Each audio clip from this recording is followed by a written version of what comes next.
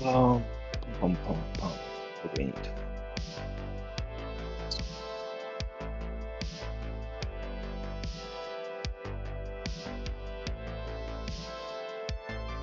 This. I need to look up one more thing. Um,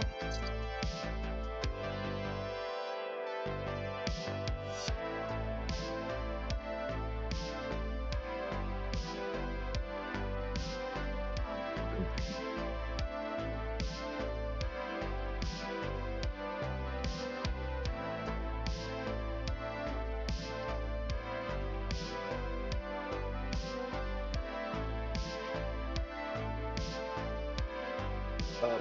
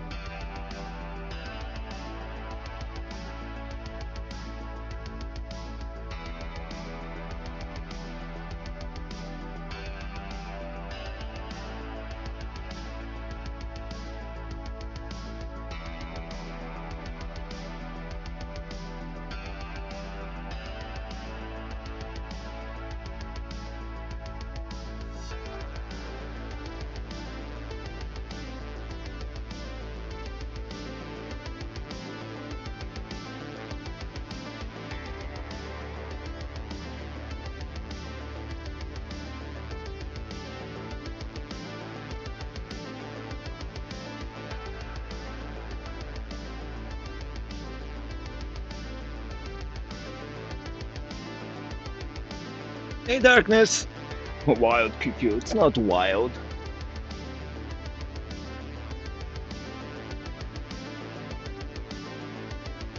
It's simple QQ.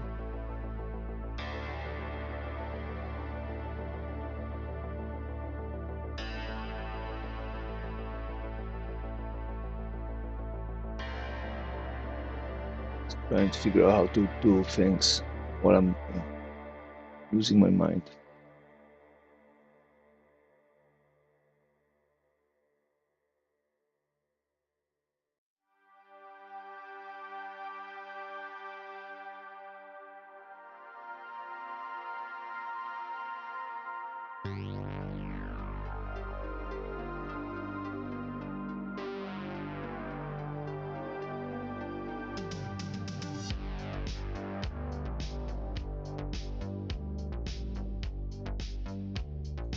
But we mailed the boxes of the chess set to Jen, so I'm happy about that.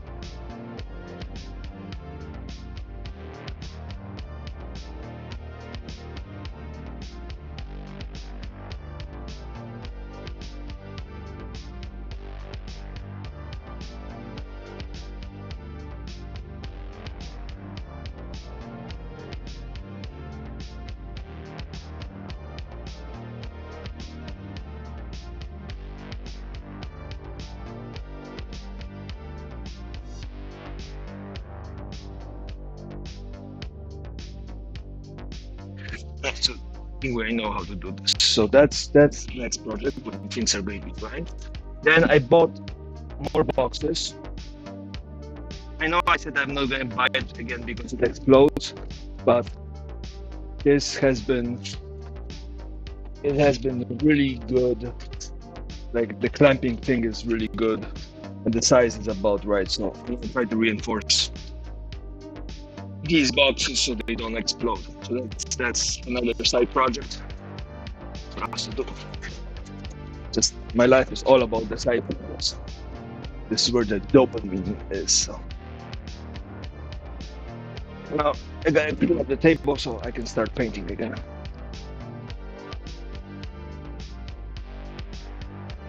Once painting started, well, we're gonna have to draw things, right? Yeah, we're gonna have to draw things before I start painting. It's on the list of things to do. I mean, who's counting? Because we need to paint first, or draw first before we paint. And then I have a call in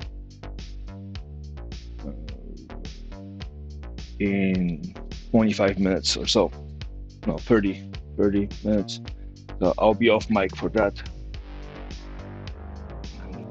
I'm going to do that, and then back to you guys, and then I have another call at 6, I think. 6 or 7. 6, I think. So that's another one I'm going to be off. And then we got a little bit of gadgets, mail gadgets. Mailed-in gadgets, not mail gadgets. Mailed-in gadgets. That's exciting. I just have to find my art scraper so I can test this out.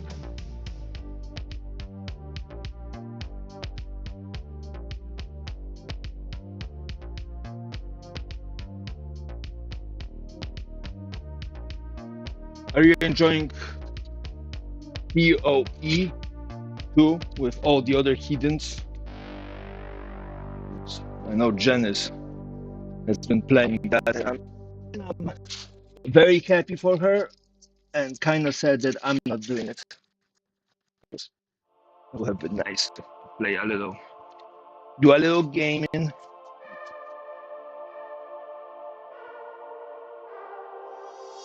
This.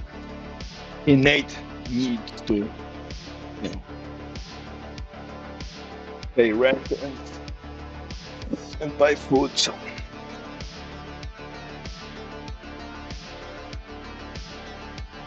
well, you know, we all have hills to die on. That working is apparently mine for now.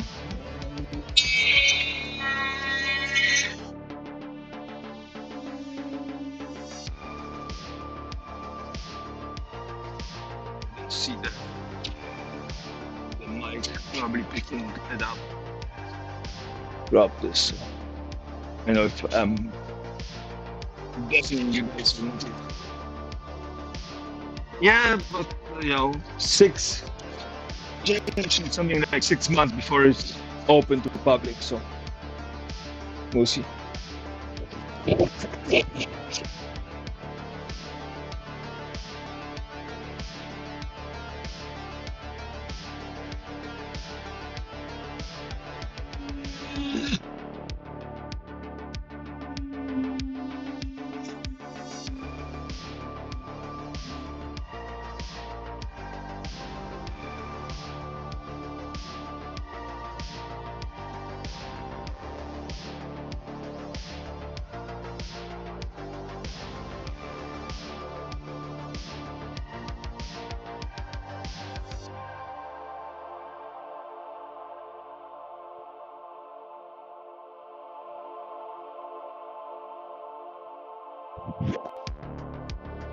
Okay, food is good. I just finished lunch, so I really understand the whole need for food.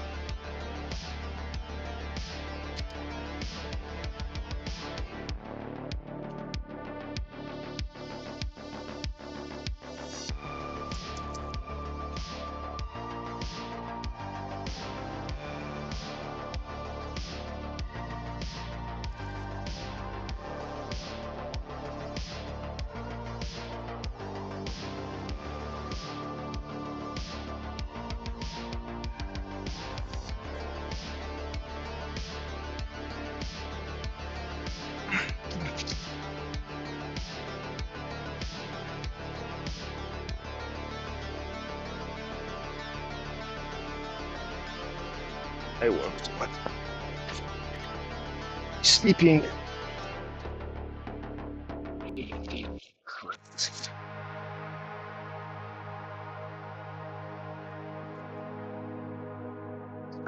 That's why I thought that that just said.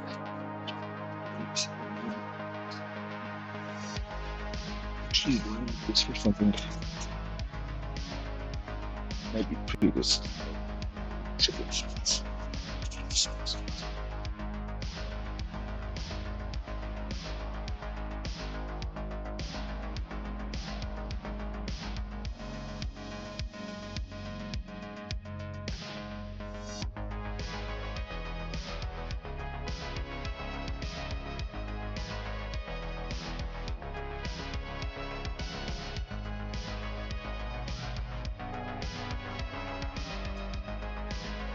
Just a test box. Hot glue and cardboard. Starts.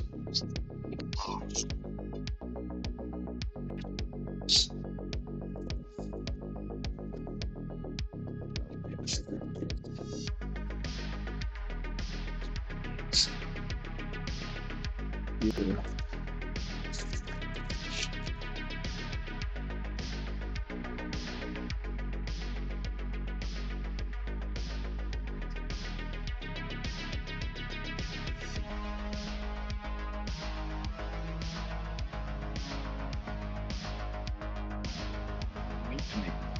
space here from the back, I think.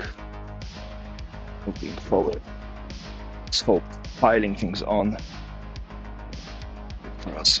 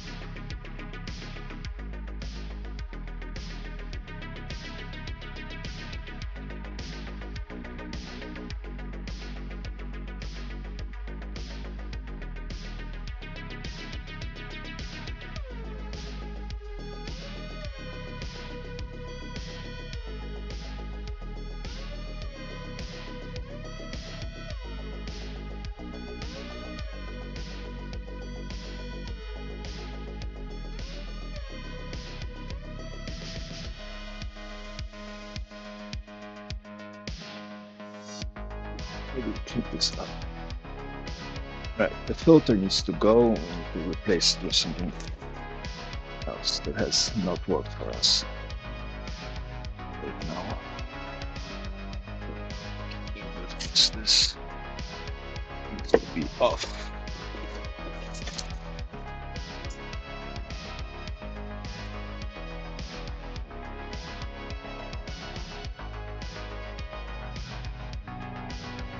Right, this filter.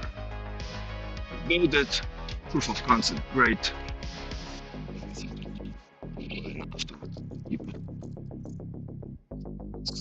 Take it apart. It's something else. Maybe we use it eventually for cooking.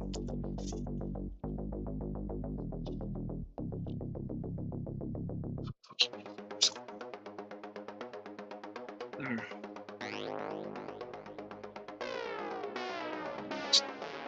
About this whole facial filter. Maybe the place isn't as dusty as I thought, although I'm looking at it, but there's dust piling places. Here for now, screws. Chipping is the most here. This thing.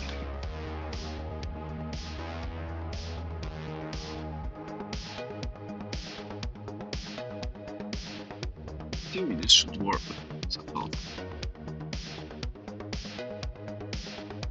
they make it powerful enough.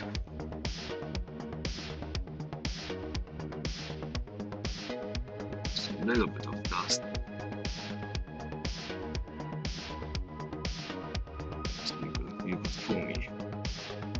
Doesn't seem to be any leaks. Maybe it just doesn't have enough. Oh, come on, Polly. Right. Pushes, compresses, and doesn't have enough punch to push it.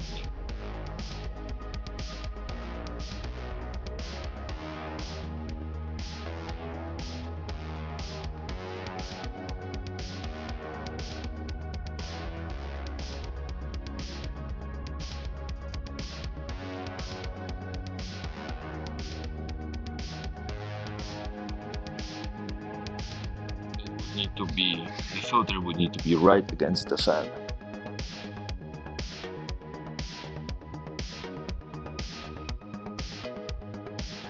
Put the filter around, put the fan here, sucking air out.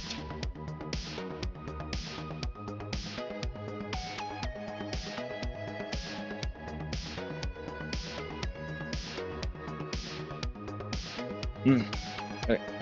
That's a problem for another day. One of those things that's not going to solve today, so I'm just gonna close the filter here. We're gonna worry about this later.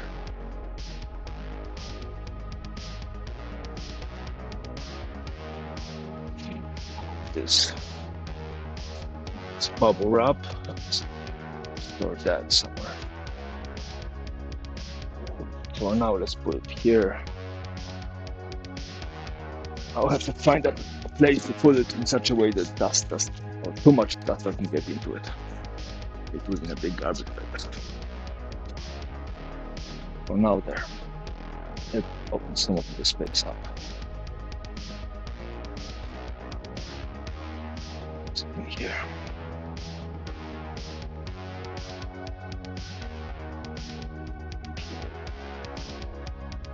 Ask.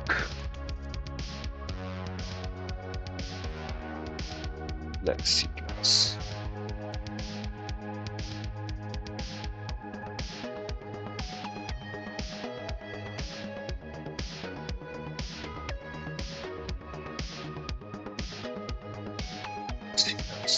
Probably.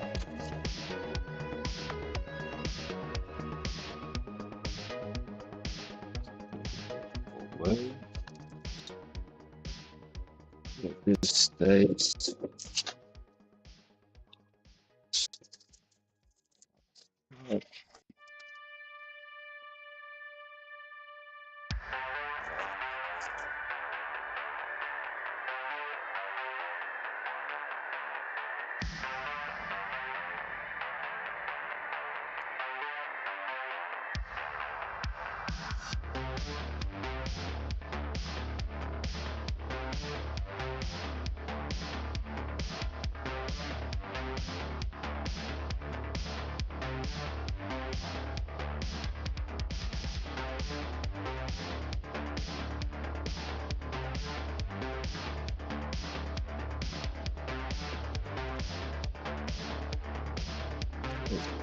Sort of.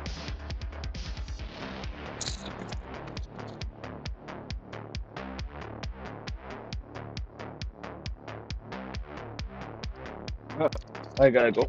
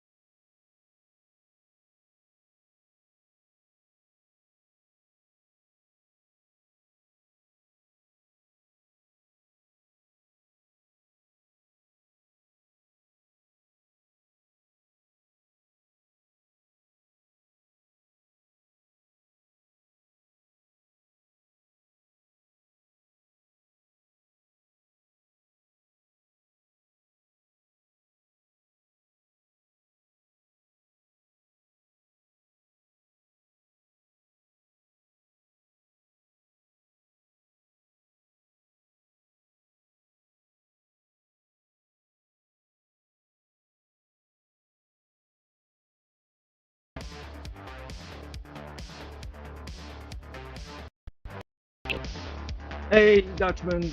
Hey, Jan. Sorry, I had to step away from the mic for a second and kill the music because I got a call from my surgeon about my hand. Just, if you guys remember, a couple months ago, I messed up my middle digit, and I got something that is called a trigger finger, where the ligaments and tendons seize in your finger and you cannot bend it. So I got first a splint, and then I got a shot to to take care of it, and it seems to be taking care of itself. So yeah. As I was saying earlier, the box has been sent 2.5 pounds of stuff. So excited. Although I think the lady at UPS when I was dropping off the package, so I dropped off the package, and then I lingered, and she's like, "What?" And I'm like, "Well, I spent probably 100+ hours making this, so I'm feeling attached." And she's like, "Oh, okay, next." And I'm like, "I need a moment here." Like, sending your kids off to college or something. It was emotional. Didn't care. Cold-hearted woman didn't care. I had feelings. But now I'm doing a little cleaning because I have to move all this machinery out so I can drill the holes in the remaining benches and then start applying paint. I need to do 2 sets within the next week or so. But right now it's just clean up. At least, downsize this whole mess that I have here into something manageable.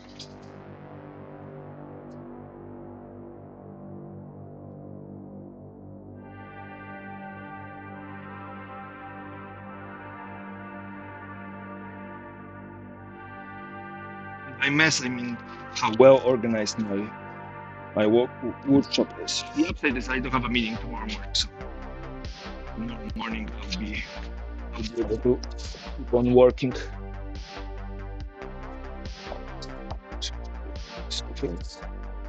Off here.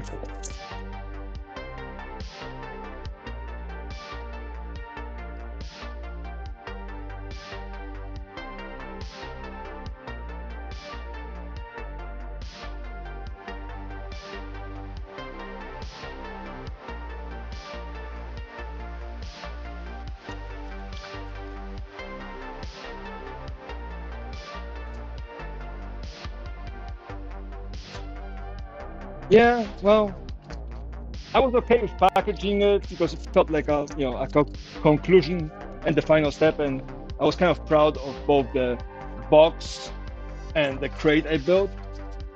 But when you finally put it out and you give it to the shipper, right, you lose control over it. And I don't know if I did all the things right. I put the insurance slightly higher than the declared value of the item because of all the hassle it is to ship it and build it and whatnot. It's I just hope I did it right, and this was the first time I actually had to go through it printed not only the label but 3 pages of inventory things, and it was weird.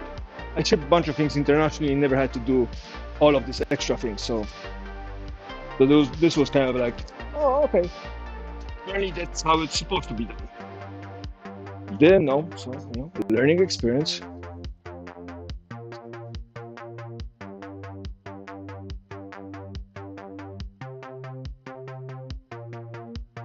The best part about this whole thing was that because I built the crate for the chessboard, I managed to reduce the size to what I expected the size to be if I did cardboard box and stuffed, another couple pounds of bubble wrap into it. And the price came out to be. Now again, the website I do use for shipping has really good deals, so that added to the whole thing. But very happy about how it came out.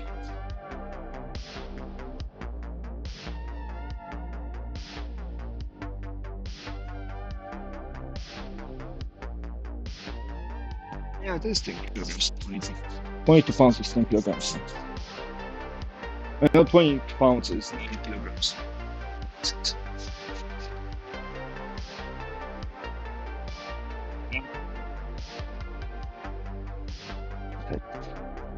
Exciting.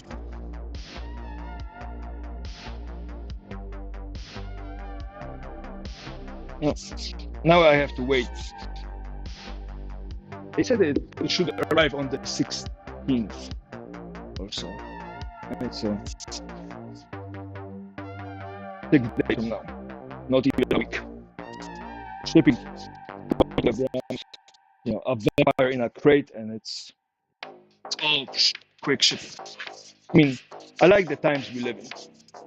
Imagine how long it would have taken if somebody ordered something and he has to go on a steamboat for 3 months just to arrive on another continent.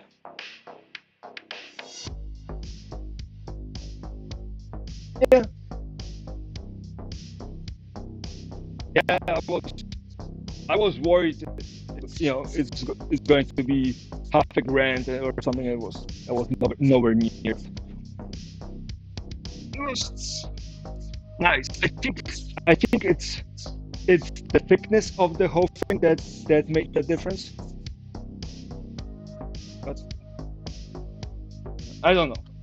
It was heavy. It was a lot heavier than I expected. 18 pounds is no joke, right? 8.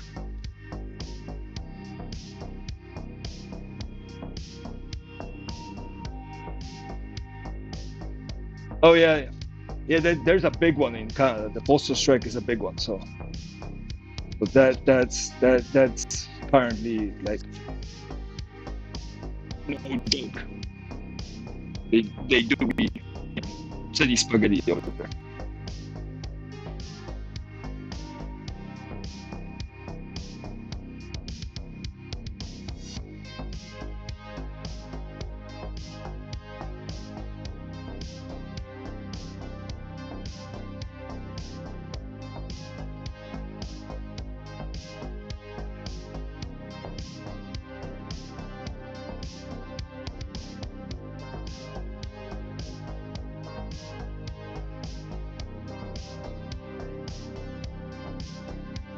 Hopefully it won't last too long.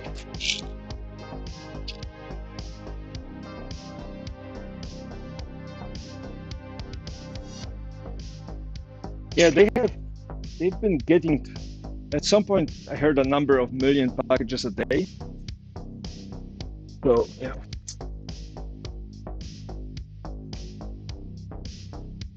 I mean, all the e-commerce, right? So that all of that gets bundled in, which always adds to the fun. And then you have all the actual mail and tech and social security and retirement and insurance, with all of that coming in. I don't think people appreciate how much actual mail gets mailed. Maybe people do.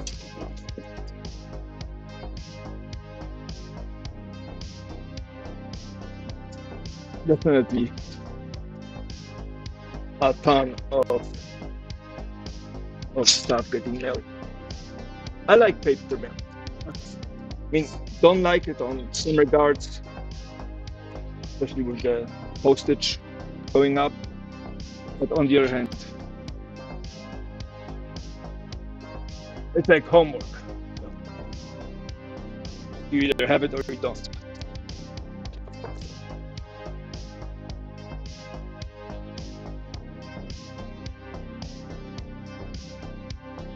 Yeah. No. Again, I'm all about supporting regular post office. Like, I think post office is a service, like a national post office is a service. Is absolutely necessary. Like not a private company, but actually the government run. So I'm all about, but apparently the packages got too big this time around, and nothing good. But on the other hand, I get to ship packages around US for $5 or $10, depending on how fast I want to do it. So that's how that played. Okay. Uh, I have to say I've really neglected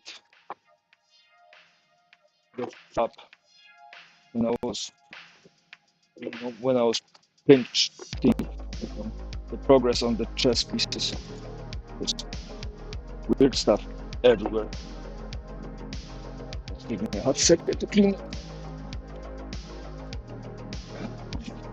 And mostly I just need to clean it because if I'm starting to shift things around and then things aren't clean, then I'm running into this beautiful problem of having to fight with all those things all over again. Next time, there's a bunch of plywood here in the way and be tripping over it. So I decided to do it.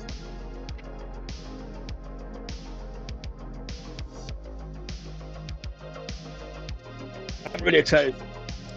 I really hope nothing happens.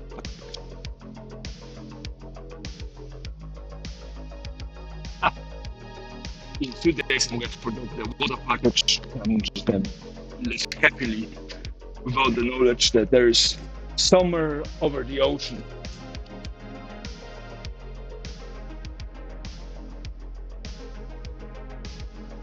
Yeah.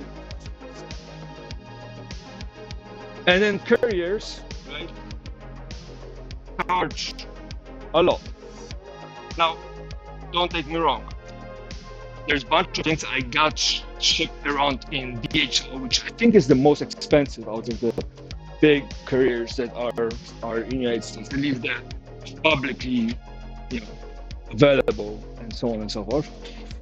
But I had things shipped from Italy using DHL because that was the only company that would be willing to do it at speed. And I was buying a fountain. I really wanted it, so I was like, you know what, I'm just gonna get it now and then worry about all the consequences of it later.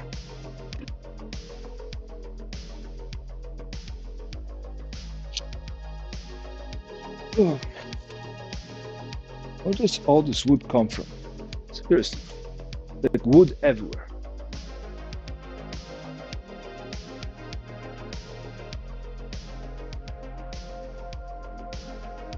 Where the hell does all this wood come from? Like random. Oh, I remember. This is the chess pieces. Okay. Now I'm not angry anymore.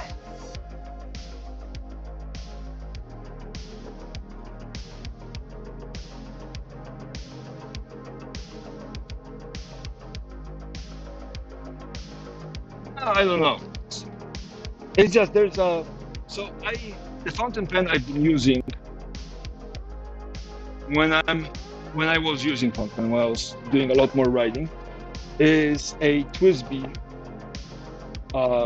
AL58, and I like the one in orange. So only place I could find it is in a little shop in Italy. So that's where I had to go to get it. So that's where I went. All the spare pieces, of course. Make a little box for side projects. Put them in there. But this is mostly lost and scraps over here. And I sort them out another day. Yeah, but now I use mostly pencils, although I don't write enough. And one thing that I really missed over the last 3 weeks of, or maybe it was more than 2 weeks, it's closer to a month. What I missed is reading a book. I haven't had the brain space to sit down and read. I have a couple of decent books lined up, ready to go, and my Kindle charged to just sitting down. And then when I take a break at work for lunch, I usually look up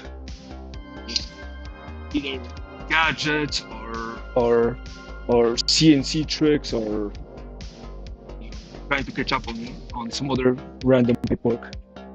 I miss reading. Apparently, Americans don't read very well.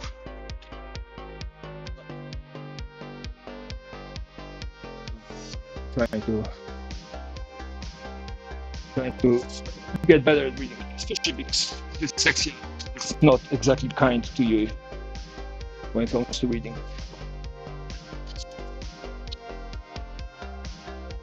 Entertain the brain. Books are entertaining, but that takes a second to get you in the zone and then start consuming content. And then 5 hours later, what happens to my life?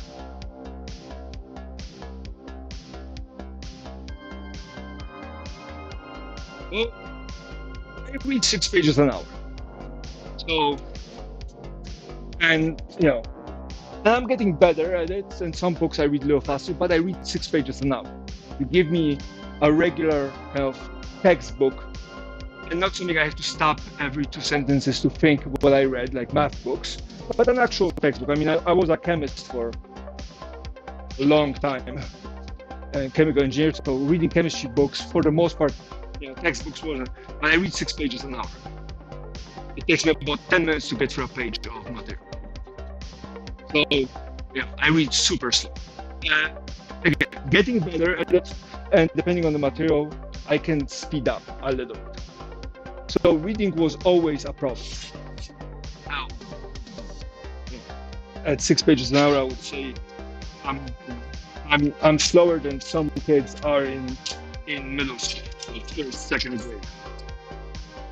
But it is what it is. But one way for me to start reading more was not only the sense that if I read, I'm getting smarter. Is that when you read, you get to do 2 things. One was you get to enjoy it the way you like it. You get to imagine things.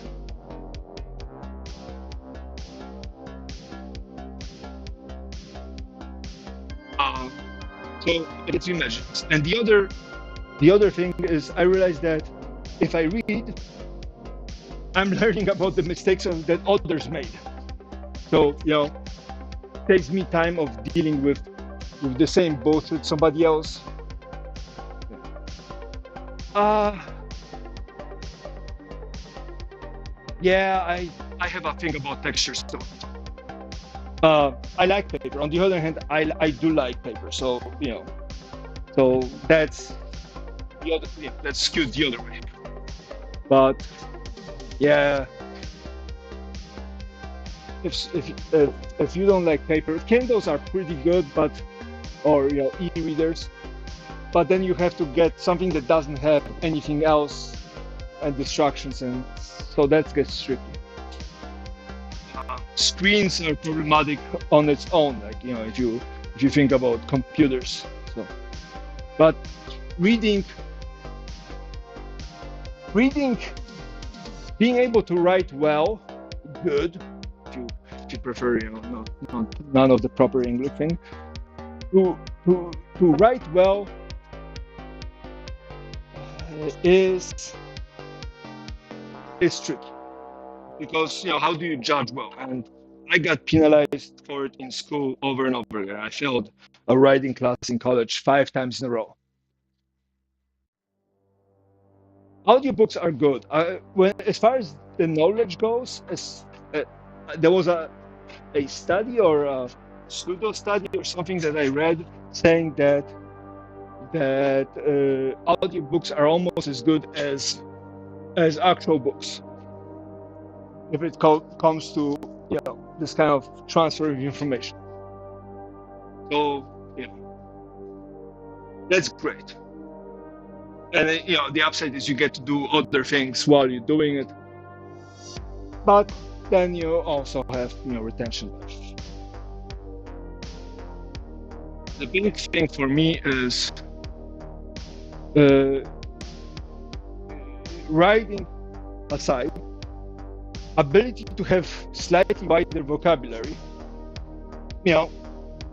It's nice. I ain't gonna lie. Having slightly wider vocabulary than a drunk clown is nice. But there's one thing, two things actually that are big. If you read,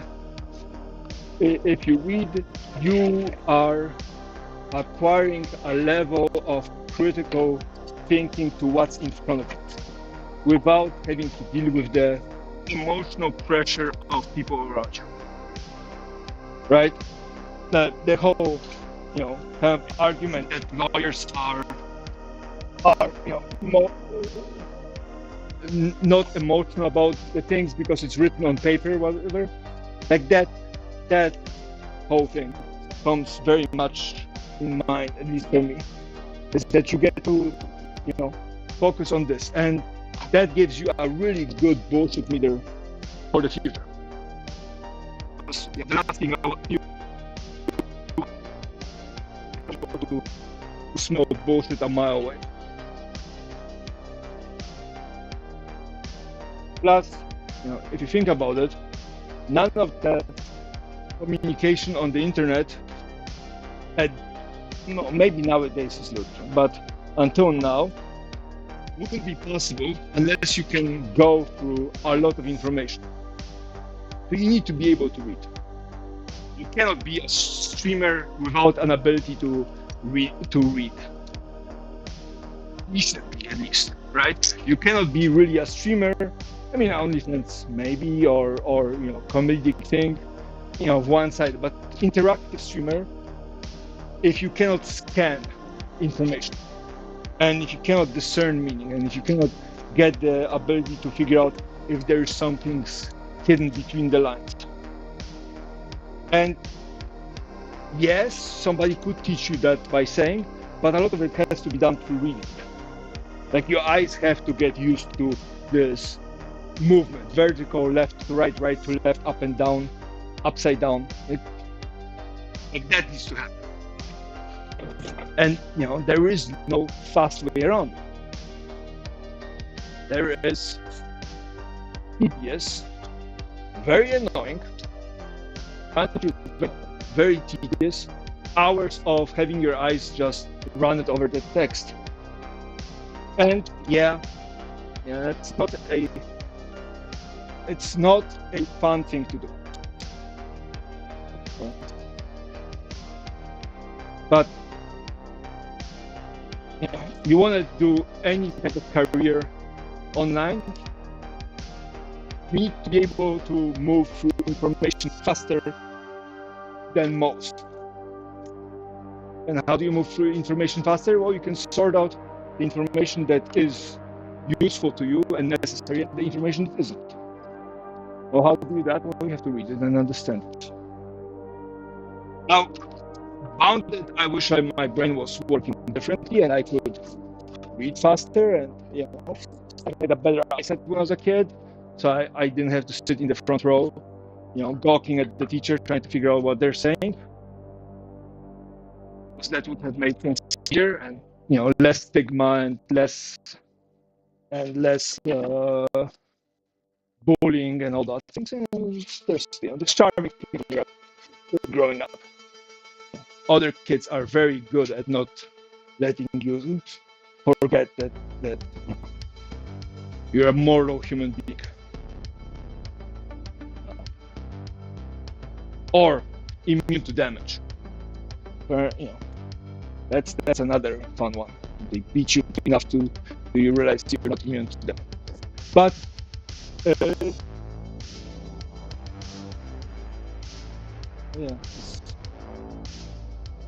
my brain managed to, thankfully, figure out a way where I can connect information from partial snippets. Again, I read slowly, but I can connect things very quickly, so I can manage to figure out what most of the stuff in front of me is doing,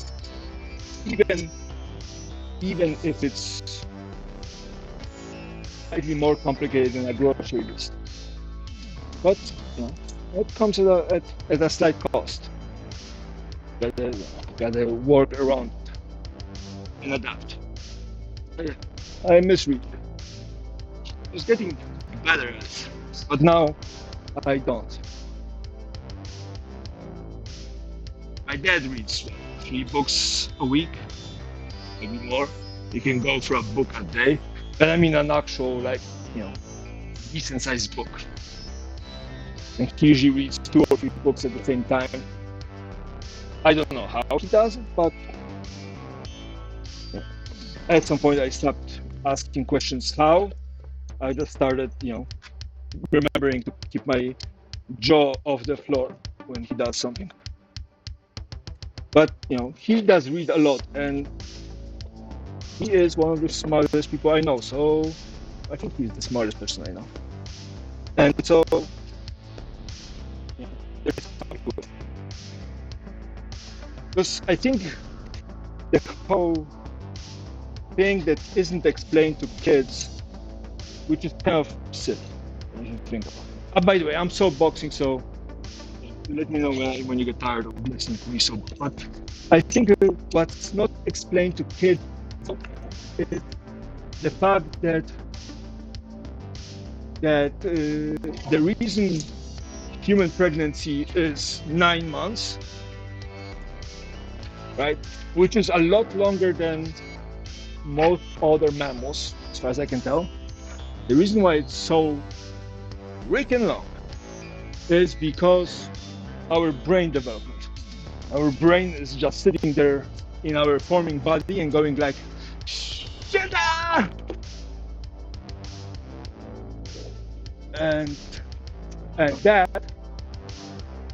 that is what slows down the whole rest of the development, because there's just not enough glucose to go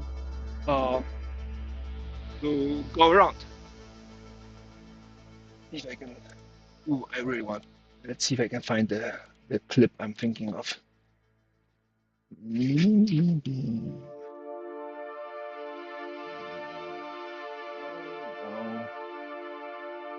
Stop.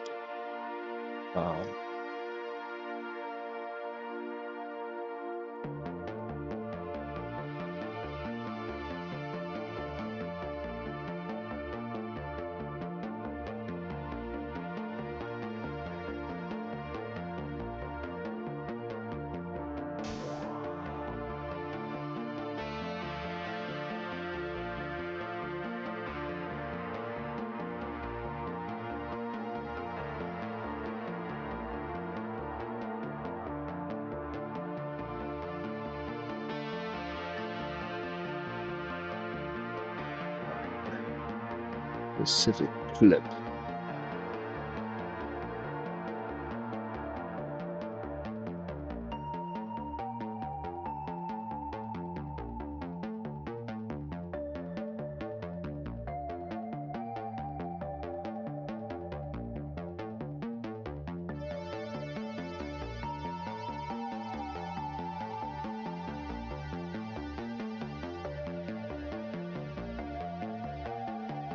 Found it. Found it. You guys ready for this? I'm probably gonna get banned again, but ready? Here goes. Oh. It's beer and a ton of powdered donuts. 'Cause it's powerful, yeah! Powdered sugar!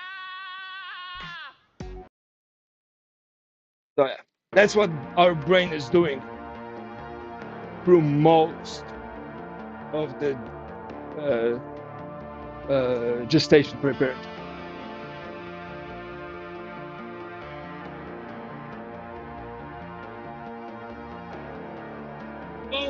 Yeah, the helplessness is there's truth to that, but it just, you know, think about the following way.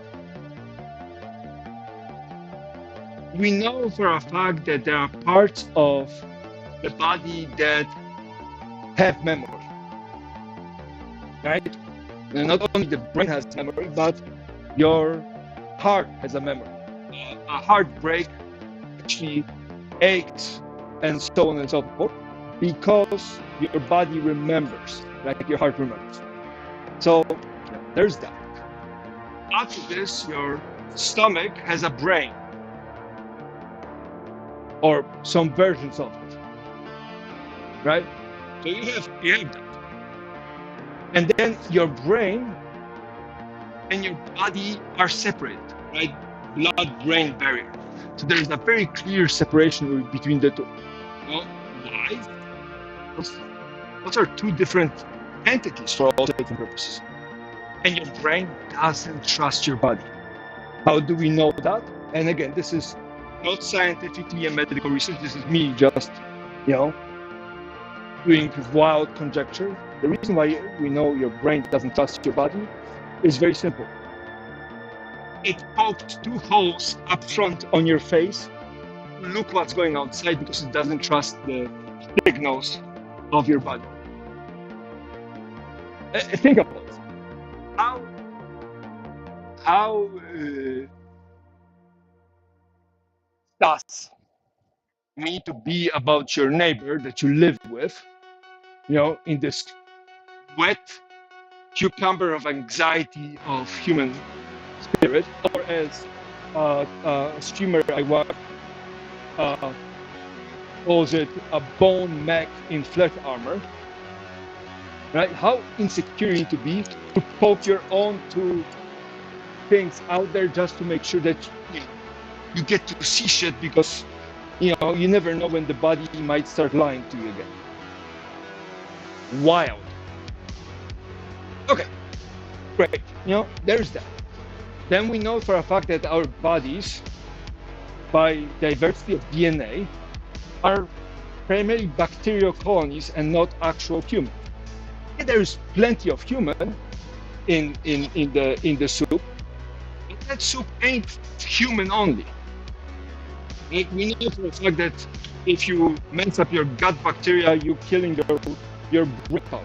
You mess up your gut bacteria, and suddenly, other things get messed up. Oh, thank you. So we know for a fact that there's this whole connection of gut bacteria. I mean, the reason why newborns and mothers should have contact is because, we gotta get the baby sick with the germs from the mom.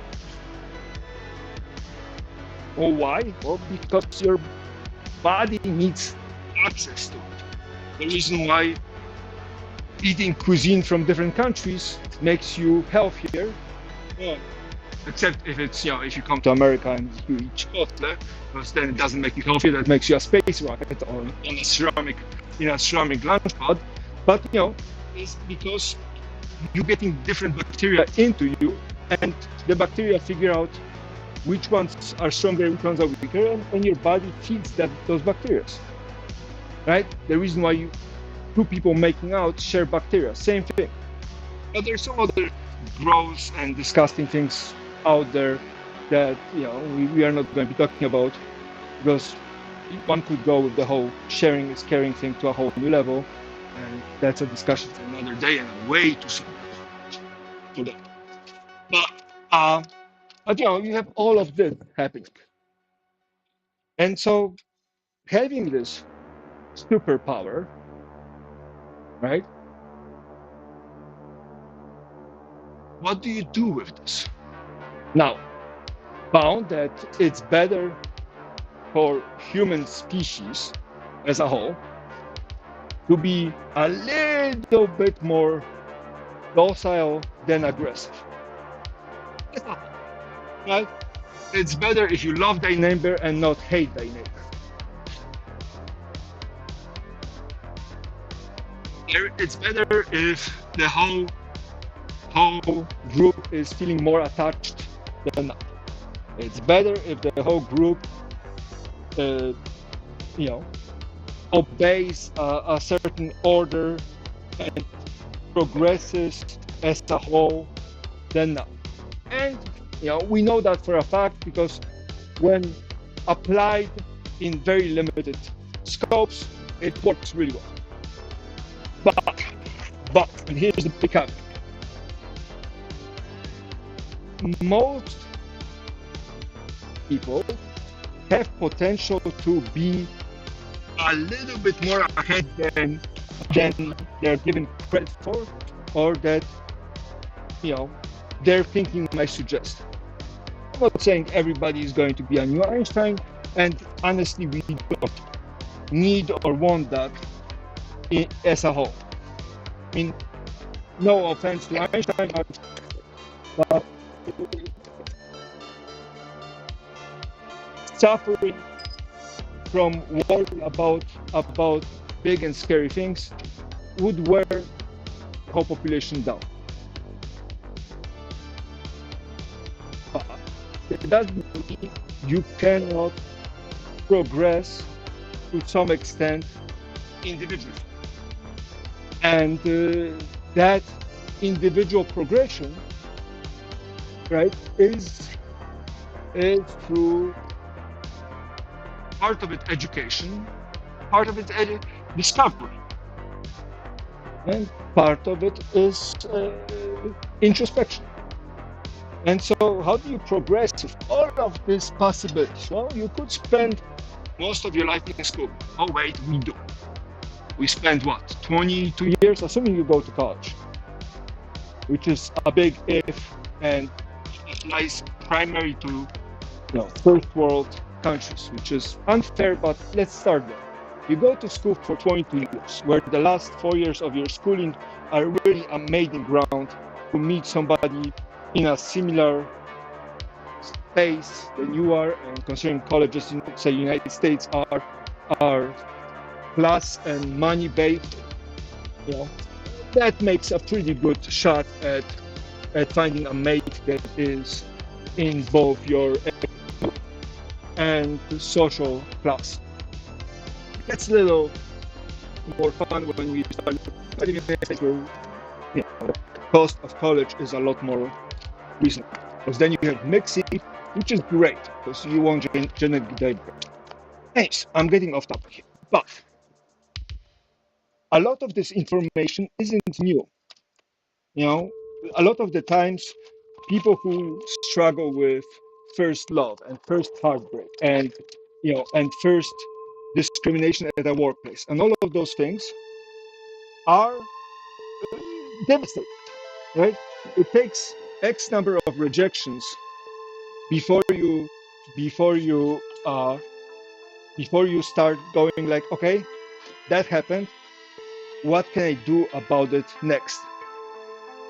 It takes some resilience. And part of that resiliency is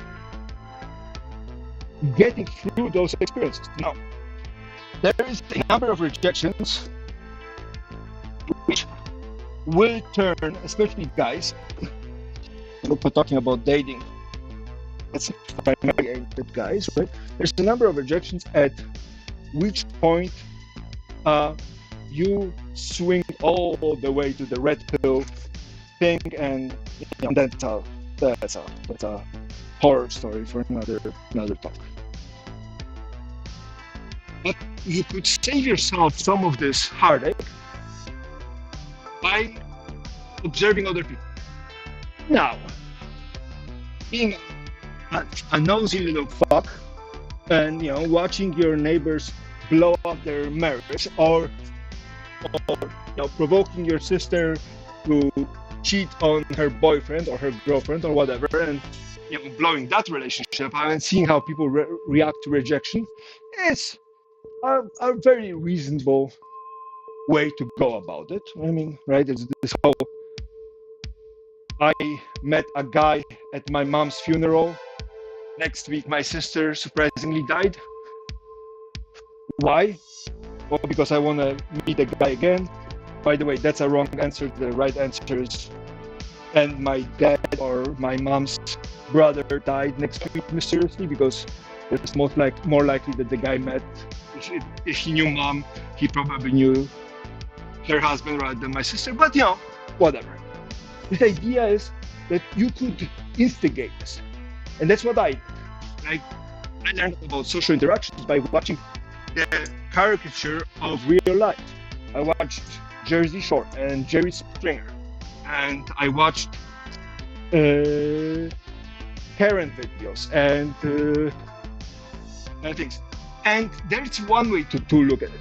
The other way to do it is to look at entertainment, right? Because we don't want to sit there and feel like a classroom. We have enough problems to learn about people's triggers and whatnot. We go to psychology. The other way to do it in a way of entertainment is to read books. Those are fantastical, made up stories, right? About characters which will not affect our life too much. I mean, unless you look at Twilight, and then it's like, whoa, okay, the whole population, whole generation of people lost their minds. But this time, you start getting these interactions and knocking them out a lot quicker, right? How many times would you have to spy, and how many times would you have to spy to see breakups and conversations about good communication, or just sheer violence? Say one breakup in your family every 2 months. You want to get 10, that's 20 months, that's 2 years of work, right? You read a book a month, you get 2 breakups in each book. Cuts down the time a lot faster, and you don't have to look around. I get it later. But that progress of thinking, of expanding your view, can go out farther, right? Part of the reason why United States is flirting with fashion like a drunk 16-year-old, at a college party, is not because it's cool, not because it's good for you, but because people have not experienced fascism as an average across the society, right? Because there is still survivors of World War II and descendants of Holocaust and so on and so forth. So there's still enough of that. But on average, hasn't experienced fascism, hasn't seen the consequences, long-term consequences of it. Almost everybody, and hasn't achieved this knowledge from somewhere else. I mean, how many years do you have to live to learn about how bad an apartheid is? Right? You could live in South Africa, in Johannesburg, or on the outskirts of it, and you can find out very easily, especially if you did it in late 90s, early 2000s, late 80s, right? You can very easily learn about apartheid. So if you see it again, what's happening in Gaza, you go like, oh shit, that looks familiar, because I experienced this, or I had family members that experienced this. You survived a war,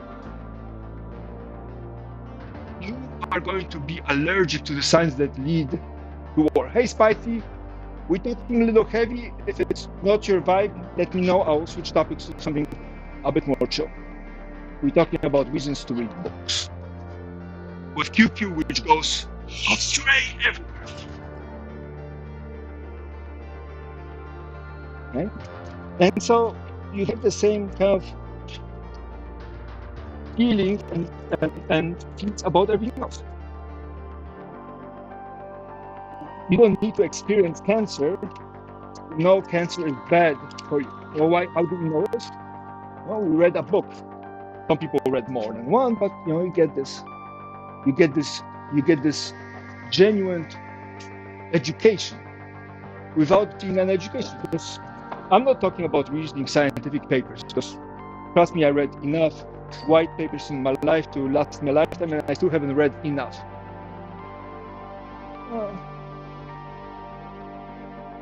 Yeah, right, but you're reading it from stories, and those could be, popular, could be scientific, could be social, could be whatever, but those stories keep on adding value, and that value is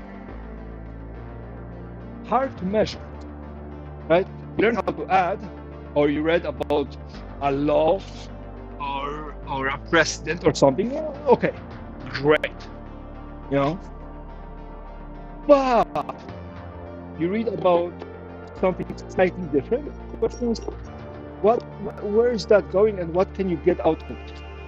And again, you can read smut,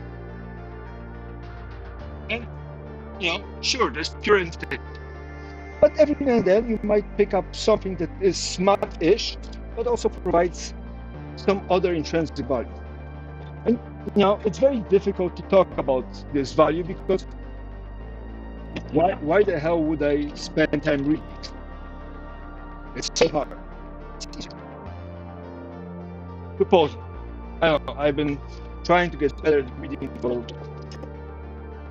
30 plus years, and I still ain't very good at it.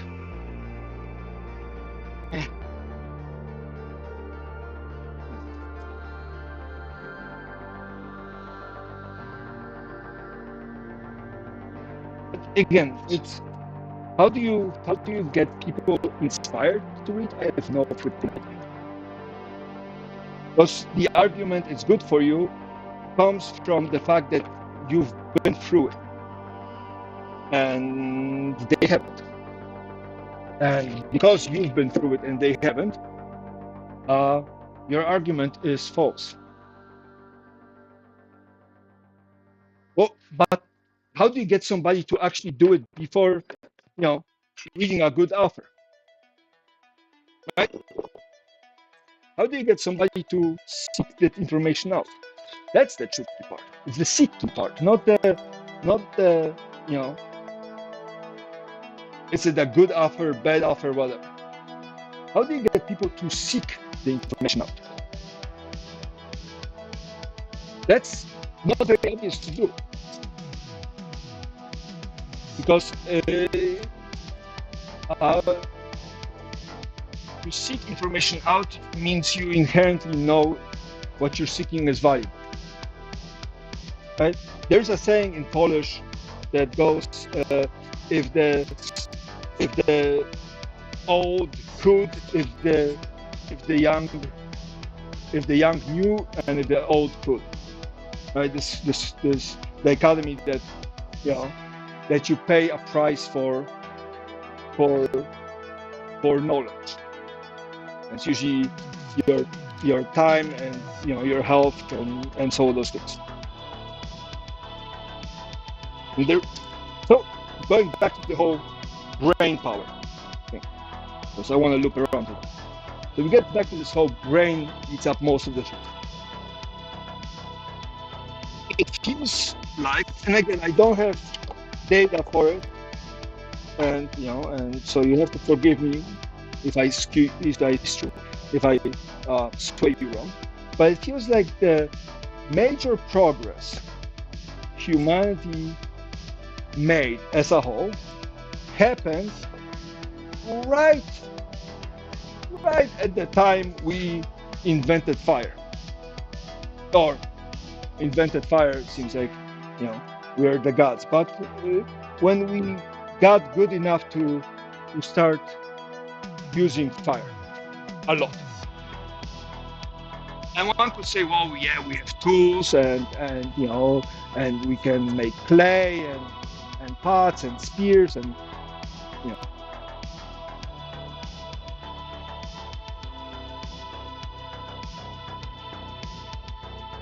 I think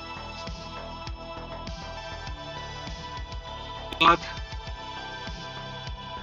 I feel like that's not why the progress jumped with fire. I think the progress jump with fire is because we started to cook food, which means that we freed up time to use our brain for other things. If you think about it, if all you have to do is fight for food, right, and then spend ungodly amounts of time preparing the food, consuming the food, and because the food is raw, right? What is celery has negative calories. Because the food is raw, it takes a lot more energy to digest that food, which means that you need to spend a lot more energy to get more food, and so on and so forth. If you can cut down that time of getting food, suddenly you have a lot more time. Yeah, well, proteins is one we can cook, but we could eat raw meat, right? The problem with that is, you also eat vegetables. And again, the problem is the extensive time it takes to digest. I mean, celery has negative calories, right? Because it takes so much time to digest raw celery. I think celery is one of those, right? So it has so much fiber. It's good for you, but energetically balanced, it's horrible. Like, it's not moving forward. The reason why sugar is so addicting is because it's a free or very cheap, easily accessible source of energy, right? Again, the whole game is called, can we get as much as we can for as little as we can, right? Your body behaves like a capitalistic bastard more than you would like to admit. Right? So we have this kind of huge progress jump with food. Again, we have fast foods, which is supposed to be even faster if we have even more time. The problem with that is the nutritional value just isn't there, so it causes its own problems. And I'm starting to hear about your rising job. I would like to believe, I don't know, but I would like to believe that you can still write, and you can still write well, and you can still write beautifully and interesting and valuable things, because I think that inherent ability to create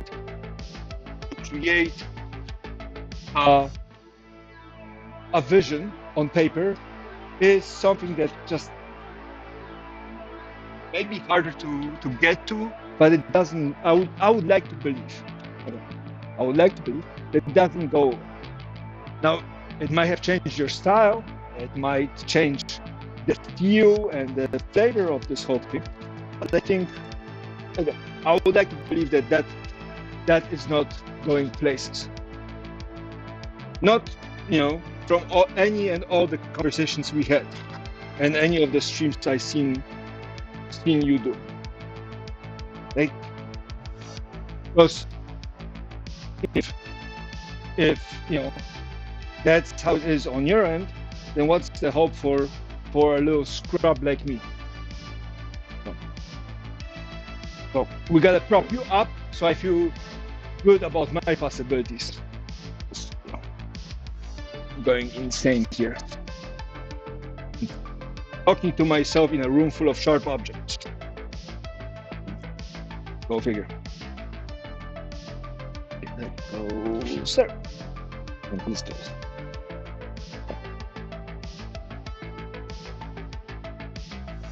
But haven't read any. No, it's a genuine belief. If I want to be kind, I get paid. I get paid for giving something. No, so it's not that. Although I haven't read anything by you, so I get to say this with a full full smile and complete belief in my saying. After seeing the chunky bird and the leopard, if your writing got sacrificed for you to draw, maybe we are all better off. Again, I haven't read anything you wrote, so yeah. And I'm not trying to be mean. I genuinely think your drawings are absolutely fantastic.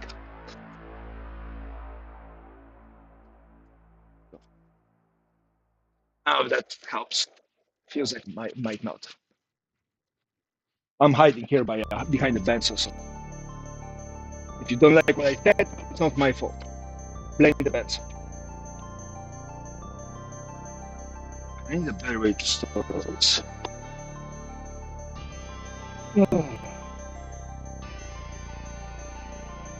I'm not kind.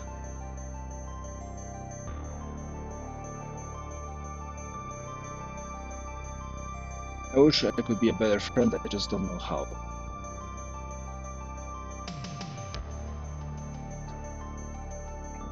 Yeah, I need to rebuild this whole thing. I need to put the actual cabinets here to store all of this stuff.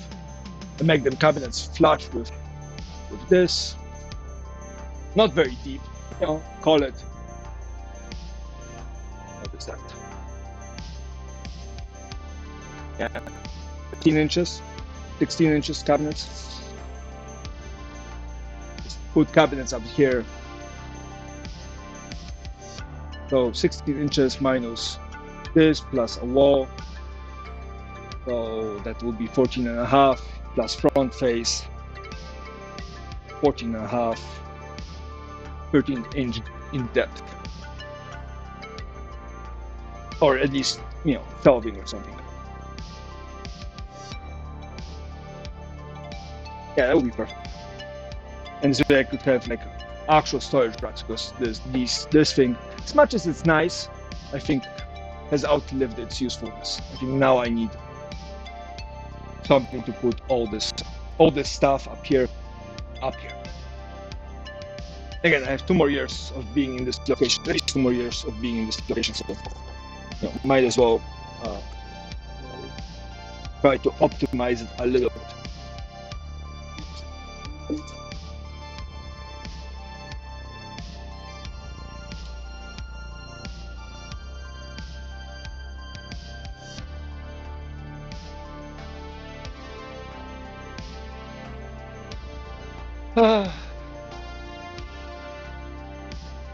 So, Spicy, what exciting projects you working on right now? Let's switch gears. I need that.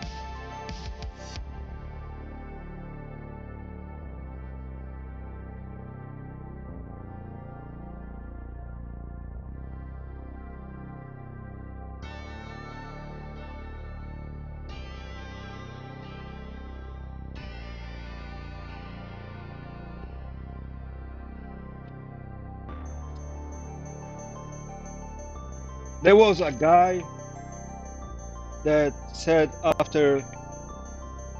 after his death, he wanted to be ground up and put in a very spicy salsa. And when asked why, he's like, well, I want to, be a pain in the ass of my wife once more after my death. So I can't even tell you that for some people, death is not even, the end of a journey. So.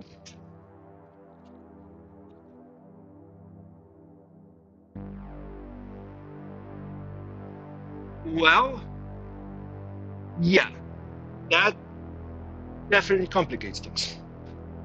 But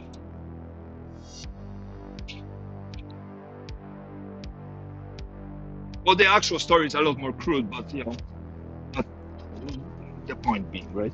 So yes, the not being able to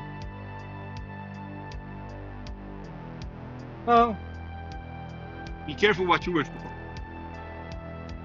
In my family, at least among my siblings, there's a saying that goes like this: "Fucking gene," and that comes from 2 things.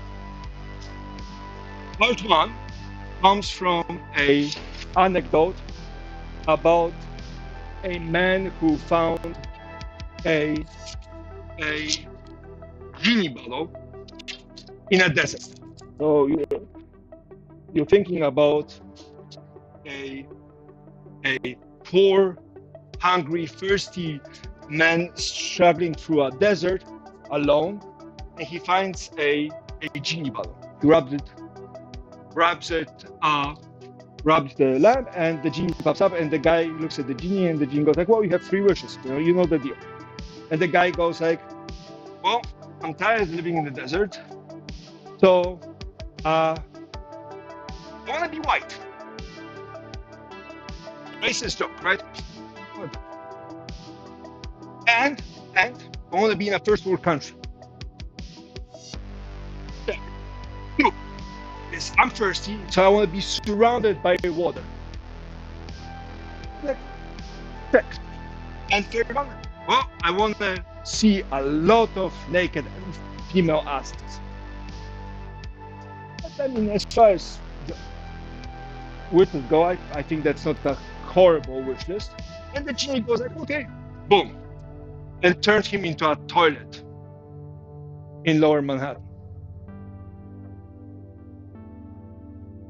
White, surrounded by water, first world country, looking at butts all day.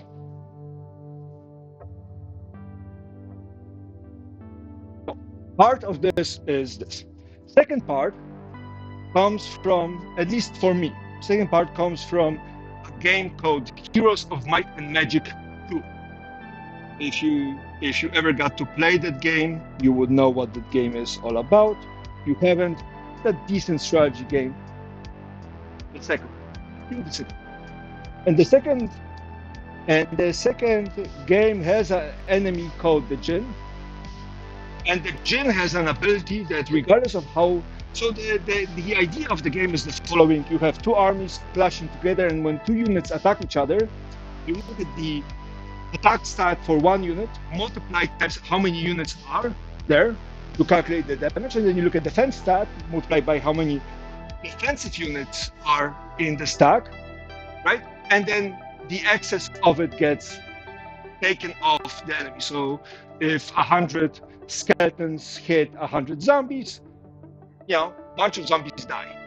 Not all of them, but a bunch of them. So having a large stack of monsters made and being able to attack first was good. So if you had 1,000 skeletons attacking 2 dwarves, those 2 dwarves would get killed, and they wouldn't be able to swing back. But there was a unit called the Jinn. By themselves, the Jinn had medium amount of health, medium amount of defense, little high attack, but it was a medium tier unit. Nothing too bad about them, except they had this ability where they would halve your defenses. So 1 Jinn could fly up to 1,000 skeletons, hit it, and suddenly you had 500 skeletons that would take the damage from the Jinn. Of course, those 500 skeletons would swing back and kill the Jinn, but still, you lost 500 skeletons to 1 Jinn, which was... So for me, the saying arose, the saying goes, fucking Jinn, which is, be careful what you wish for, what you get might not be what you wanted. And even small things, right? Misjudged small things might get you into trouble, right? So this whole idea of you want motivation come to QQ, be careful what you wish for, because one way to motivate people to get up is to beat them down and show them the bottom of the well, and then be like, okay, you ready to come out, right? Part of what I used to do, maybe still do, is I do the help part, right? A man is stuck in a well. I told you guys the story before. A man is stuck in the well, and he cannot get out. And so, he sees somebody on top, and he screams at them, and there's a bunch of construction workers walking by, and he's like, hey, help, I cannot get out. And so what they do is they throw him a bunch of wood bunch of nails, a rusty hammer, and go like, hey, make yourself a ladder and climb up. The guy doesn't know how to construct a ladder, and they walk away. He doesn't know how to construct a ladder, and so he fails at it. The ladder breaks. He falls down, hurts himself. Then he sees a bunch of acrobats walking by, and he screams for help, and they go like, oh yeah, we can help you, how can help you? And he goes like, well, throw me some rope. So they bundle a whole bundle of rope, and they throw the whole bundle of rope to him. And and the rope is not attached to him, so he's still stuck. Then he sees a priest, and here's a priest, and he screams for help. The priest leans over, and he goes like, hey, help me out. And the priest takes a piece of paper out, scribbles something out, throws it down the well, wishes him good luck, and walks away. And what's on the piece of paper is a prayer. Yeah. God sees all kind of things. And finally, there's another guy walking by, and our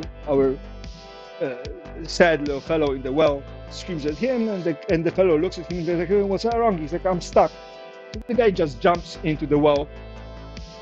Of course, our survivors all upset, like, how can you be so stupid? I asked you to help me out and not jump here. Now we are both stuck here.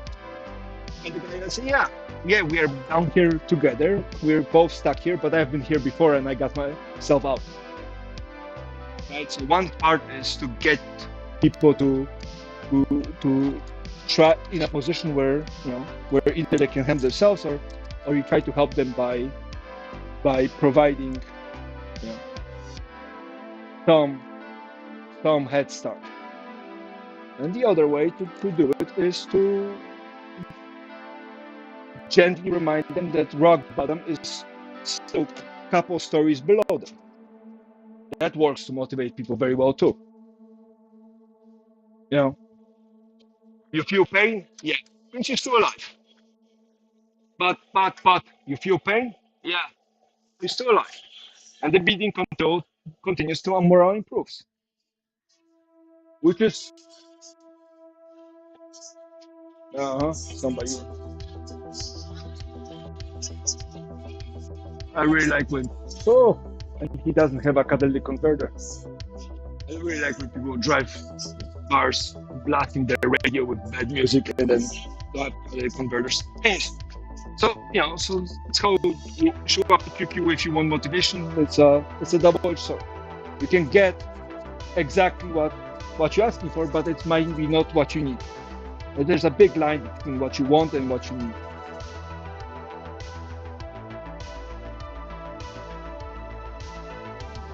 Yeah, keeping things straight in your head as somebody with ADHD and somebody who forgets about things and then reinvents the whole wheel because I forgot where I parked my bicycle country.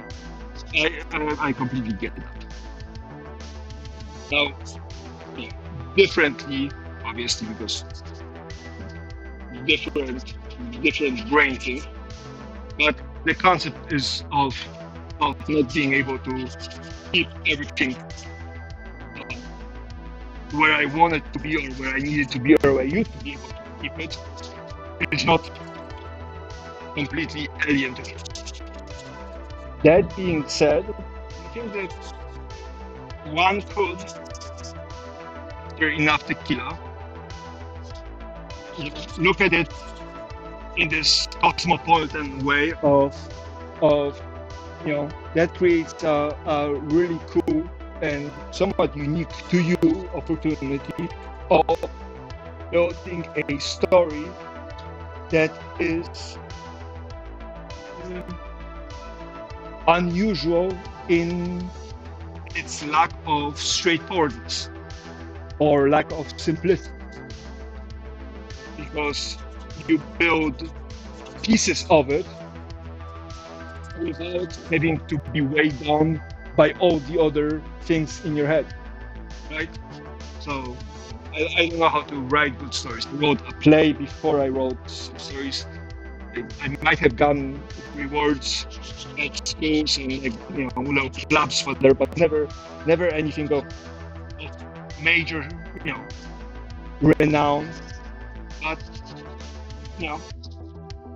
most of the time I just kept the names of the characters on a piece of paper, and then as I worked on things, I just added things to that little index card, and then just added things to it.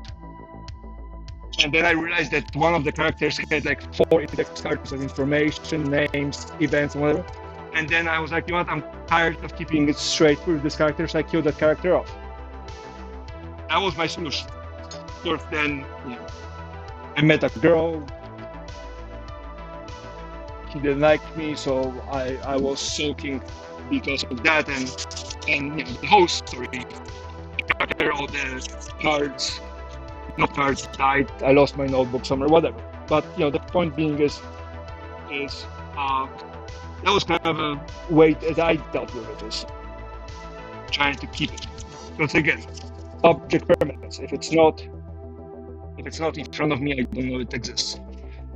Which makes it for a really fun time when you're trying to remember, people, but even characters that you wrote down. Because I remember vaguely the event I want to do, or the feeling I was going for, or whatever. Or I wake up one day and I'm like, nah, we're changing the whole thing. But back then, when I was writing things, I didn't have the discipline. I didn't have the know-how. I never did before, any reasonable fashion. So I don't even know what the product or what the process should look like. So again, it is what it is. I'm not saying you should. I'm not saying it's good. I'm not saying it would make the world better. But I genuinely believe that if there is something you genuinely say, top to the bottom, you can't do, I worry for the rest of us mere mortals. Same with most of the people that survived my channel long enough to recognize my face from afar. And, hide the children, close the window shutters.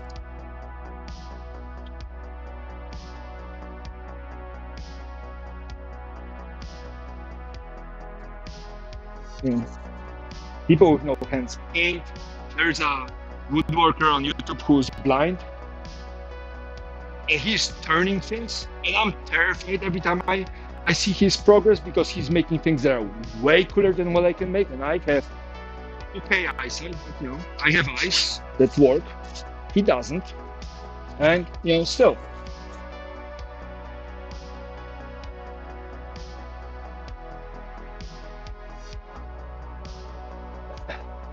I do you one better. You can do complex sentences with a comma in between. So, if you want to tell yourself short, great, but you wouldn't be in my channel if you were here because nothing makes sense. I'm not saying it's easy. Yeah. If it was easy, everybody would do it. Right? That beautiful saying I heard from somebody else. Everybody wants the view, nobody wants to do the climb. Right? Everybody wants the beautiful, breathtaking view from the top of the mountain, but nobody wants to do the climb.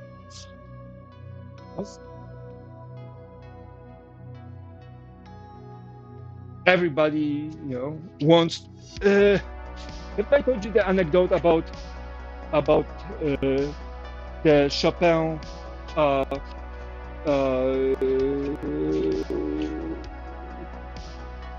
what is competition? So in Poland, there's this competition named after Frédéric Chopin, who used to be a Polish, not French, Polish composer and piano.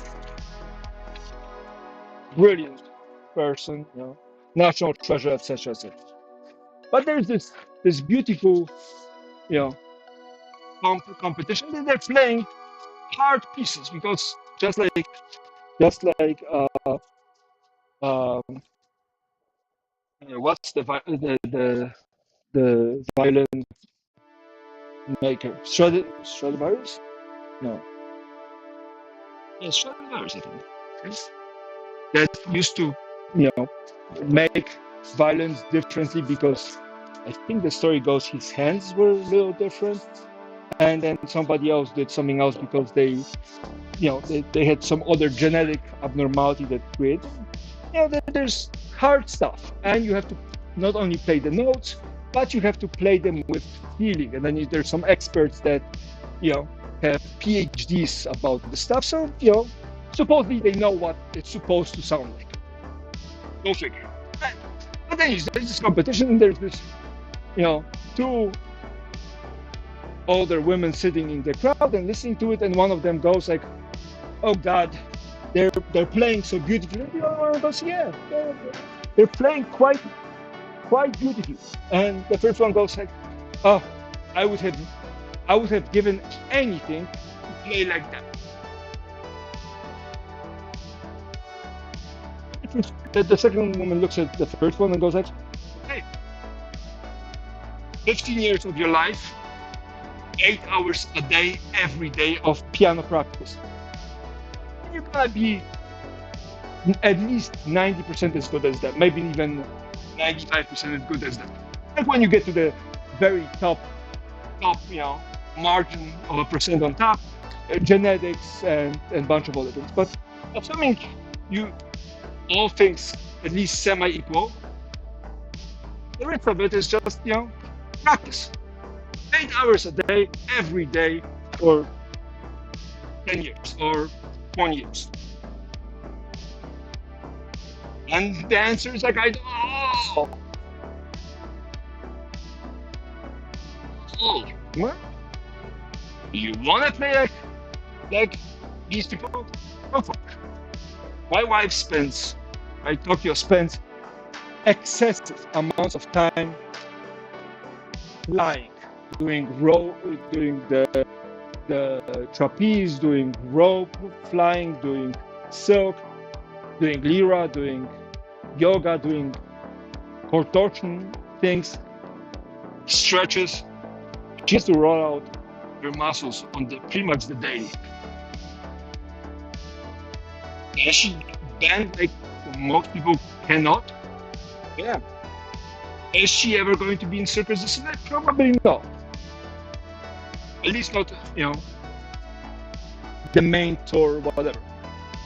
Partially because age, partially because her qualification, partially because, that would genuinely kill her body, and partially maybe because of genetics. I don't know. Maybe she would. But she can outdo almost everybody else. And she is a small group of people who have the same dedication to it. It's excess perseverance. And here's the motivational bit, because you asked for motivation a bunch of messages ago, before 4. You asked for motivation. So here's the motivation of the Jen. You want to do extraordinary things, do ordinary things for extraordinary amount of time. You're going to beat 90% of the competition, because most people do it because they want to be great. And you and I are doing it out of spite. We're doing it out of sheer, unadulterated, completely unreasonable spite. And that's why we're going to succeed and they don't. Found that, shit can happen, obviously, but no one not. But that's how you get through it. For me, I'm gonna succeed because those bunch of old parts that looked at my work after 2 months of trying to do woodworking, and they scoffed about it. And 2,000 hours later, aka 7 months, because I was, well, maybe a little more, maybe it was 8.5. So whatever, less than a year. I'm outperforming most. There's maybe 1, maybe 2 people that do boxes better than I do. There's maybe 1 person that still can turn things better than me. one person that is about my level, and I'm progressing faster than any of them. And people get upset and envy starts rising, and this visceral things, and I'm sitting there basking in it like it's like a gold, I don't know, golden hour shower in a waterfall, where everybody else is stuck in the mud. Sheer spite, and the reason why you and I are going to succeed in whatever we decide to do, drawing, writing, anything else, is out of sheer spite. But you cannot beat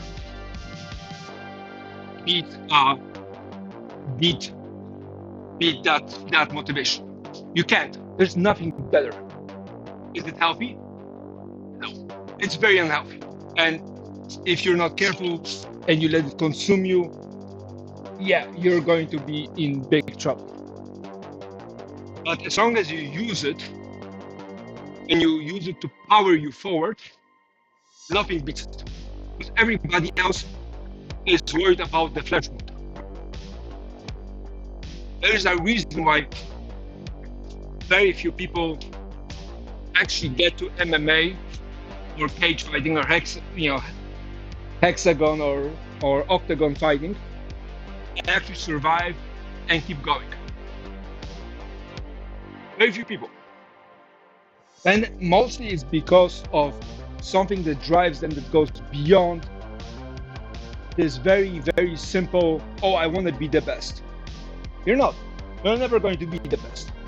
You know why? Because tomorrow you're going to wake up and you're going to be better than you were today. Spite. I'm telling you, it drives, and it's not spite as in I am going to be mean to other people. Because honestly, if you have two brain cells fighting for a third place, great. If you arrange crayons by how they taste, amazing. If you're slower than your wisdom trying to run away, great. But there are people who succeed because they have the deck stuck in their favor. But when push comes to shove, you don't. You only see at the top of the ladder people who fought through it.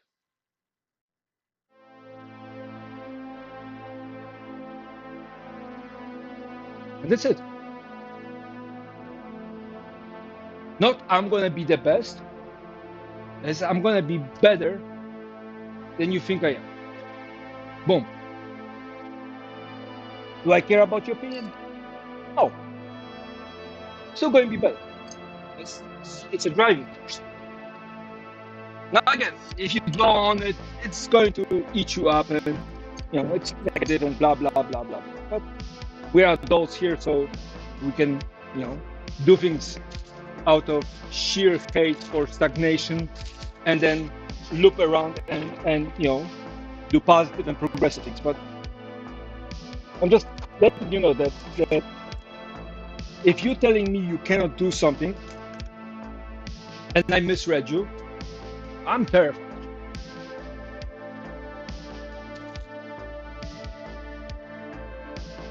There are people who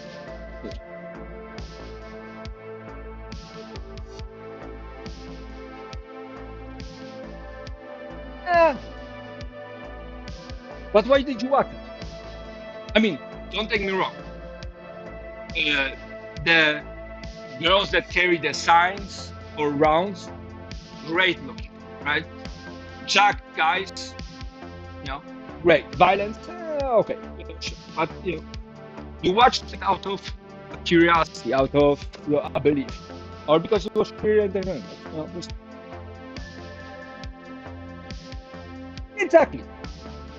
Exactly. So you're telling me you can't do something? Funny.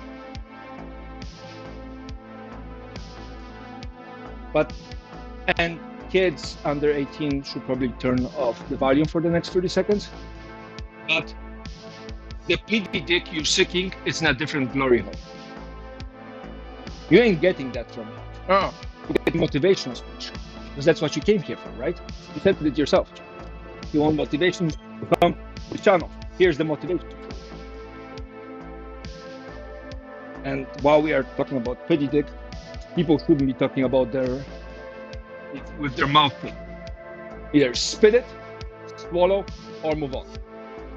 One or the other. I got rallied. I'm going to slow down. I feel like at some point I might cross the boundary of good taste. Because I haven't crossed that boundary yet, but yeah, I feel like at some point I might cross. By the way, what kind of martial arts? Out of sheer curiosity. I'm thinking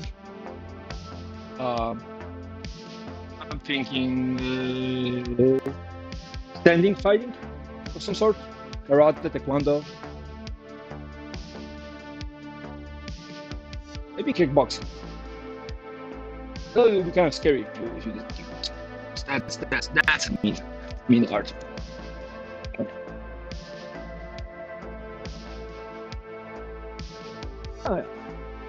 Good guess. I'm glad I can still decent guessing. I did karate too. I got a white belt. I'm very proud of it. Again, fierce fight, and I didn't know it was sport. I was just getting tired of being pushed around. After 9 months, I earned a white belt. I tried taekwondo, but my coordination isn't very great. Now I know why, but the fact that I know now that I have ADHD didn't help. You know, how old I was. 11-year-old me.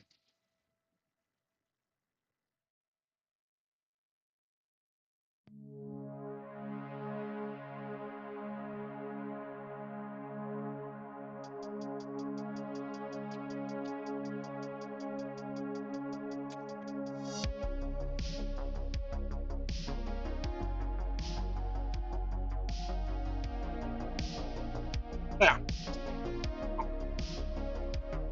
So now that we have got off the previous train onto Dennis' awesome train, what exciting projects are you working on? What's your upcoming big thing? If you're not having anything right now, what's your big upcoming thing? What's a kick-ass thing that's going to come out?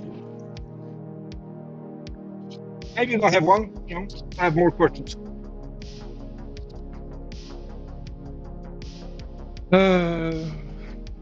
Okay. Looking a little better. I need to do something about this plane. This is taking, or the joint is taking too much freaking space. Where can I put it? I could put it right here and worry about it later. Space. Good doggos.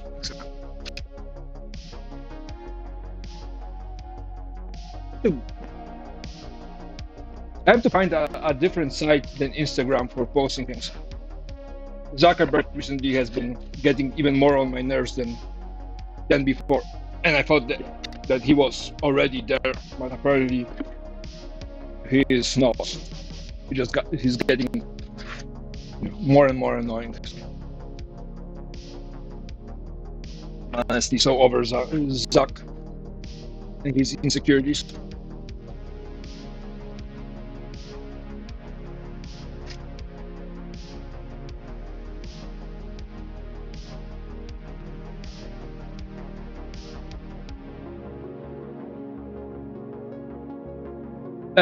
I think I made an account on Blue Sky. I haven't posted anything. And then I'm looking into Lemonade because TikTok in US is getting banned on the 19th. So I'm looking into Lemonade. I haven't done an account there yet, but I'll probably make one there. Probably under QQ's Wood rather than QQ Scruples, because QQ Scruples is harder to spell. And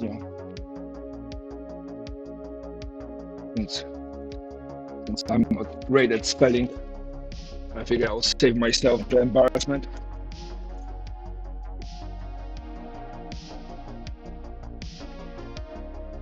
But yeah, I am on Blue Sky.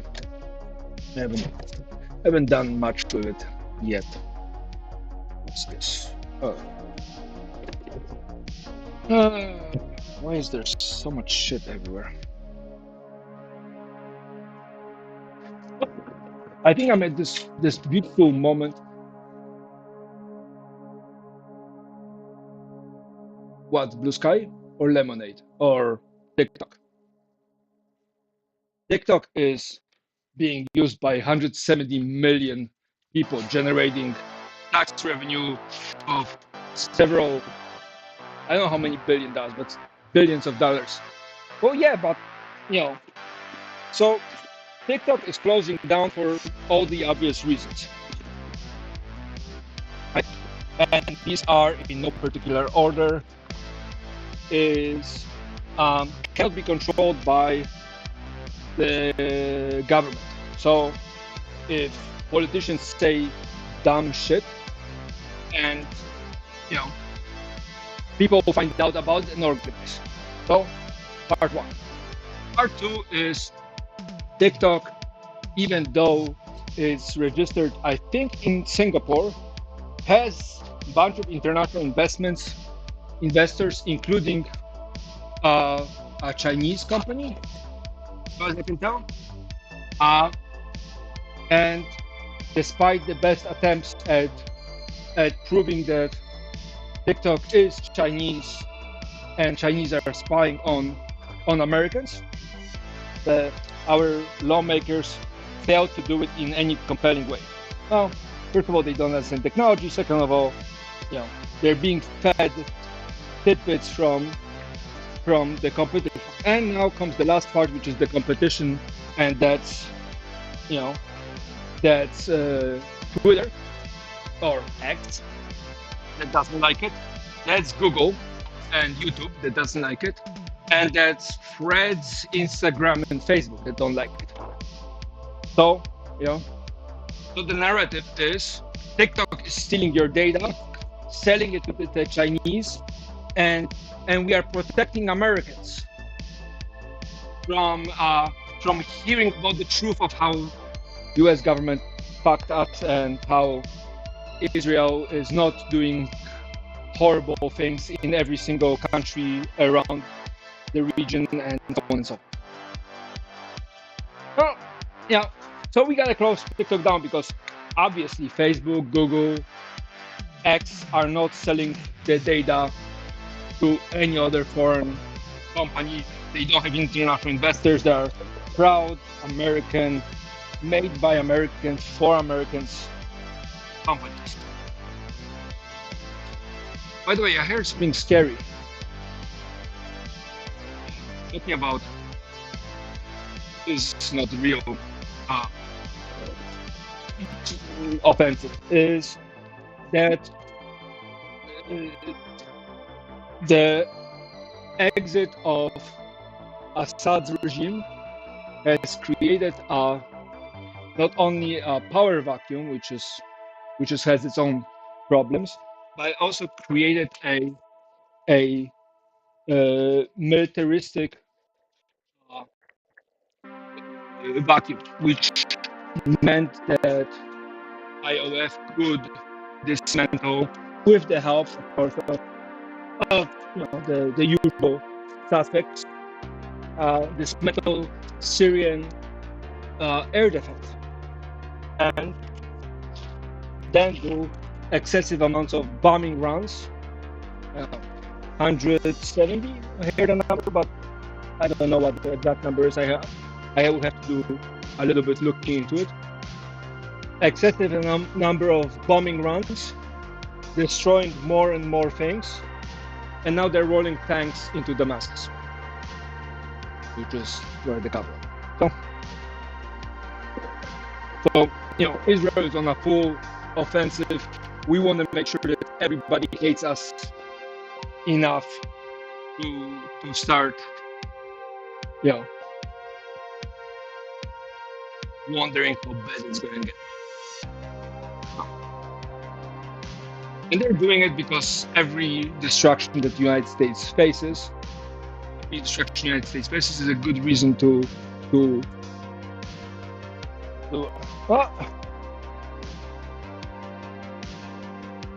oh, by the way, APEC, which is the lobbying for that regime, is one of the other reasons to, TikTok is getting banned. Again, the argument is that it's for our safety. Me, honestly, I prefer to know than not know. So for me, safety means I have access to the information. But I was also the guy in college who was skeptical about 9/11, and that got me into trouble left and right and center. Actually, a bunch of teachers were worried about me, getting labeled as an enemy combatant and a terrorist. And I just had simple questions.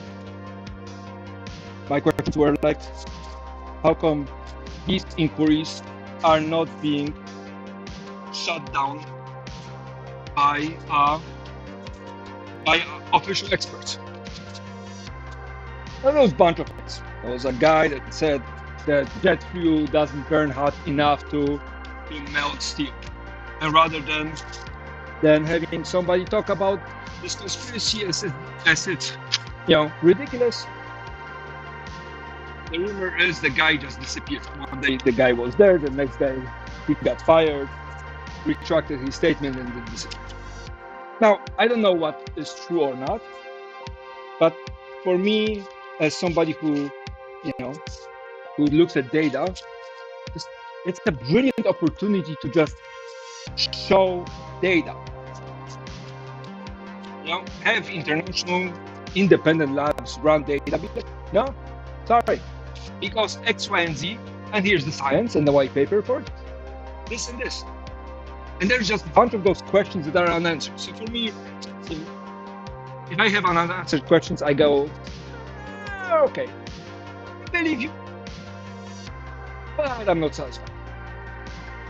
And the same thing happens with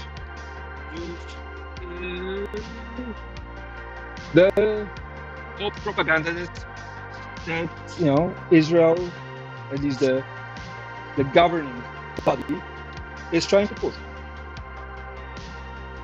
Okay, great. And then what do you say about X, Y, Z? Like, there's inconsistencies, and I'm about those inconsistencies. I go like, and I would like a clear explanation. The last person to blindly trust a government or a white paper or whatever, but eventually you have to trust somebody, right? So eventually you have to get to a point where you go like, okay, well, I don't trust anybody, but I'm going to try to trust people, so give me reason to trust you, right? And again, it's very hard to prove a negative, right? It's almost impossible to prove a negative. I'm not cheating on you is very difficult to prove, right? Because to prove a negative, you have to prove it in all cases, right? If I have a statement in mathematics, right? If I have a statement for all x, the way to disprove that theorem is to show one x it doesn't work for, and the conversation is kind of done, right? So if I have general statements that I hear from the government, I go like, oh, okay, it's great. Just give me a little, right? East Palestine, a train got derailed, exploded, vinyl chloride got leaked everywhere, and the government says nothing to worry about. Okay, well, you have the EPA, you have experts, you have people with PhDs that are way smarter than my ass with a master's degree in chemistry. Like, I'm not the smartest guy around. Pretty smart. I'm pretty diligent about things, but great. But then I see uh, evacuations or GPS and daytime videos of things dying in the rivers. And I have questions. And the more of those questions show up, the less my trust is settled or happy about it. Again, you know, am I to say that it's not safe? Oh, yeah, kinda. Like, you know, if it's this safe, you know, just show me, right? And the reason for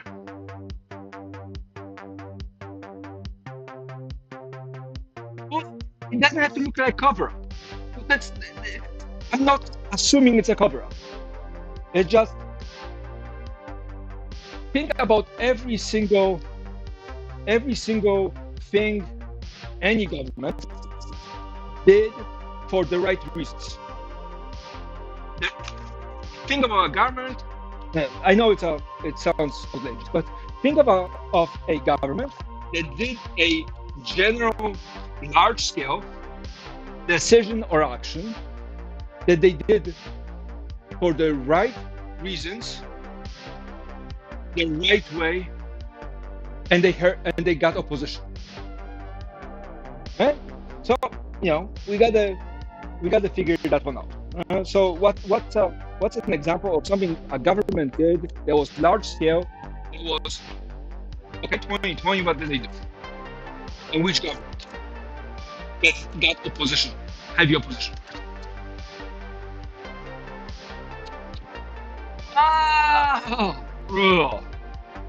Yeah. I'm looking at the United States and I'm like, wishful thinking, right?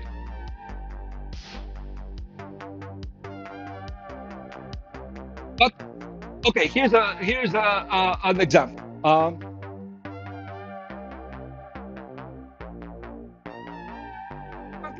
Let's use 2020. New Zealand. What did New Zealand do? New Zealand forced everybody to wear masks, isolate, right? Quarantine, and killed immigration completely. Now, U.S. government, I'm here, so you know it's my backyard.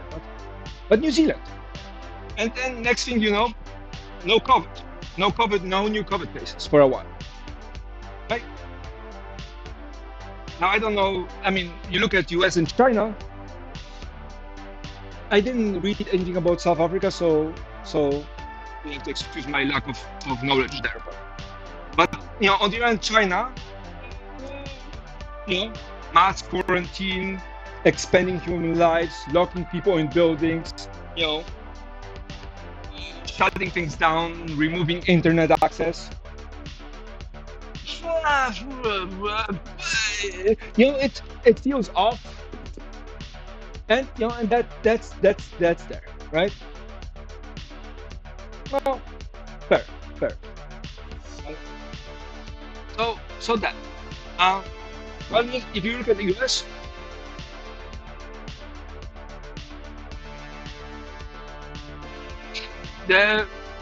what was good that the United States did that was just kind of big and good.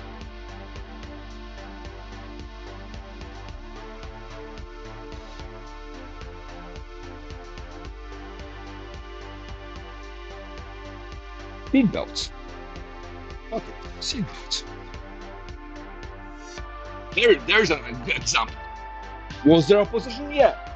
It was just, you know, you gotta get it done. We don't care about your feelings, right? And suddenly everybody wears seatbelts. I mean, there's still a bunch of people that wear seatbelts plus cops and cabbies, but you know.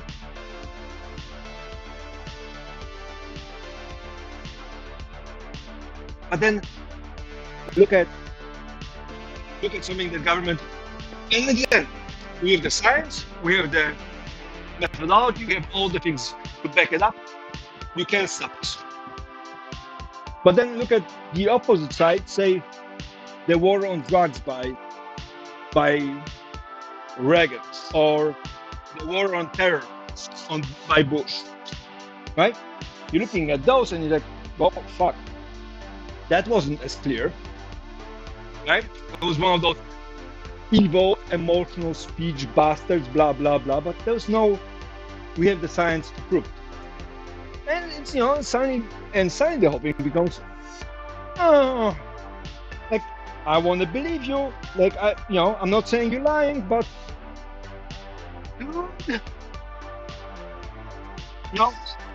I wish you gave me more than 2 sentences for this essay question. Like, I really want to give you an A or, a good grade, but honestly, I could really use more than 2 sentences. Give me a paragraph or 2 or something. Don't argue about it. Just give me something.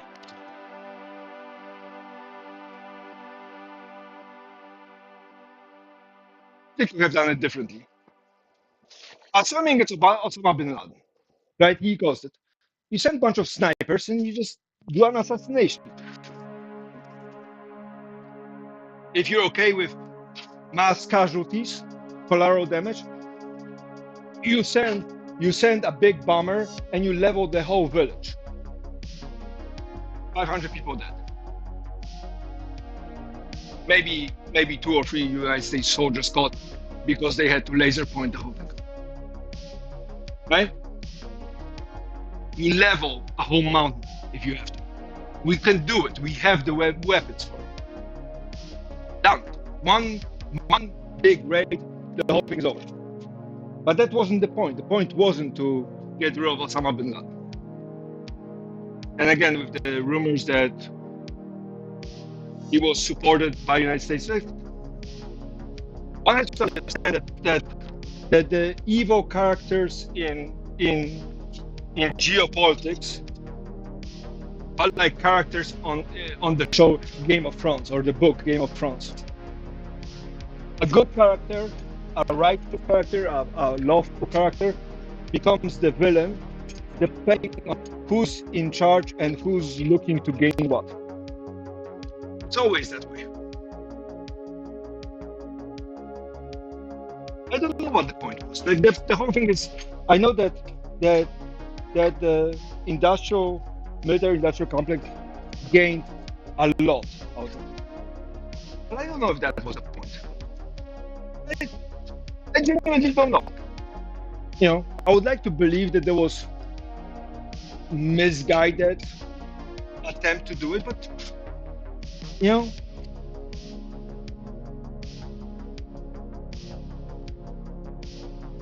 anything else. There's decisions have short-term and long-term consequences, like with everything else. They're not a simple yes or no. That's not a whatever. There's some dimensionality, and there's a time for most things. And yes, some of those decisions are better. Some of them are definitely worse. But I don't know what the reasoning for some of them were. Again, I would like to hope that my government, right, didn't go out into a 20-year guerrilla style of pieces of equipment, billions of dollars, and thousands, if not the tens of thousands of lives, just to make couple people richer and couple companies more powerful. I would like to believe that. Evidence seems to be swaying the other way, but I'm a romantic. I would like to believe that my government is capable of more. They're moving chess pieces on a board I don't even know exists. I genuinely like to believe that. Again, the evidence seems to suggest the opposite. And the more I'm watching it, the more I'm paying attention, the more outrageous those movements become, the more I'm starting to wonder if maybe I'm giving the administration, regardless of the president, maybe I'm giving them too much leeway. Maybe it's not, this idealistic space where, yeah, there's a bunch of really, really evil shit being done. But at the end of the day, the average benefit to people here and abroad is positive. And again, one can very easily say that I'm completely, bonkers for thinking that. Like, how high am I to think that the government is doing something right? But I genuinely think that the government, at least to some extent, wants to do. And again, when I say government, I usually mean the executive branch. But we cannot limit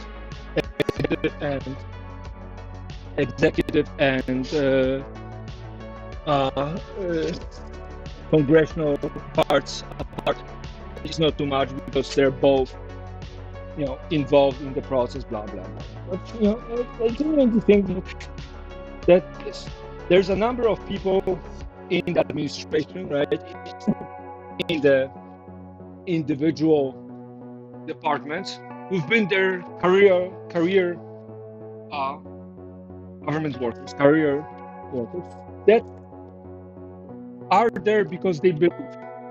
Now, like with any job, there's a bunch of people there because the pension is good, the job security is decent, until you get a, orange Cheeto into the office. But it's you have some, and you're trying to genuinely do good, trying to make sure that water is clean and safe, trying to make sure that school shootings are happening, that veterans have the mental health care they need, that companies are getting richer, but at least they're not fucking people over completely, right? There has to be a number of people that watch over the rest of us. Again, it's a pipe dream, but sure. But that belief gets wavered every time there is something happening which doesn't have a very clear answer to the question, what the actual fuck? Okay? If I don't get an answer to the question, what the actual fuck, I get worried. Genuinely get worried. Why? Well, because if you don't have an answer to it, either you don't know the answer, which is scary, right? Or there's a reason you don't want to give me answer, and that's also scary. I think you don't know is scarier than you don't want to give it to me. I mean, I don't have a security clearance. I do, right? I'm just a random part of the workforce. But,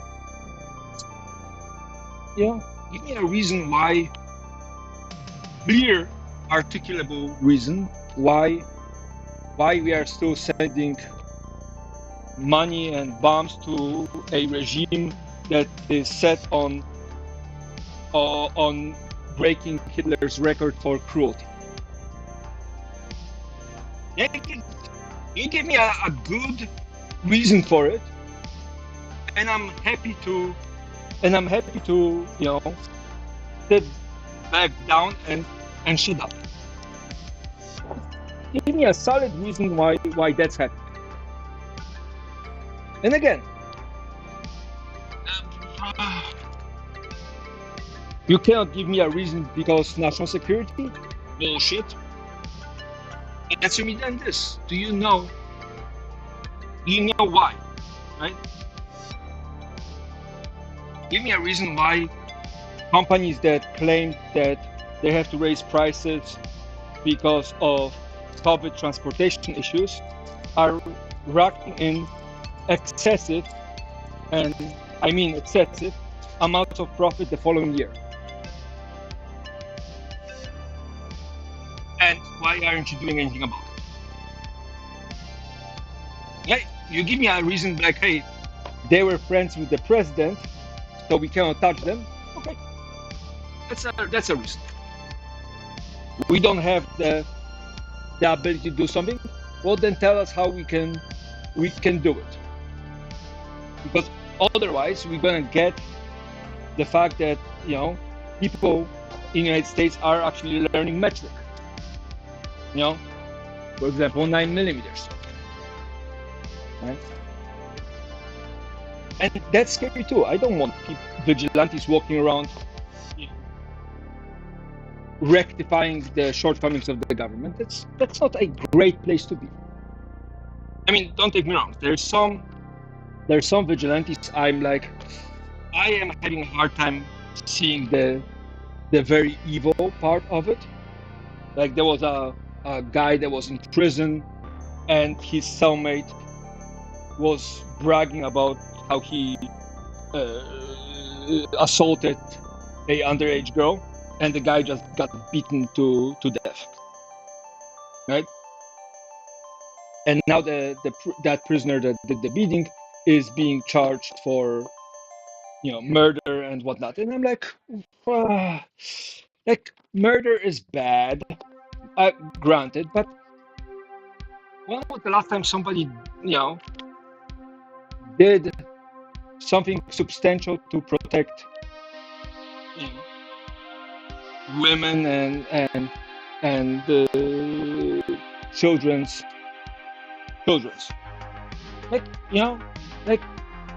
again, you ask an NGO, or you ask a foundation, or you ask a corporation about what they did to deserve my money and my respect, they're going to give you a long list.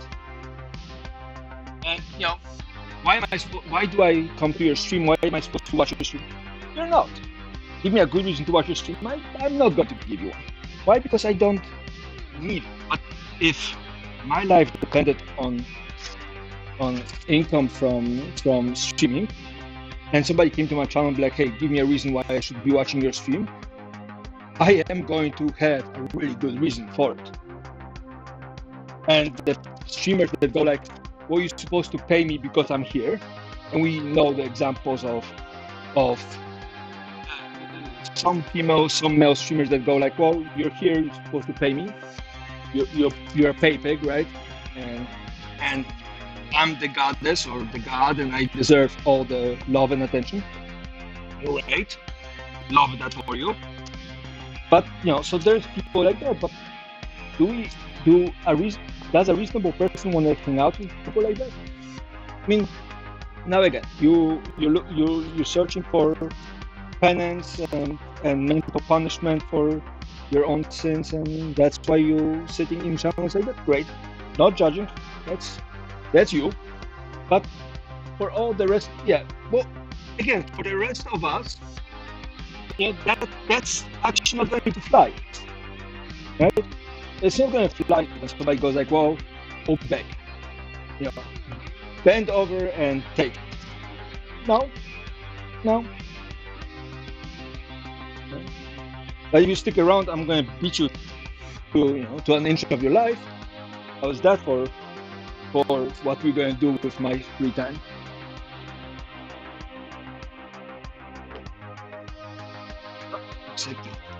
I'm going to have to answer that question. Okay, I'll be right back.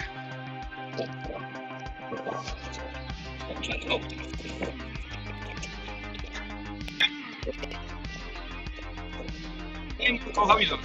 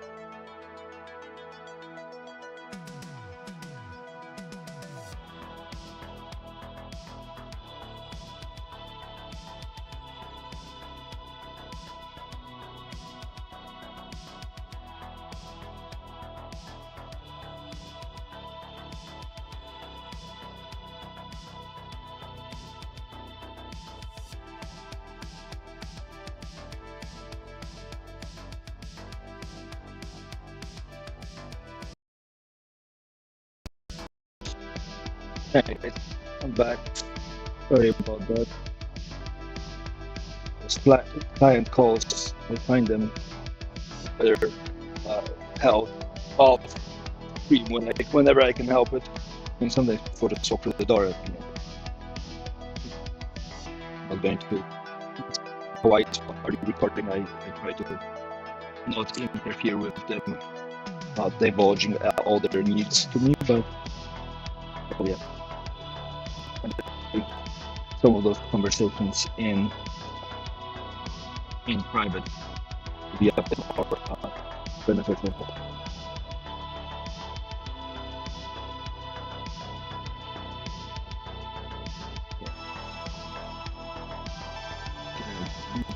Needing an update on a project we are working on. Teaching tool. I don't want to divulge any more, just still working on how I'm going to build it, so a little insecure about if the quality is going to match the expectations, but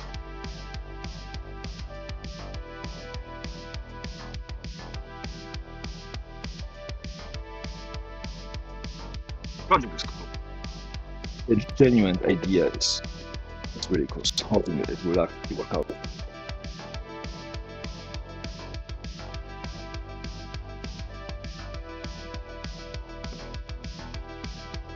As close as we can build it. Not the best thing. I think it's not squeeze into the small parts bin. It's this one, right? Small parts bin.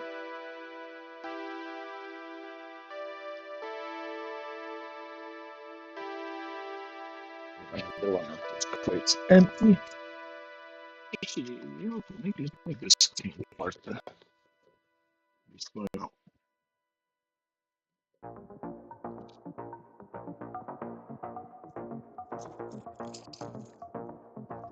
I have too many of those small parts, so I probably should sort through them eventually, or sort them by size.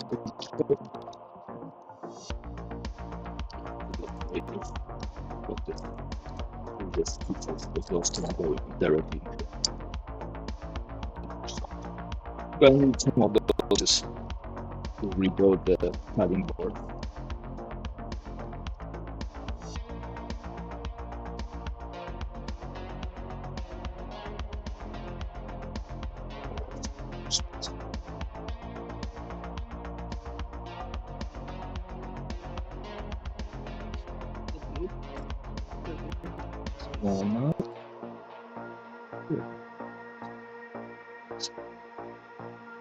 Yeah, I need to sort these things out a little bit better. Get rid of these drawers. Make a bunch of drawers. Our house. Actually, I should probably get these and put them. I might not. Just put them in the projects.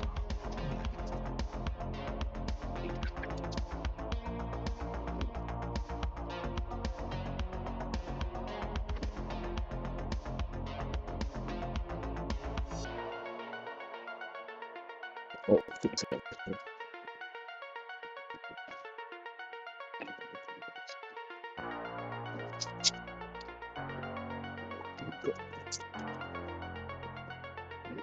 bin.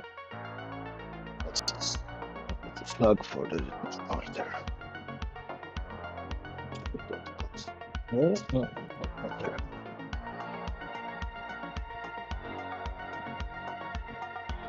And then the spare chessboard goes. Yeah, that's the little crooked one. Store it somewhere. Still over here for now. Some visit later. Just projects. Okay. Room.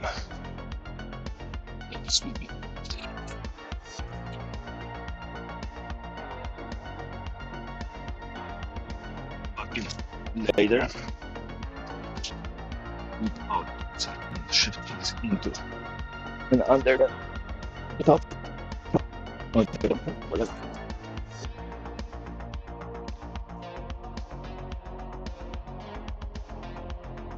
That's what. That's the vacuum. Let's put it up here.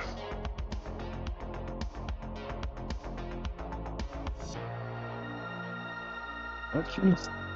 Probably put like a slinky or something just to hold it up here. Worry about banging my head. The walnut. I think that's a long story for walnut. But don't deal with that.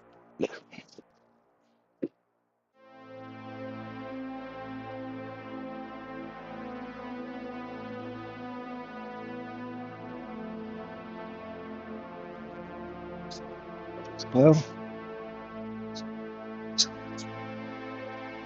English contains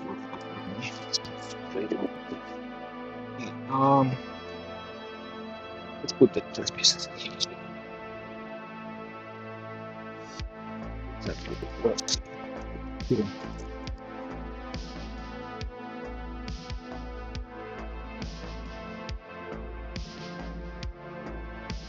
Second one,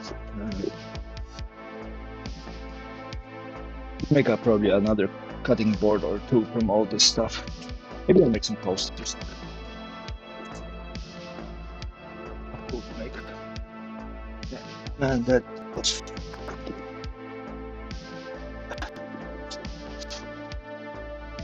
maybe I forget about all these bits and sort crap into smaller containers.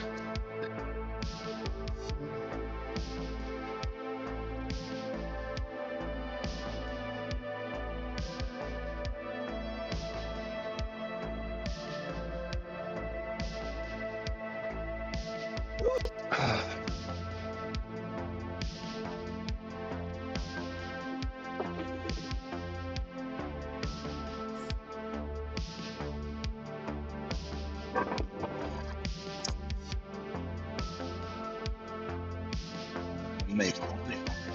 Exactly.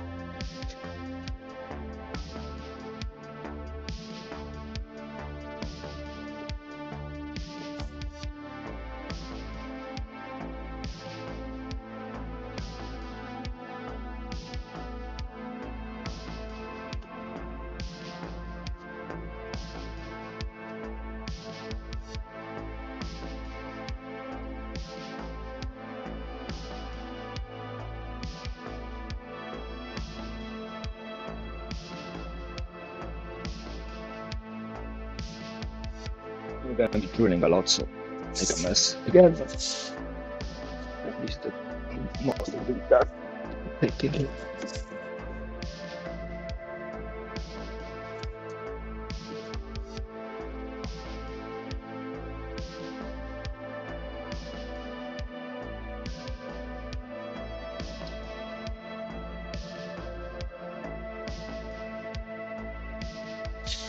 Oh, I think break down this piece of plexi, like smaller pieces. Together. But I mean, plexi can't break for anything. I don't think so. Big is gonna get scratched up more and more and more. Break it down, like 4 pieces maybe.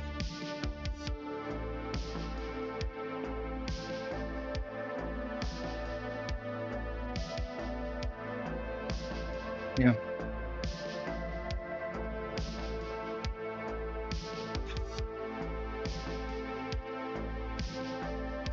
Still have one more call, but this one is scheduled for I think 6. And more fit to the would be on the dust collection.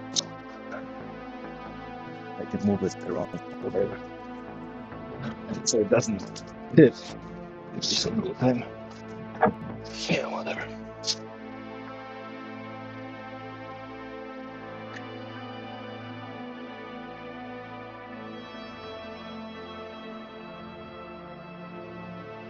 The joints are up underneath there. Will it fit? Say the joint. What's it? 7. What's my space in here? 9. So in theory I could slide the joint around in here. I will make it out of sight, out of mind.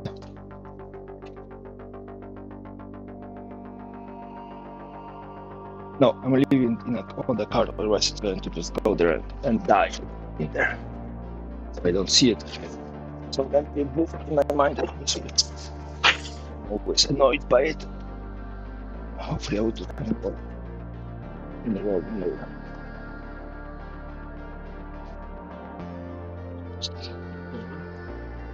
It's the oil. I want to move that at some point because the oil is off last time. Last. But anyways, I'm starting to talk myself like a crazy person.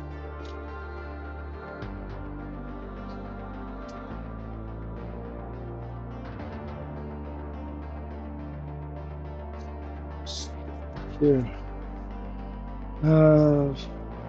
sort this in the vacuum later.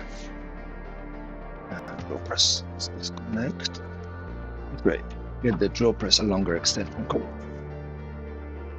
That's definitely nice to have a drill press with slightly longer cord.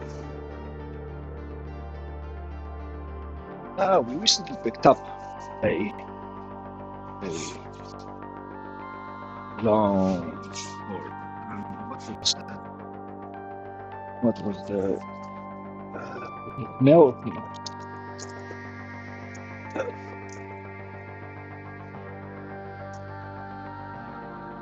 The cord was surprisingly Mel.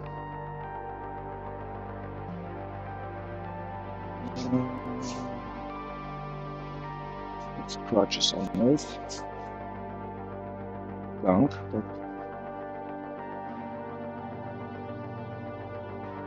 12 gauge. Alright. So you give a long cord, which means I can plug it into. What's this? Is it 12 gauge? Right here.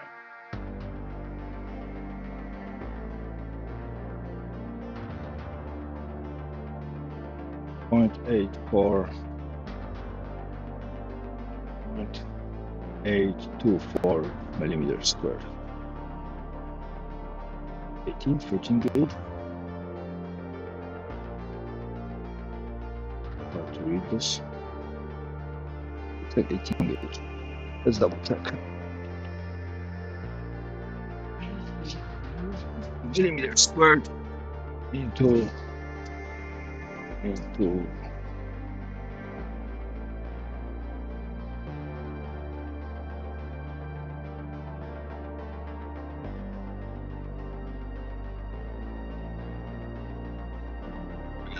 table like this.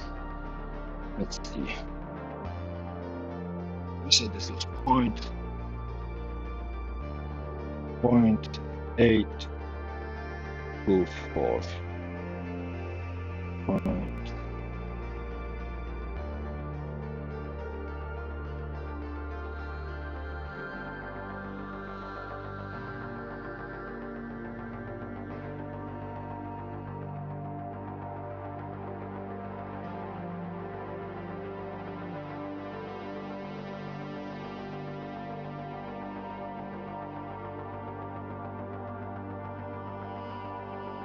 .824 is 0.75, 0.82. What's the asterisk for? Equivalent millimeter cross section. The 0.82 is 18 gauge.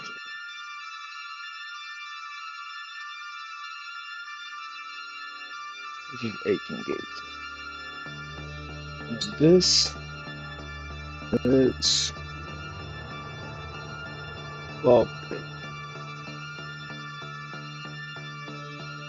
millimeters. So it's better. This is only 1 horsepower, so it's what 700 some watts per horsepower, voltage times amperage. So it's like what, 6 volts? So 6 amps. This is small potatoes. This is small potatoes for power. Like compared to all my other machinery. Okay, so this is small potatoes. I can easily replace this power cord with anything else. So maybe I want to replace the insole cord with something longer. Then use the bandsaw one to replace the rope press. Yeah. Well, let's worry about this later. For now. Hey Jen, welcome back. Just talking to myself here. No need to worry.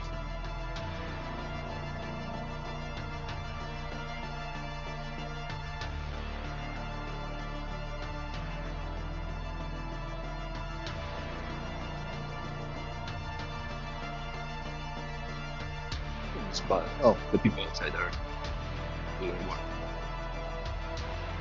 Oh, it's a client. It was a client call. Well, that's not first sign of madness is answering your own questions and getting mad that you don't like the answer. That's the first sign.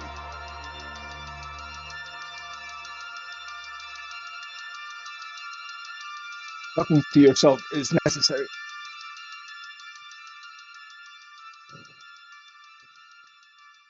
Especially if you approach it from the angle of, I don't have anybody else brainy to talk to me right now in the shop. So I talk to myself. Us, me, myself, and I, us, the real we gotta stick together, kind of thing.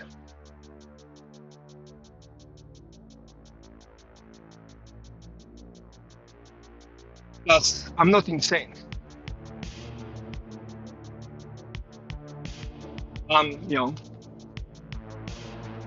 Slightly twist. What was it? Slightly bent and very twisted. I'm not corrupt. Slightly bent and very twisted.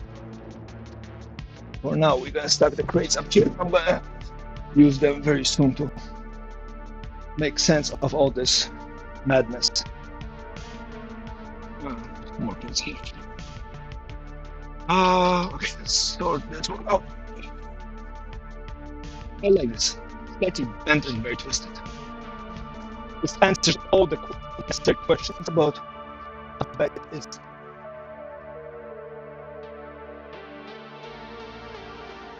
It's really nice milled wood, like this flat surface like this. It's easy to make boxes.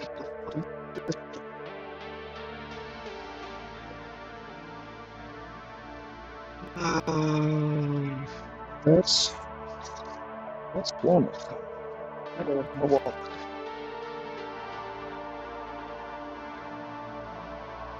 I need to make a little bit out of my storage.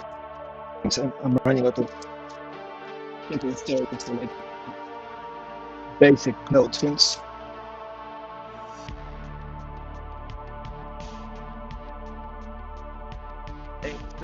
That. After that, hopefully. Okay. That's oak. Oak.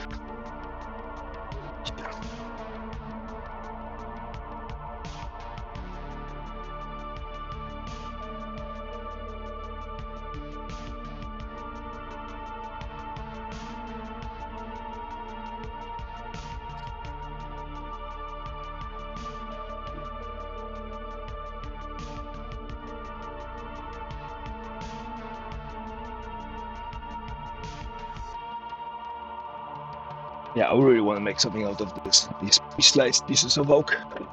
They're just perfect small size to make it a little bit perfect. And then all of this is begging to make like a box. It's really box. It smells so good. Waiting how it smells. Alright, this is. mahogany. These are the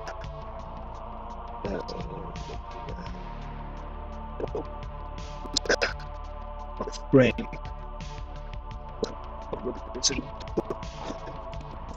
Like looking at the spare pieces I have from like genuinely think that was a good decision on how to make something. It makes me happy.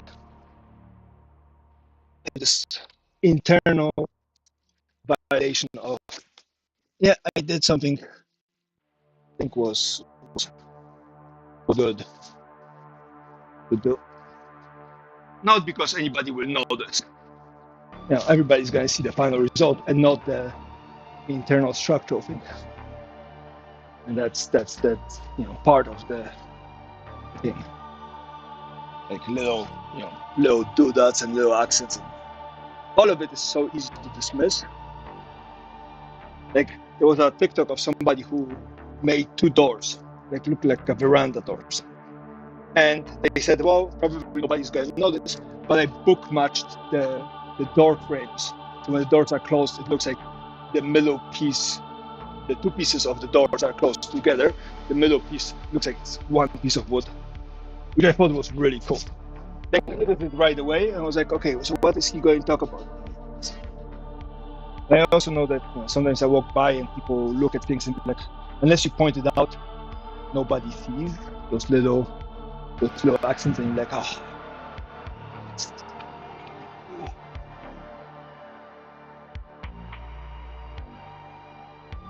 Again, not everybody all the time has to see it. Some of those little things that craftsmen do for their sheer pleasure of actually doing it, not for anybody else to see it, not for to prove a point. This is just for the pleasure of well, it's the right thing to do because you genuinely want to do something cool, like a little cool do that or a little cool angle change or something.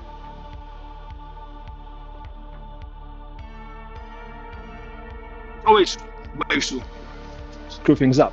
It's sometimes ways to massage the whole thing into this. Maybe tasteful is the wrong word, but this exciting opportunity to build something.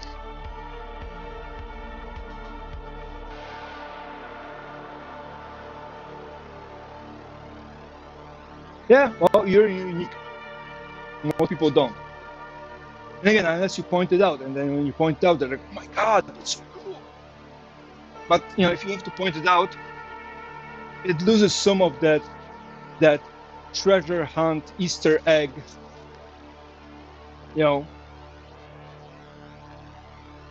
Kind of hidden aspect. Like finding something like this is like I know that this thing is there. Nobody else knows, and we get to maybe not rejoice in that experience, but we get to have this shared moment of I made it, you saw it. Doesn't need to be discussed.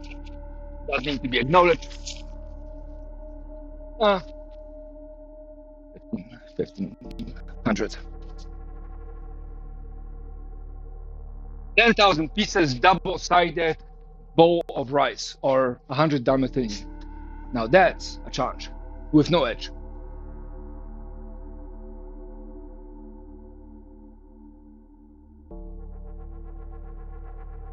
Yep. That you definitely do. Your drawings wouldn't be as good as they are if you didn't. See, we're saying positive things about Jen. But let's not make it a habit, because otherwise you won't be coming here for the motivational speech. Let's not make it a habit of reminding you how awesome you are.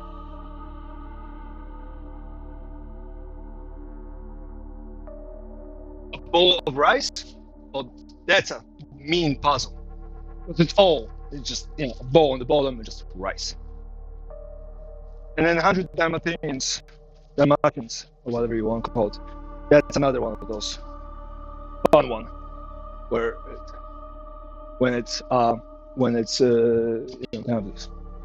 I really like puzzles that are two puzzles, 90 degrees, and sometimes are 90 degrees and mirror image. Double-sided puzzles are mean like that. Not two different ones, two different color schemes, same color scheme. Or smiley face, frowny face. And then you have to figure out which one is which. But then you have people that are really good at pattern recognition, so they know how to put the puzzle together because they can see the pattern. And if you make all the pieces the same, then it doesn't matter how you put together because it goes every way, which way. That's kind of a balancing. A wooden puzzle, you know what would be really cool? A big ass wooden puzzle piece, where all you have to go is by the hue and the shade of the wood and the grain pattern. That would be really cool for a puzzle. Of course, couldn't be mass produced, so there's the downside, but that would give somebody nightmares. Okay, my CNC is getting stuck over again.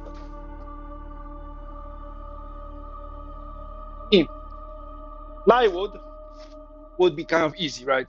That's not very difficult. But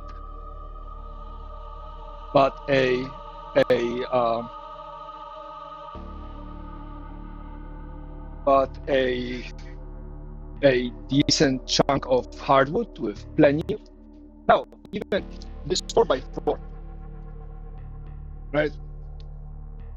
Imagine something big, blocky like this. And again, not the whole trunk, just a little section of it. Oh, well, maybe. I'll probably forget it, right? You don't remember details, I don't remember ideas. There's some great idea somebody written down somewhere, and kind of so what? I don't remember it. If they remind me, I'm like, oh yeah, that was a good idea, but I've moved on. Better and better, bigger and better things, not necessary. Don't remember. We're gonna try to drill all of it today, so we can start painting in bigger batches than just 3 benches. So I'm going to need this, and I'm going to need extra surfaces here.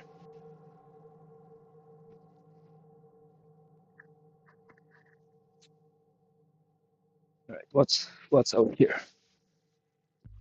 Space guides, marking pencils, drill bits. Let's hit this again. It's better parking here for this, so I can actually store things in here. So you can put some plywood enclosure for this.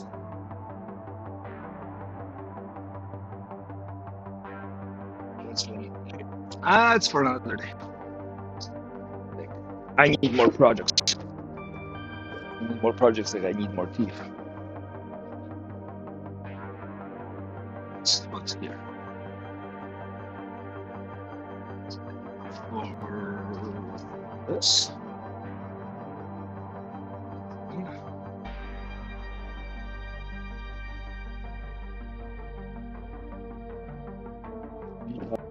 Rubber bands.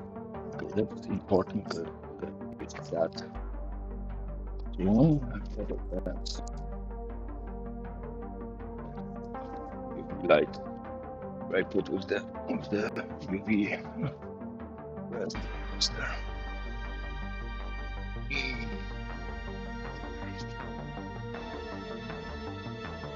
I like to keep these the drill press up and sacrifice them when I'm drilling things that require extra support. This That's an empty robot paste. They want to keep this.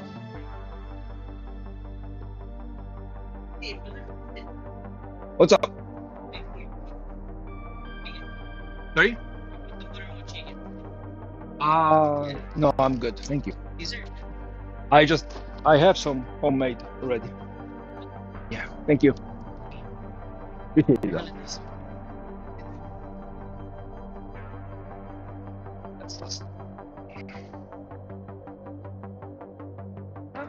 It's hustling. You really can. But I'm not buying dessert. Last thing I need is Tokyo realizing I'm side snacking somebody else's baked goods. Oh, there's a death of me right there. Okay, this is broken. I like these glasses. Can I replace them somehow? It's the same thing? No, it's a different thing.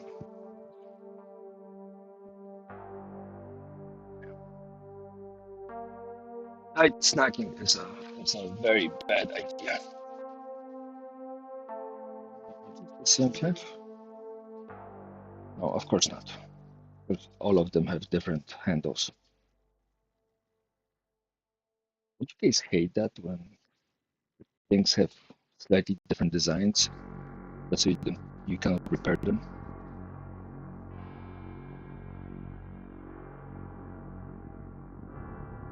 Oh. Safety glasses. Plenty of them.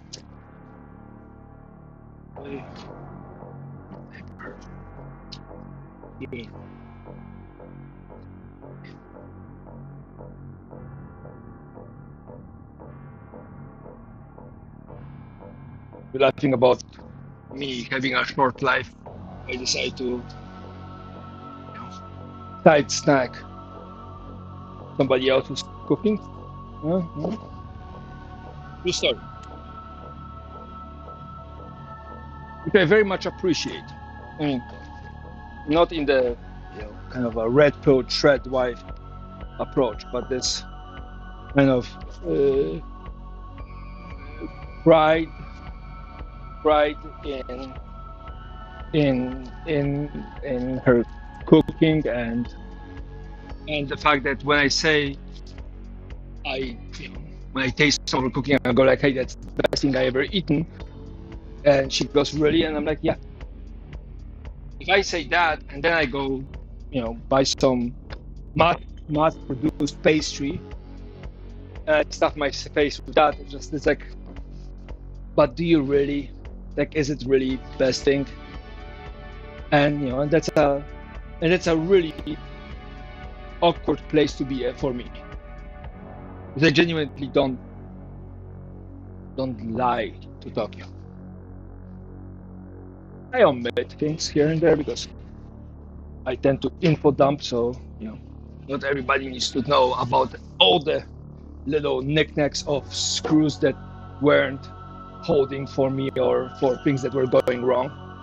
Because, I'm not cruel, but I genuinely don't lie to Tokyo about her cooking. Ever. You don't mess with people that touch your food. Good lesson to learn. Oh god. Like, yeah, you can try to be smart, you can try to be funny, but mess with people that prepare your food, you might find yourself eating something that ain't very good for you.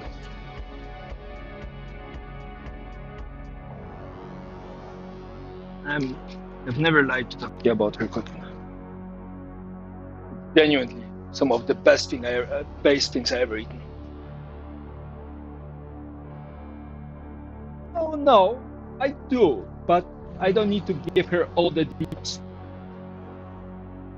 Like, if I have a genuinely bad day because some screws got loose and things are falling apart, I'll let her know that things are falling apart. But I will skip the fact that where and what for. It's as much as it's important to me, and sometimes I do share it. I find it that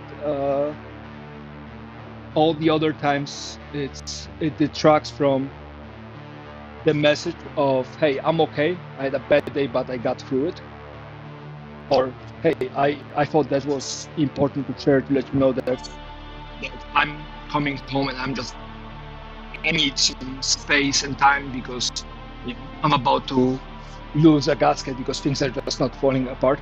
The 2 days I wasn't streaming was one of those was those situations where things just were. I banged my head, I banged my face, just like I went home and I'm like, look, I need I need I need an hour, I need to recenter because I don't want to bring all this bullshit that I had to deal with. Like I am still worked up about things not working. But I try to very much isolate as much as I can. I try to isolate my fight to the death here in the wood shop and my fight for survival, Morticia and Gomez.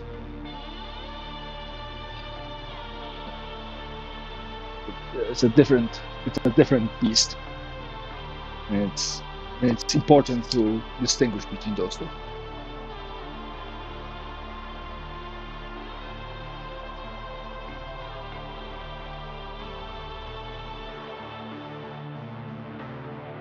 Yeah, I try my best to not have anything hidden. I don't see the point. Not very good keeping lies straight anyways.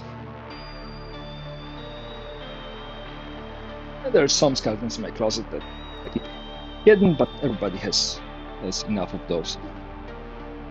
Don't need to be adding to that.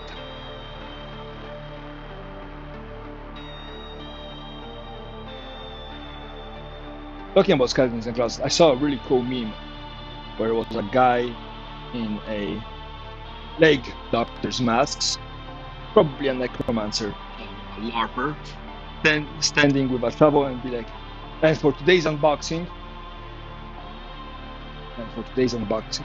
yeah, I know. I know you know. I just figured I spell it out for my own peace of mind.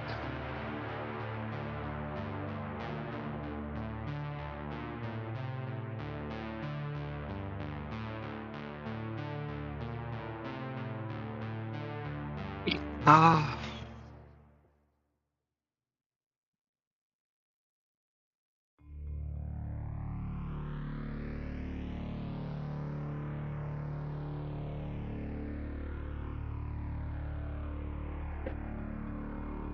Let's do these.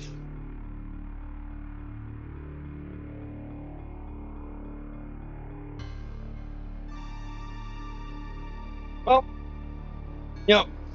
the other one is the same looking character, again, Plague Doctor's mask kind of thing, saying it's hard to raise a family unless they're all buried in the same grave. Another necromancer, RPG joke.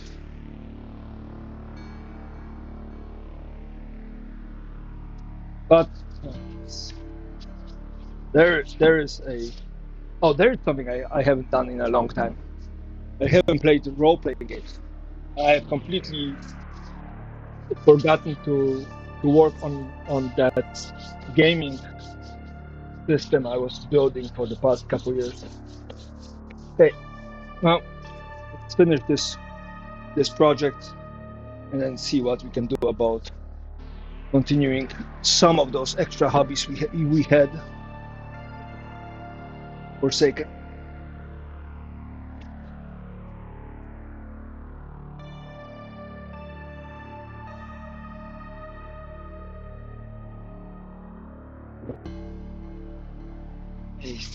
That's the problem with somebody who has, multi-focus, multi-talented individuals. There's always more projects, and you have time and sense of humor too.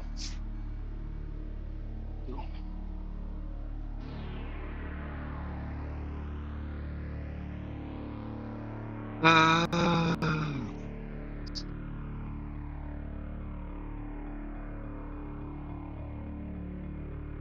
how you guys? I don't need to go up there. Yeah, how you do?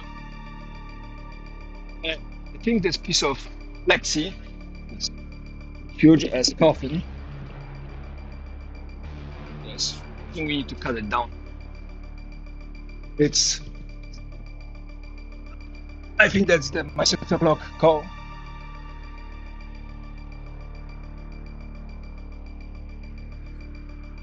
Yep, I'll talk to you guys in however long this takes. Here's you. Hello.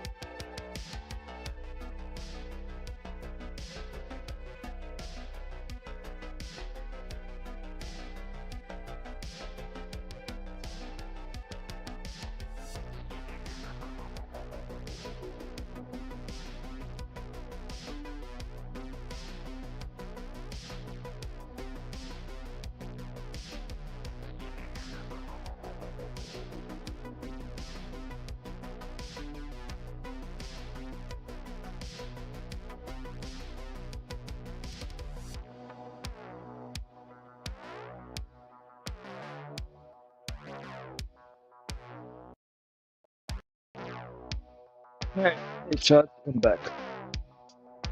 Thank you. Hope you guys don't miss me too much.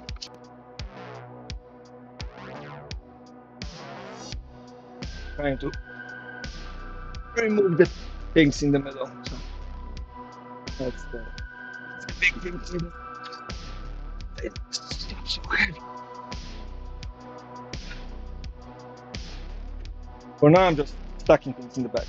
You know, I'll figure out how to manage it in a better way. I don't know where to put it for now, so stacking it up all in the back, out of the way. Oh,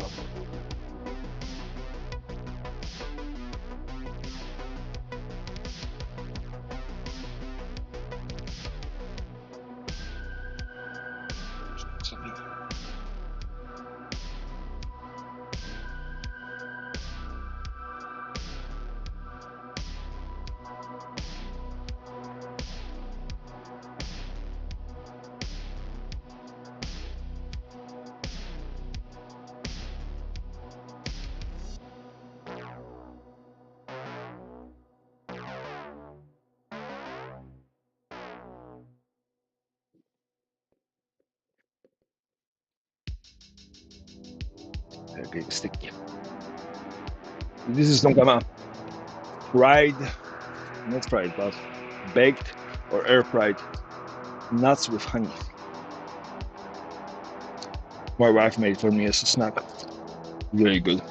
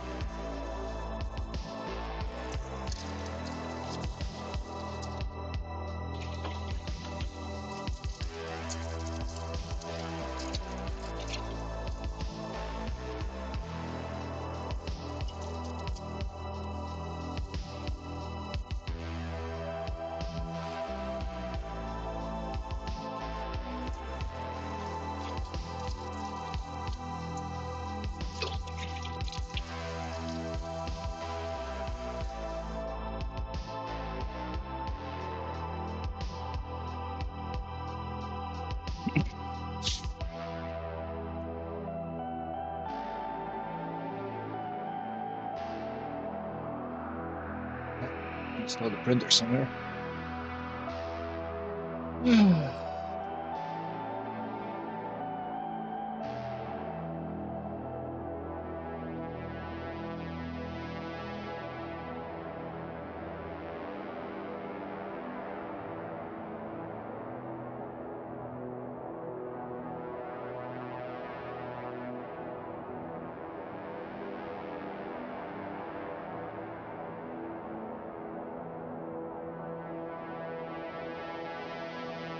Vacuum this. We need to vacuum anything else. This. And then this piece of plastic.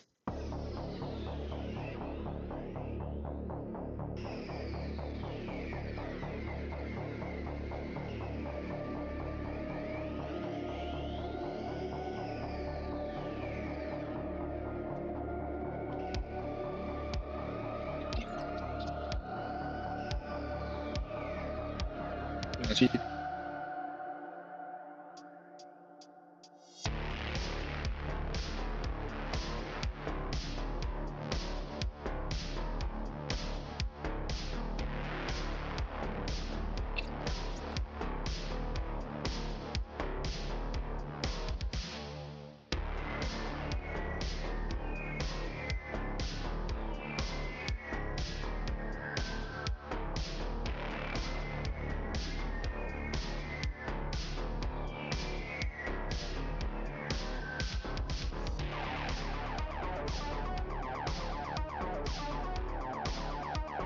we need projects, right? That's what was the idea behind this.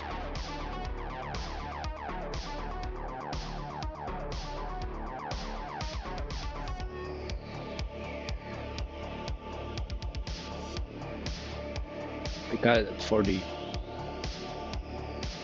40, 41, 42 inches. 42. Enough. Gonna give us enough. We need to get it.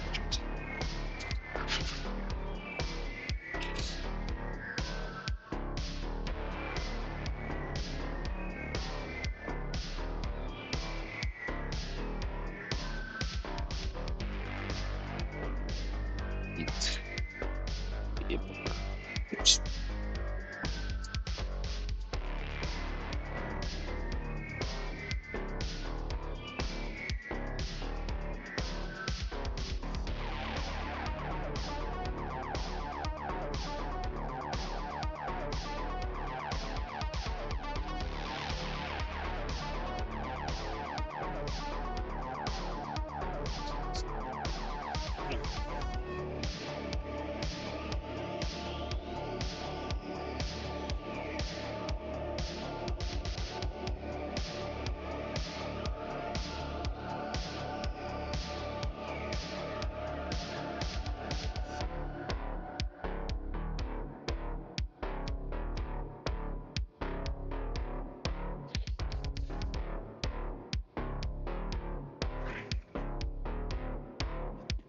Second, we need to clean this up.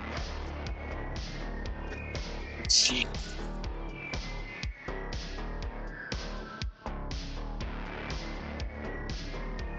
Let's put that out here.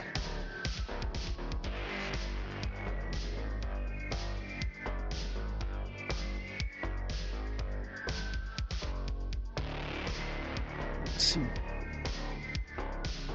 The particle numbers aren't good.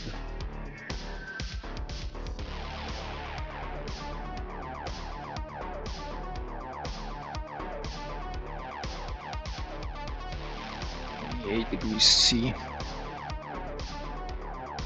82 degrees, humidity 71.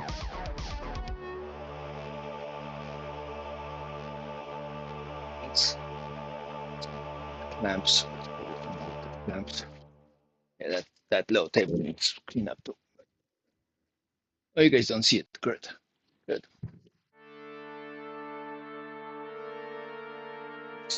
Side.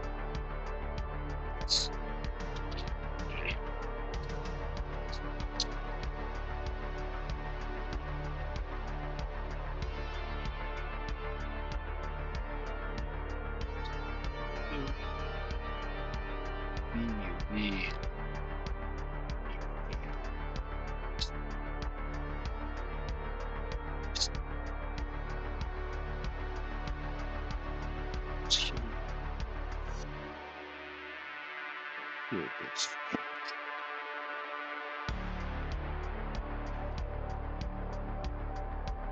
The lights here.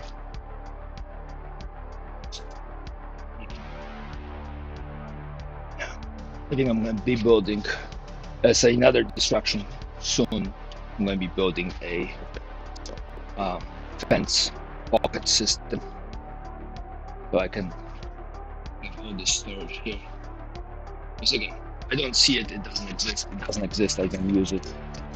And then when I need it, I remember vaguely that something like this was there, and I get all frustrated because I cannot find it. I need to rectify it by actually building a storage in a way that I can see.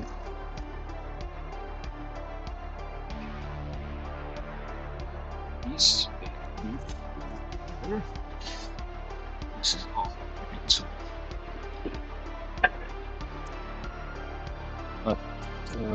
So, this, then maybe we need to build a. Maybe we need to build a.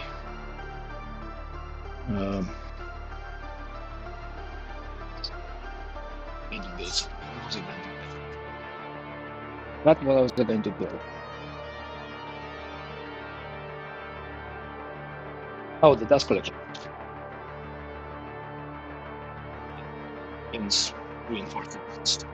Maybe I can do it with home tools in so-called imagery. It's not bad either. So.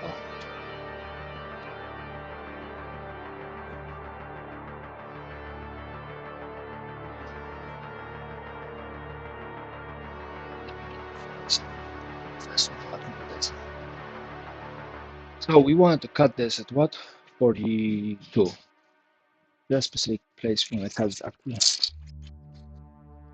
42, 48. How big is this white bicep? 45 at the bottom, also 35.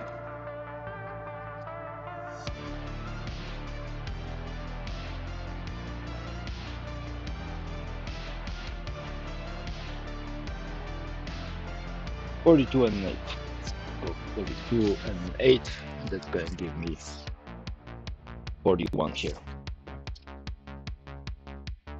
That'll give me 2 pieces. I can work with that. Either that or chop it down. Boom. Using this edge. Well, how much is this? At the widest part, this is 4 feet.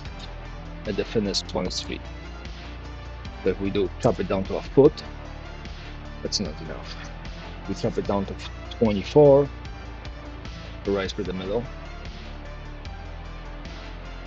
We still have to contest with the angle. Okay. Let's put it flat on the table, figure out how we're going to break it down. Right now it's way too big, way too heavy, and unreasonable for me to just start like this. Expensive piece of plexiglass if you want to buy it new.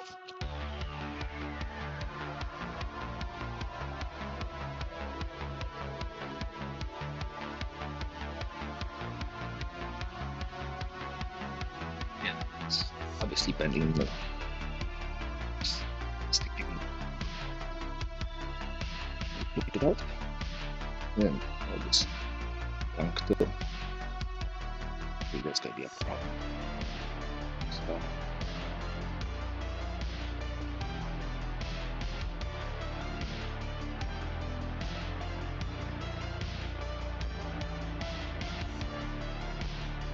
maybe storing it in 4 pieces would be probably the best.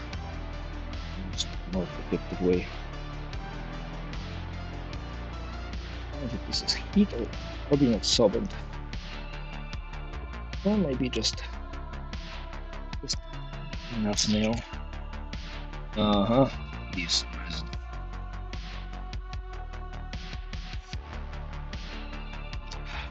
Okay, the residue seems to be coming off. Enough rubbing. So that's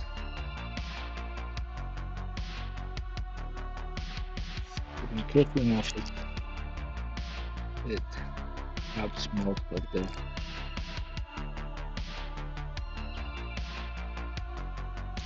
yeah.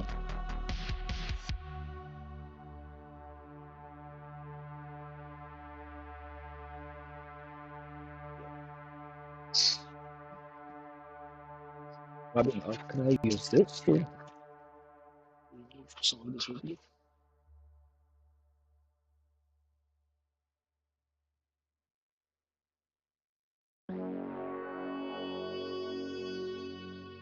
So I can use this eraser to remove most of the rest. Like one big of the whole thing.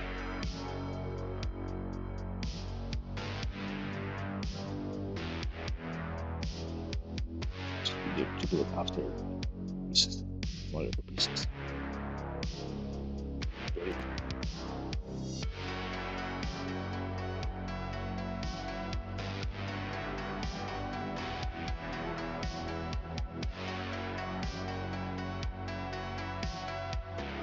Stop.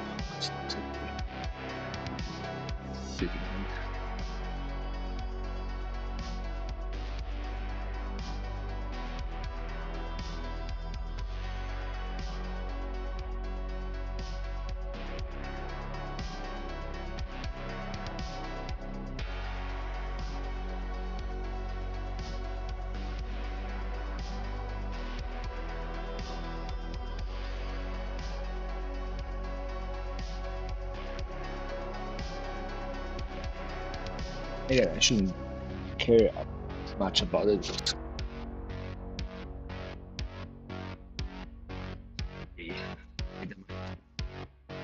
by myself, so my attachment level should be a lot lower.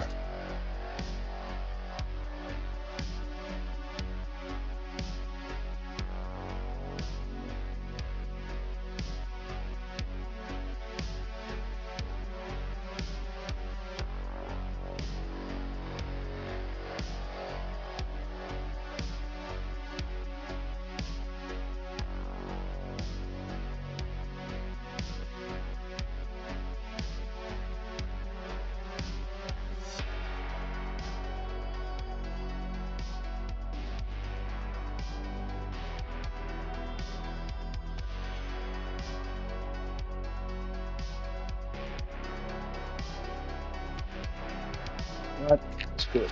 I'm gonna worry about removing all this plastic later.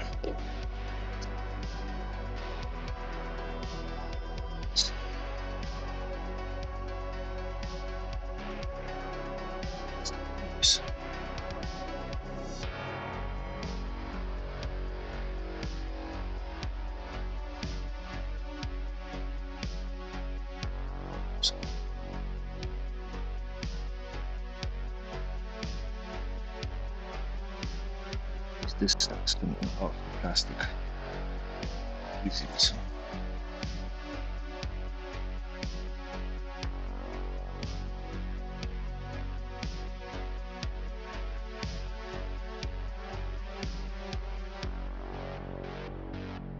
Doesn't stick to my blade.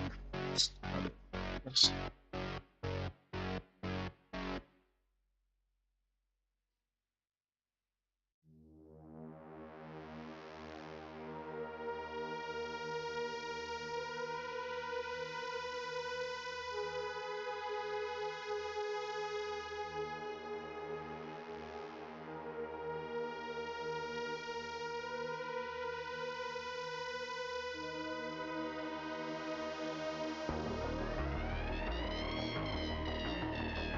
And so how do we slice it?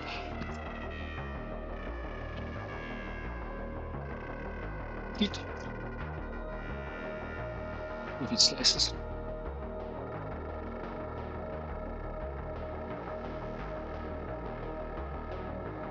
It is more than enough for I need for any template.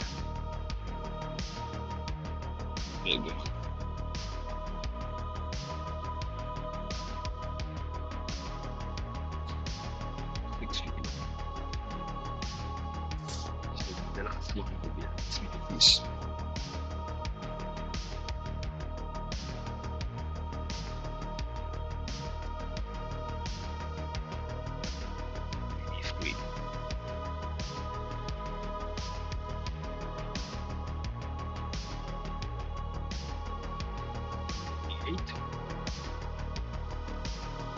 28, 60 plus 8, 32.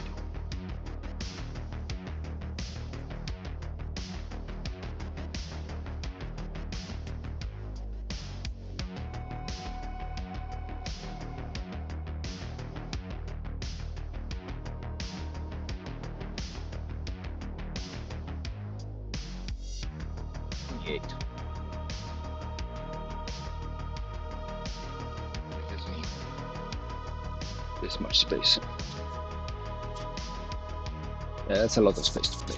Right. 28 is.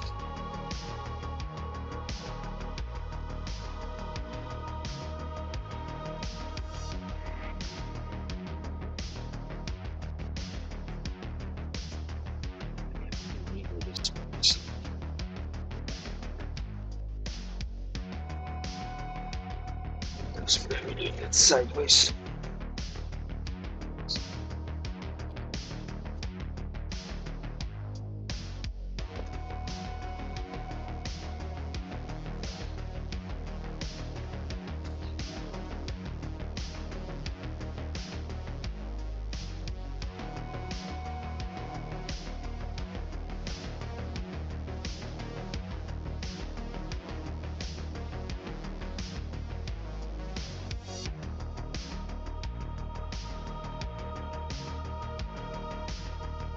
The table, so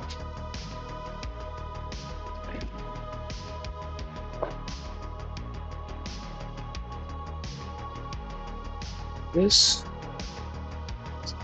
these.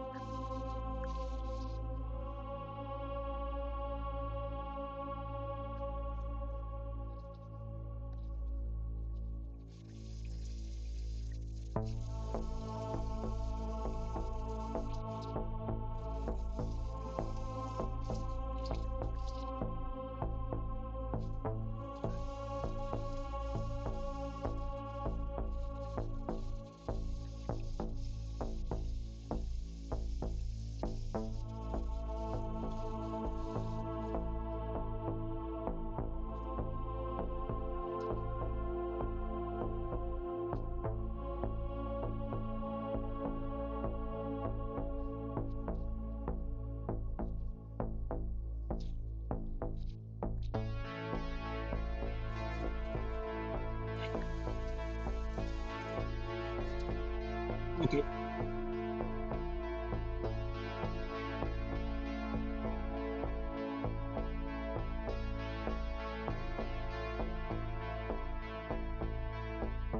Oh,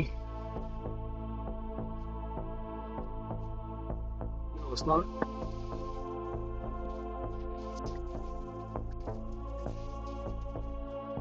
Something like getting a piece of plastic stuck under your eyelid.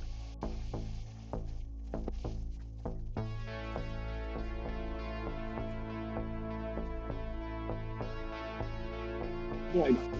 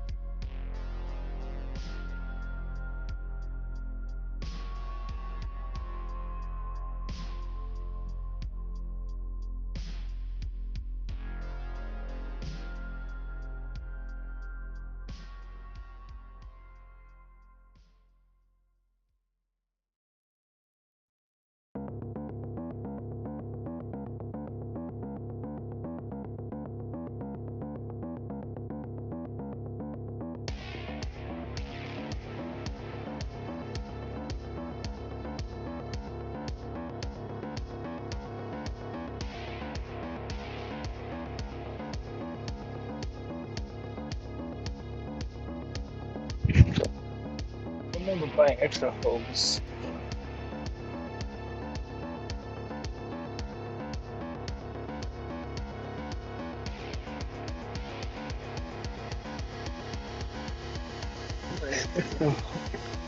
Extra small holes I'm going to use for dust collection.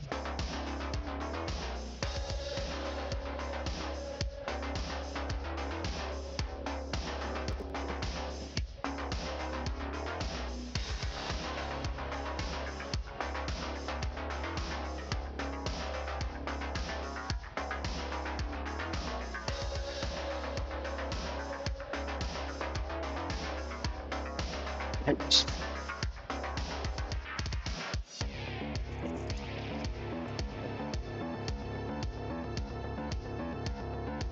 That's good enough for this, and we can use this to connect.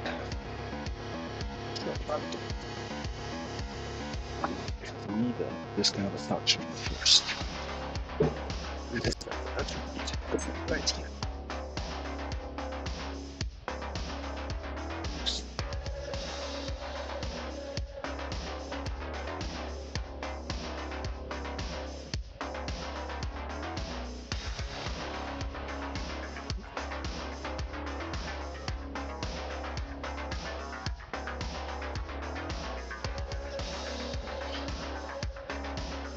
This distance.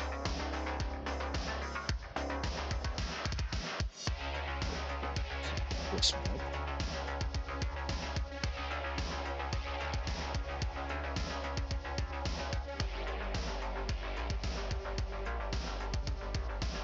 It's the outer space.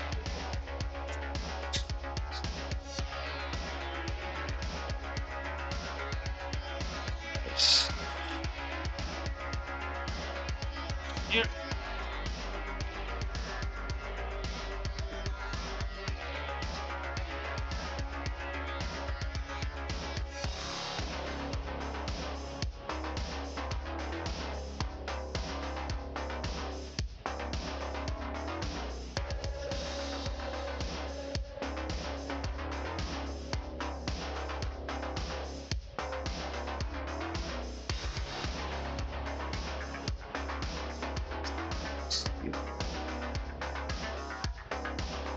It's it is not enough.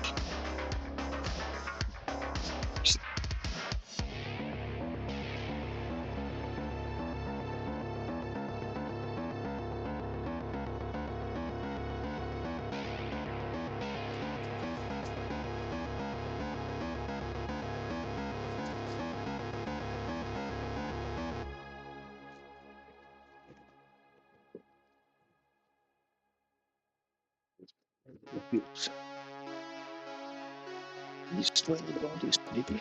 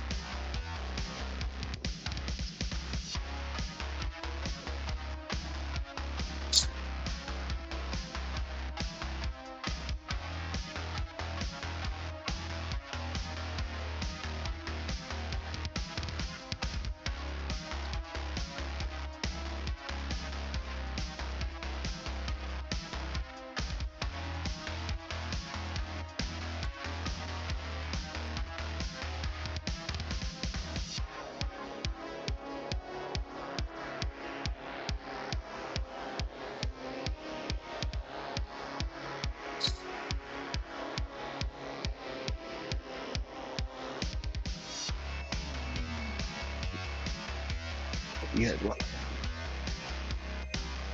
He toasted some.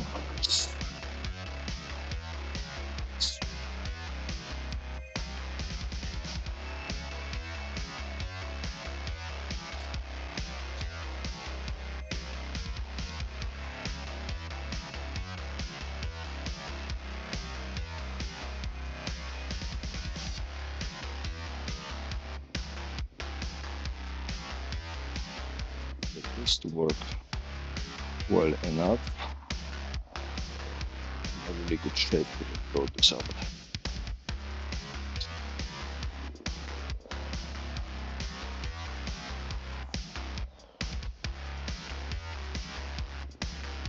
Well, we reduce the paper. It's a plexiglass now.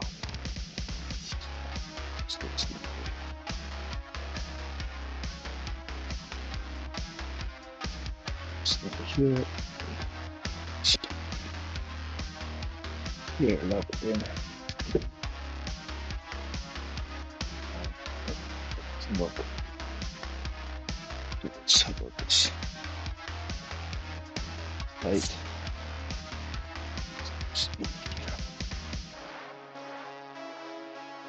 Against. What's the code? Bending around it.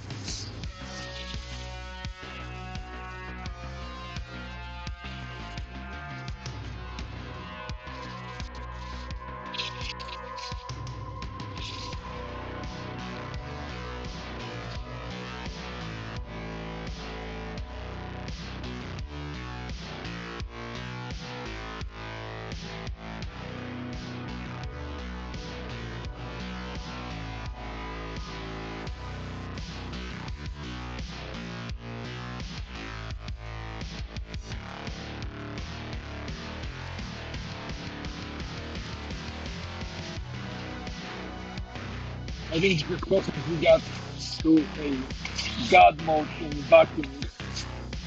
Love it. And we have a cyclone attached to the separating of the dust and it's easier. The filters are going to get clogged. We have the cyclone on a short lead, so it's really fit in other that's common.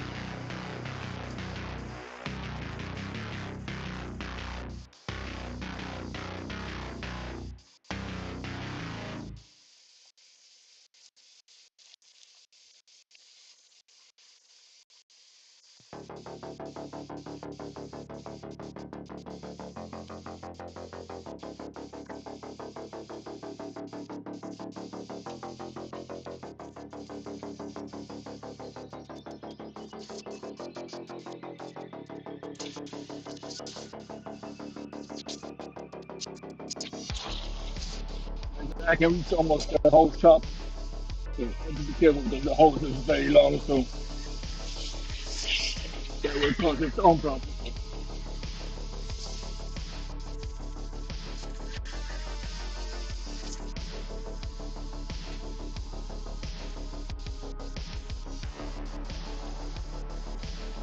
It definitely feels a lot better.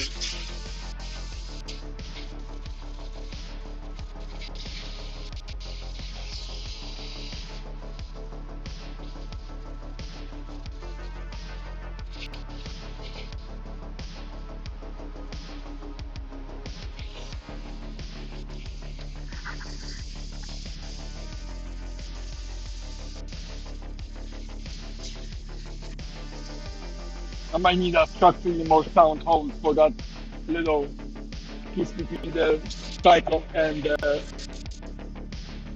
vacuum, but otherwise I'm loving this result.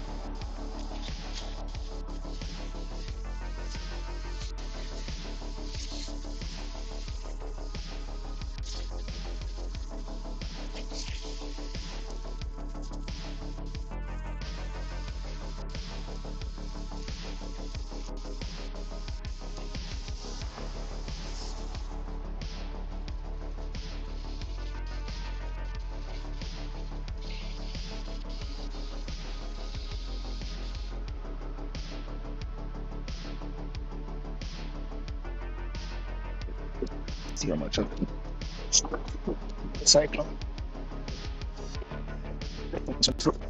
Paper, plastic, which is expected, and a little bit of fine dust. Filter looks good, and the shop is empty. So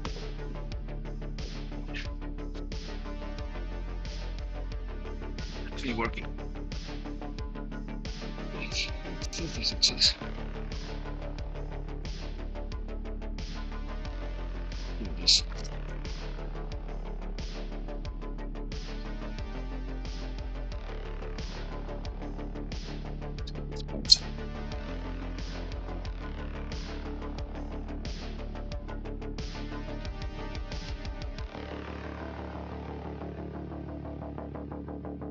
Oh, this is what.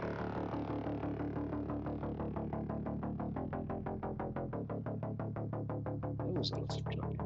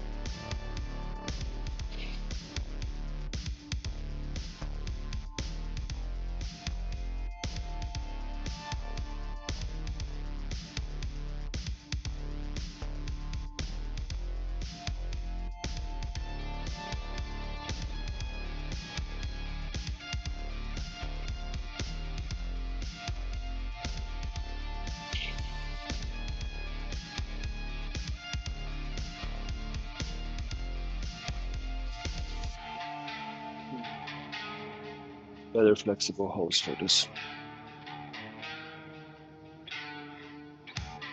We need to build a solid connection of some sort. That might be. Right. Huh. Come on. That's funny. Holding group. Cursed bag of holding.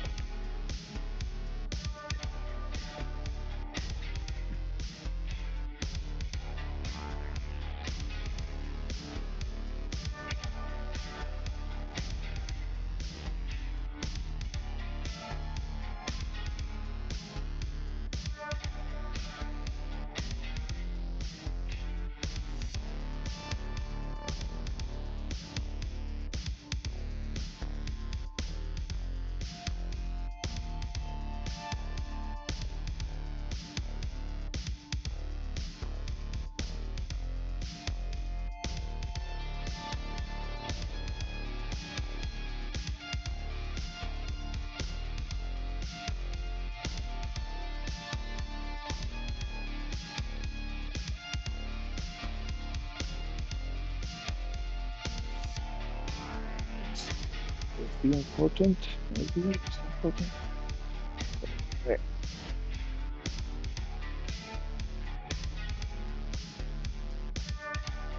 Okay, good. Next step, moving this. I need the drill press. I don't need this. If we use scrub plexiglass.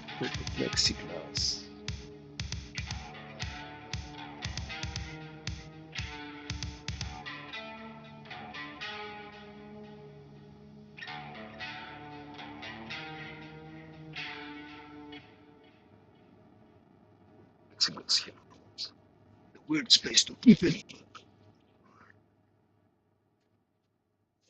It's out of the way and visible to me almost every single time I walk by. So I'm gonna pay attention to it.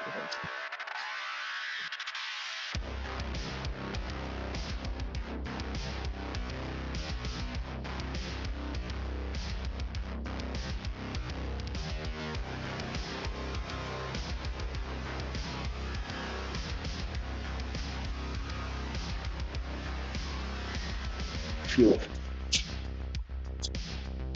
Awesome. It's not working. Yes.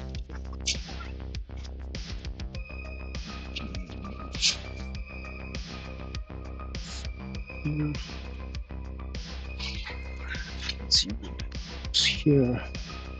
Right, old 3D printer. Oh, sorry, old regular printer. We need some space. Let's put it up here. Troubleshooting. Right there. Might go over here. My spare. So let's see it here, and there's my dust.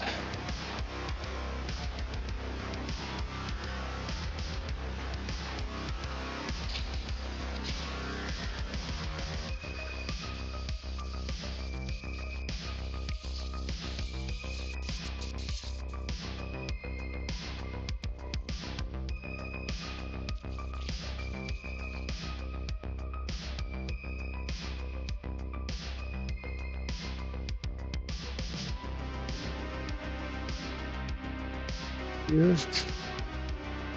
I have no access to this side, that's okay. Again, like this. Let's put all the fancy plywood into this.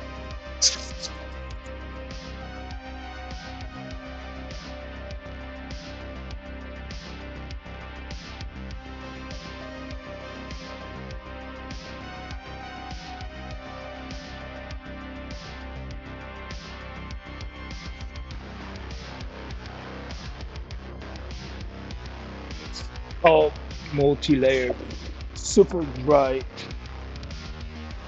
birch plywood. So, marine grade maybe.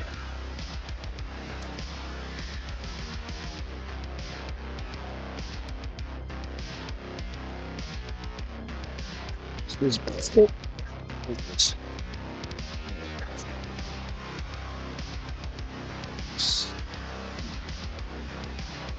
basket. Yeah. There's something. What's this? Relish present. Relish. Oh, relish.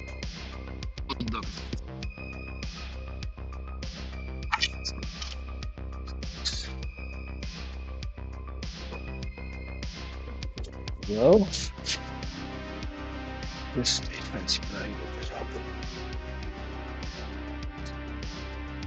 All the plywood in preparation to make jigs.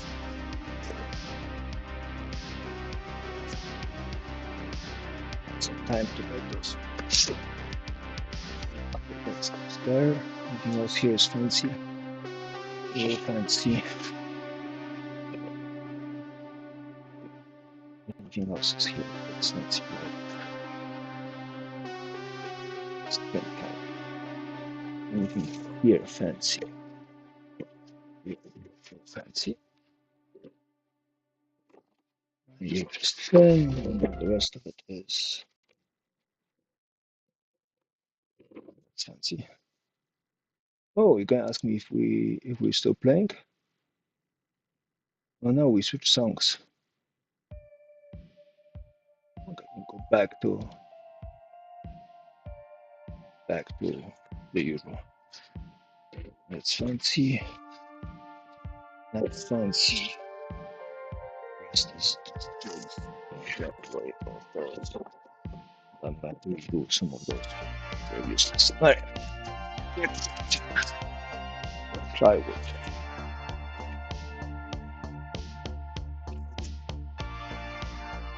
Plywood. Here. Your friend is open. So, ow! Oh, that was an idiot. Oh. That little bone that's sticking right behind your ear. Straight into that. Systems. And no two those. Oh. Oh, that was mean.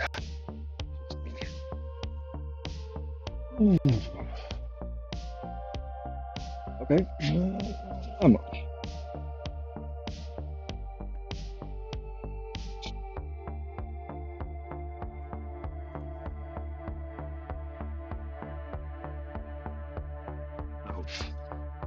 Wait for the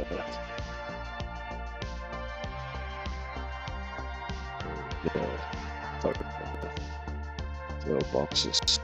Probably have to recycle it and rebuild it.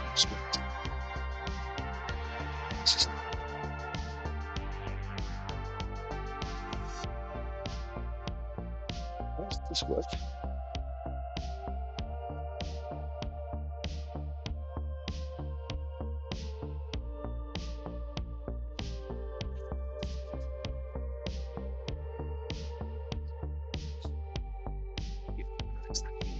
Project. Okay,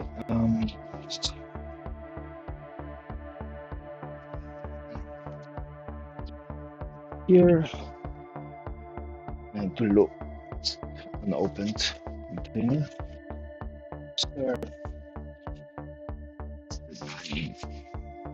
Of this, do I have to ensure blue? Good. Later, so let's put the blue.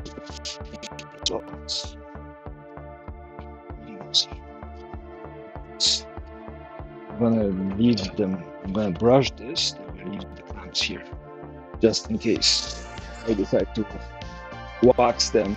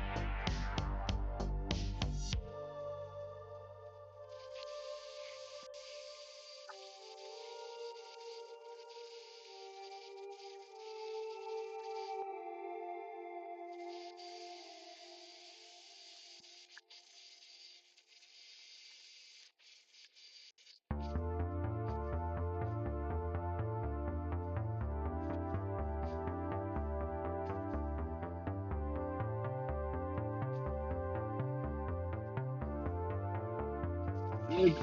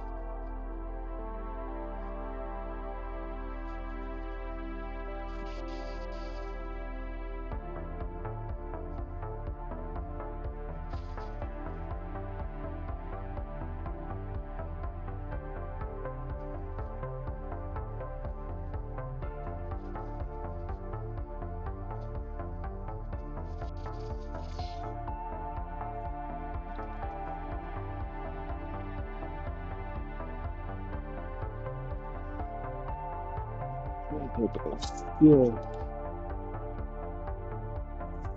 actually not. Still, the printer is probably dead. So we're gonna replace those later. Lights, motor, I was going to do for a sender and LED lighting. Okay, for now. I don't know, so it's good. And then, okay, space.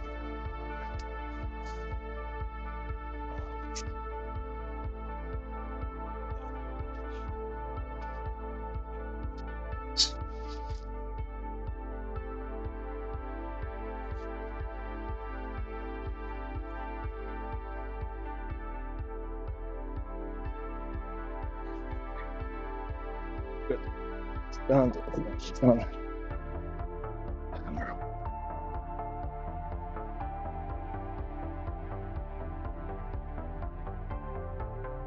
Cool. This wood needs to go somewhere. A little space here. Sideways.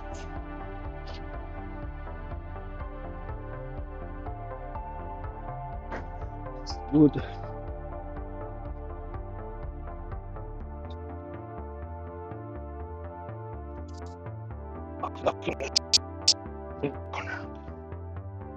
Okay, now this mirror oil. We just need to pull it off.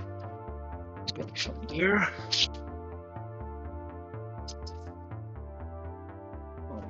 Installation for the next 50 minutes. Now, impact driver, we're gonna have to work with. Take this piece out and then take the whole thing apart. For this. Two batteries.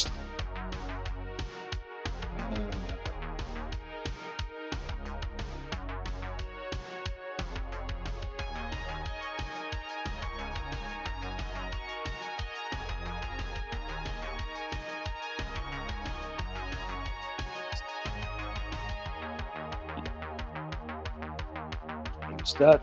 Keep the father and blood green stuff.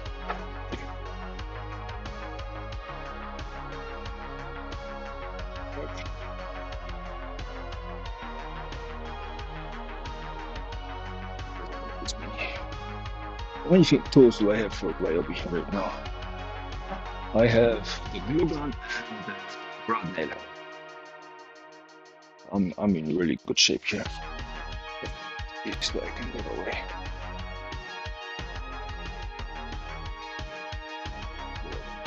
And that's good.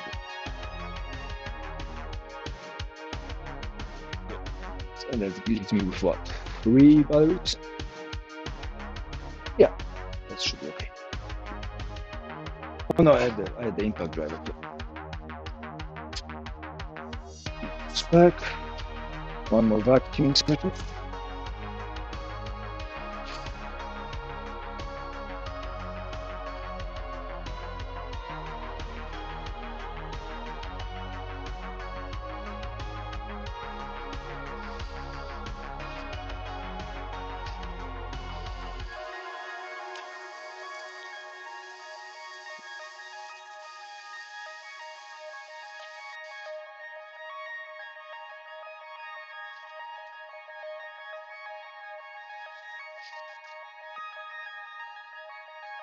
Let's use this in the compressor needs to be done sooner than later.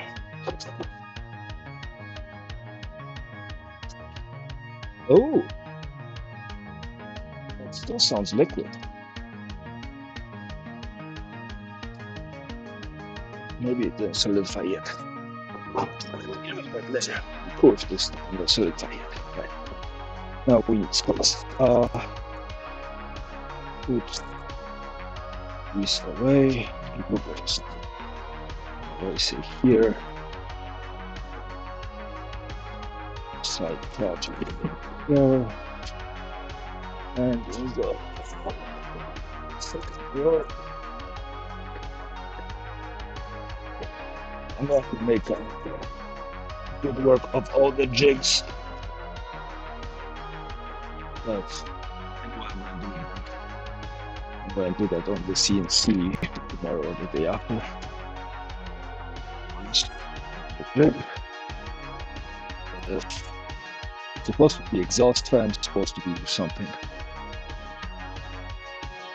I haven't gotten around to figuring out how to make it.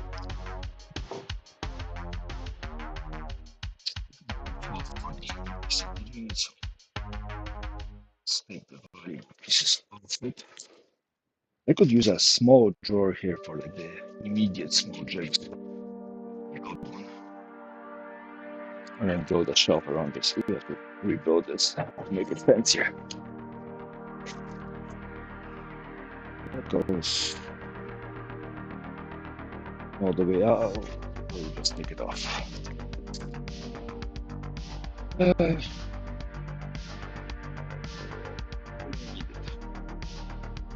On. I don't need it on. I need it off. Where do we store it?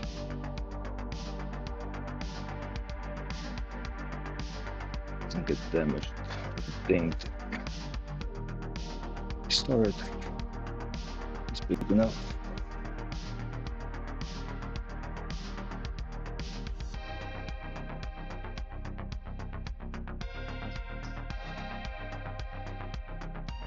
Somewhere.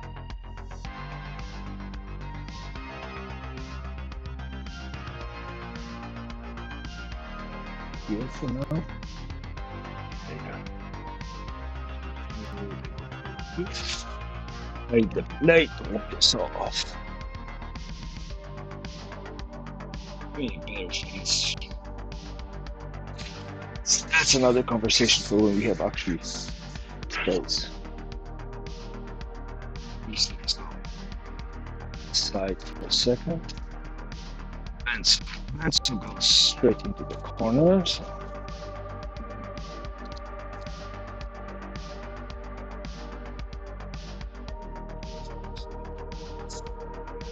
Loosen it up.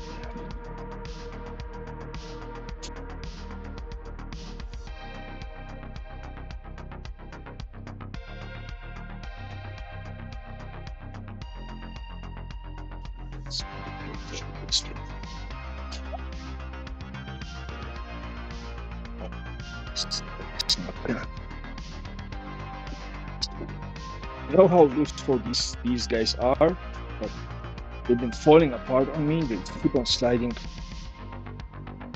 Design sucks. I need to rebuild them myself. I need to rebuild them myself again. Like, you keep on buying shit because it's supposed to work, and then it's just made so freaking empty. Yeah, this keeps on getting loose. Seriously, how difficult is it to make one good thing that doesn't, put some grooves into the dowels or something. So when you singe it, it actually doesn't loosen. Maybe a self-locking washer or 2 or 5.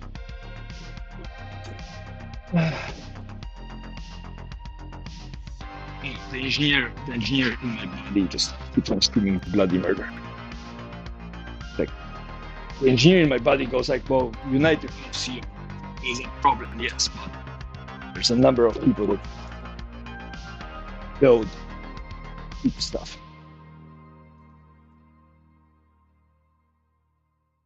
This is also like, you loosen it up and it doesn't want to go anywhere, and then suddenly it just drops. But yay! You lost a finger. It must have been your fault. You've known better than to trust assistive equipment. But again, useful. Surprisingly useful when you actually make it work.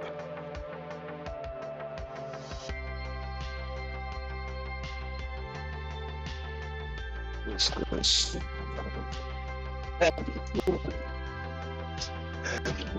better. Better connection here. It would be better if this plug directly through here. So if the vacuum unit was over a box that had an opening through here.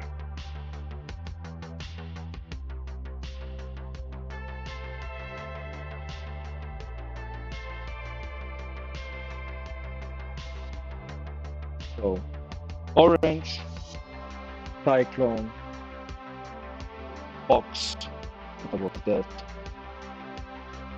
No, right? Orange, cyclone, box on top of that, and on top of this vacuum thing. And take it apart and go take it. Why? Well, because I know for a fact I can engineer it better than that's without saying how much Omega was for her. Yeah. Cyclone container thing, like $100 some bucks. Funny. But I understand that it's designed for people that don't have the attitude, time, energy, effort. $100 for a box and a cyclone together feels like thievery. All right, we need this flexi. This needs to go somewhere. Don't have space there. If I put it on top of this, the whole thing's gonna collapse and fall apart. I'm gonna put it there. Don't want to put it there. Let's only if there's one smokes.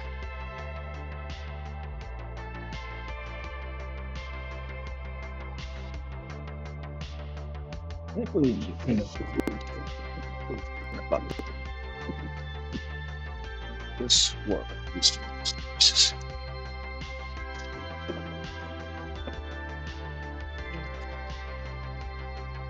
Somewhat. Work for almost two big ones. Like, oh.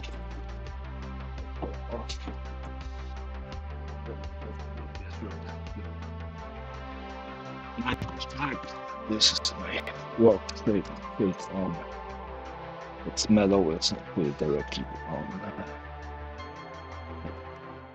tabletop. It's going to interrupt. Oh, this is good. Need these spacers. Probably. Then we have an extra one surface. Not great. One surface is a start. Is one of the wheels locked or something?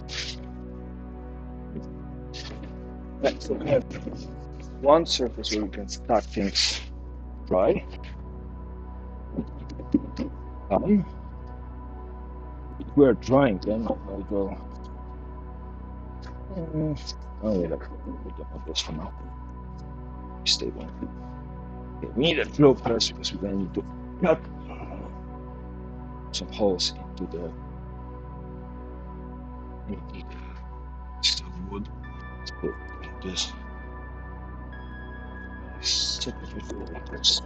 Here.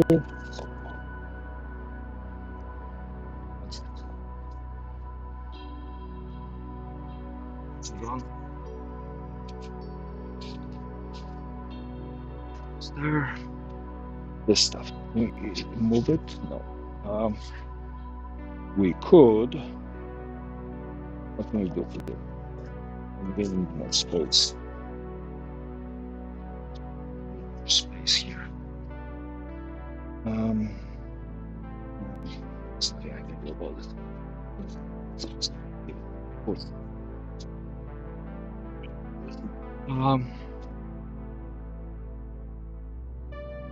The ladder stays here for the moment. It stays. Okay.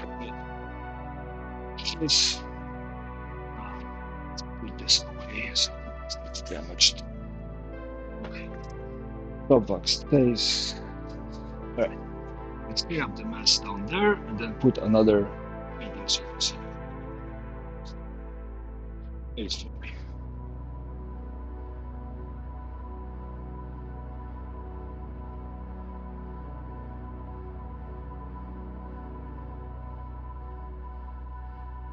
So, let's fix.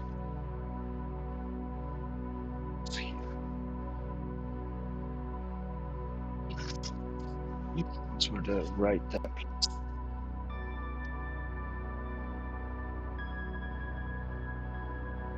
The templates here, they put them here.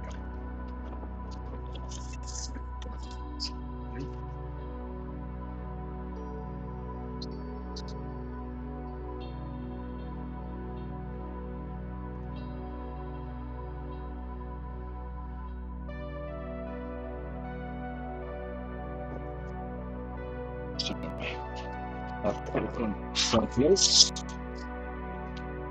These are cutoffs. Let's be template.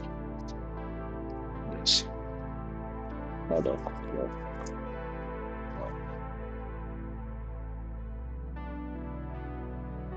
Other notes.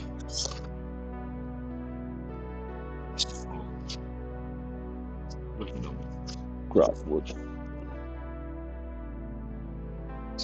Here, the rest of the grab rope. Work on this bench. We do some of this measuring. Let's grab these guys.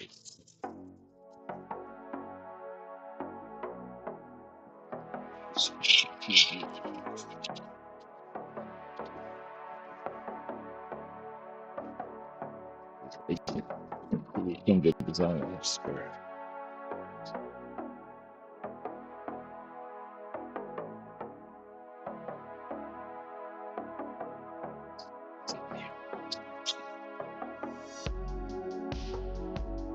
Okay.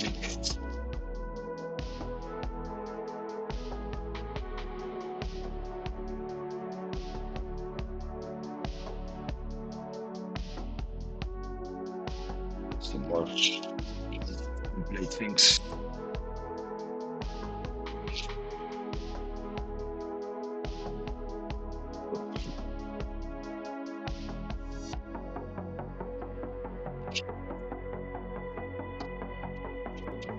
This stuff.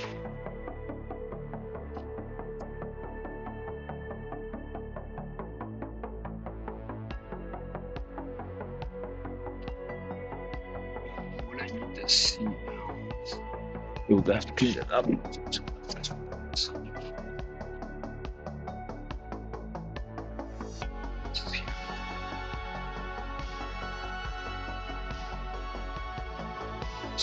wood.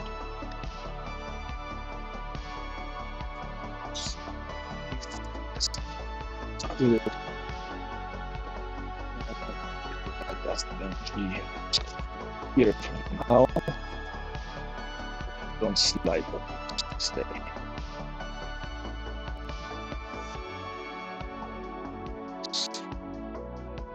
Here. Let's connect for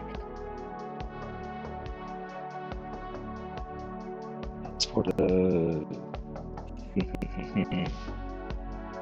this is for the side button. It's for the wall.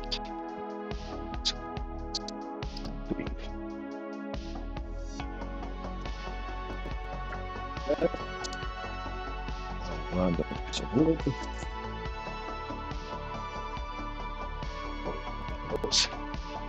We're going to trash them out.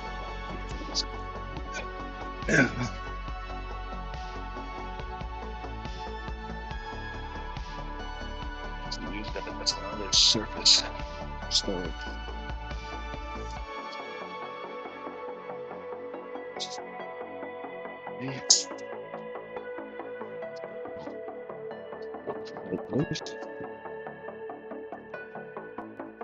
Light.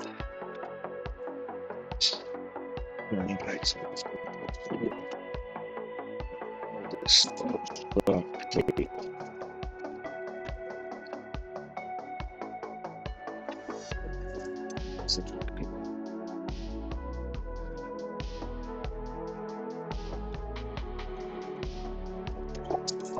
Of course, it's falling.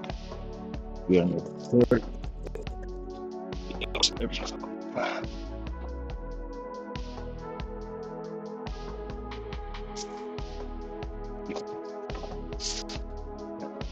Wood. The glass. That's what.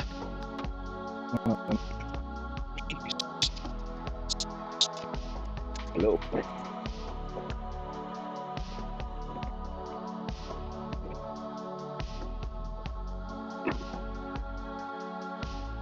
What's this? We use that for something.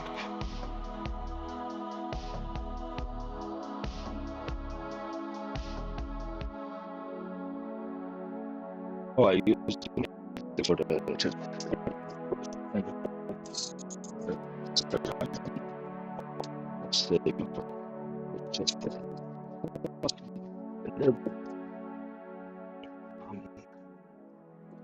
all these crap other things.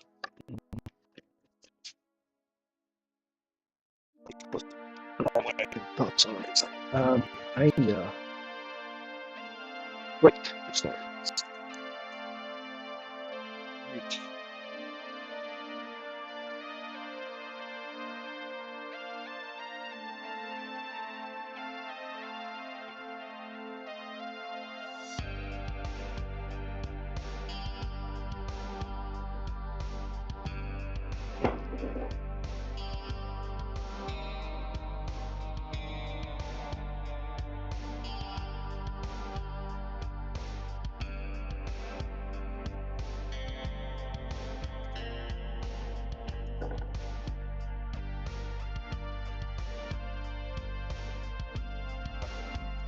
Cards. Let's see. Oh, okay, let's sort of stop. This is for 3 and 1 and 5. 2 and 4. Here.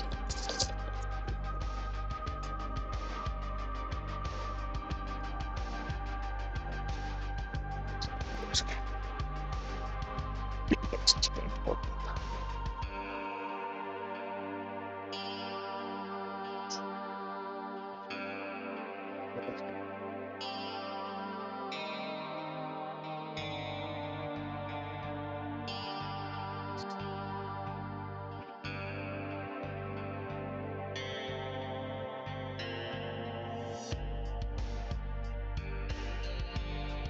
Random paint bucket. Okay, this is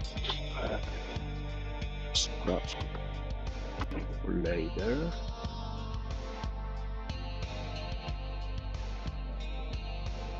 Some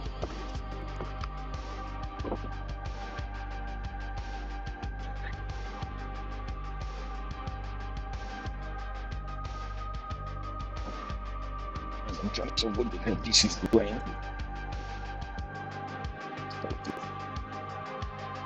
It's easy to make repairs.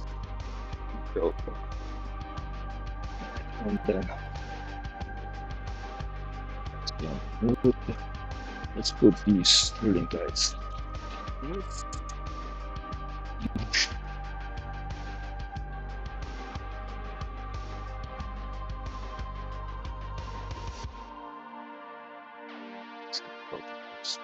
As well.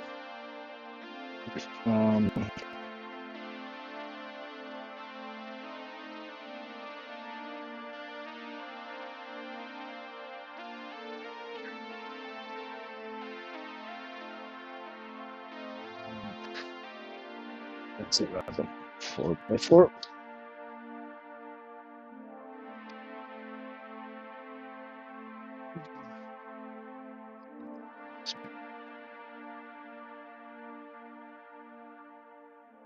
It looks really about these. Do I need this? It's not a favorite. Do we have any more wood up there? That's all 2x4s cut down.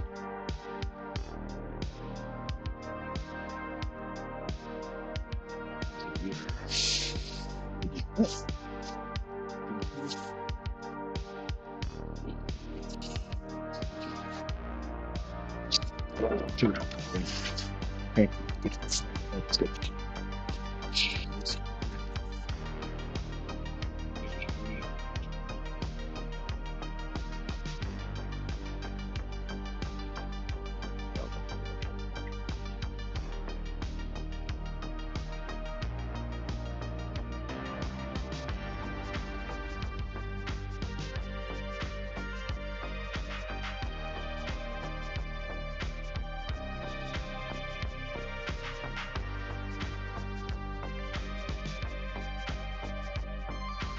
Use this for painting, but we didn't use it for exactly storage because we started using the sheets of plastic. I think that was more reasonable.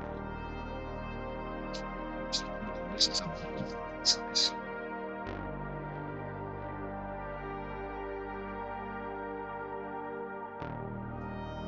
Again, we're going to be doing primer dries.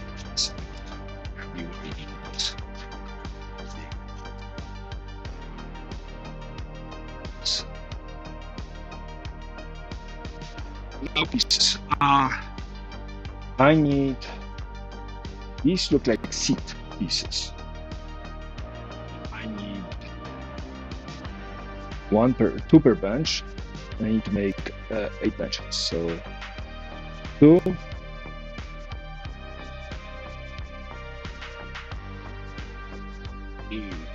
2.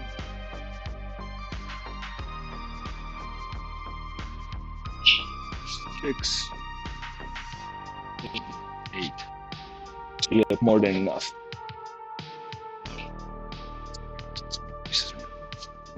These guys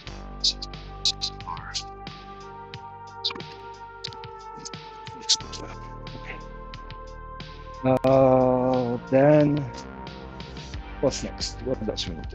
We need dividers. We need 8 4,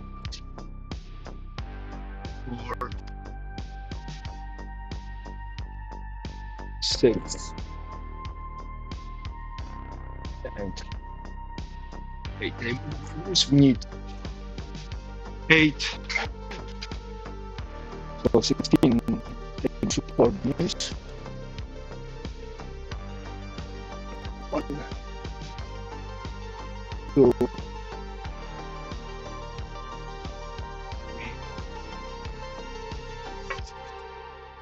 4, 5, 6, 7, 8. So we got all of those. Then okay, we need 15 of those. 1, 2, 3, 4, 5, 6, 7, 8. Oh, we have to send them. Tomorrow we are sending, and then usually in the morning, and then hopefully. Right. Legs for the A's. How many legs do we need? 2 per side, 2 sides, so that's 4 times 8 tables, 32 legs.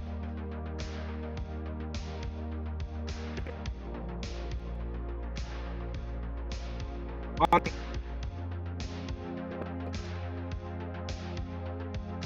2, 3, 6,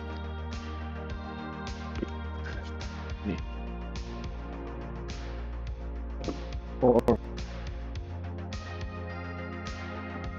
5, 6.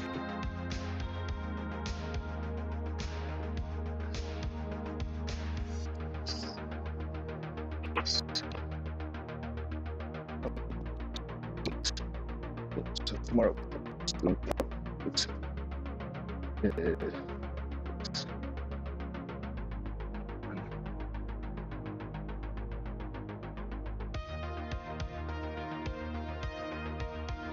8. There's my 8, 9, 6.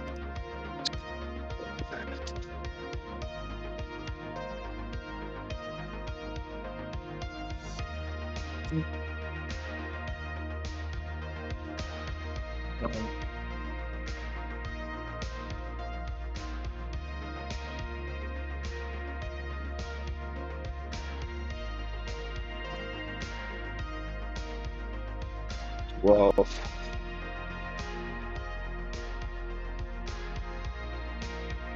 13,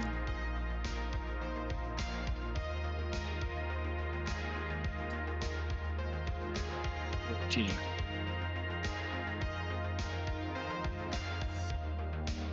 15, and 16. So we have the legs.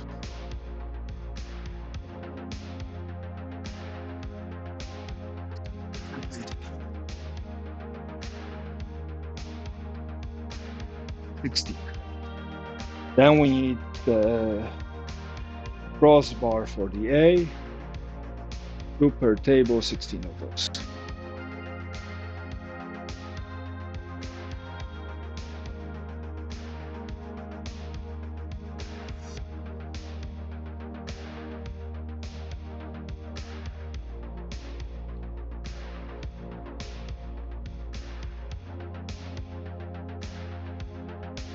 And the wood is finally dry.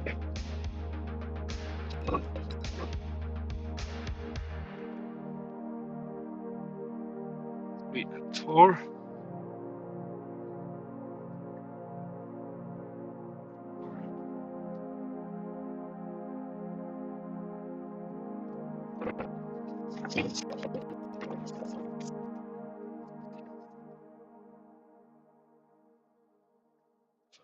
Six.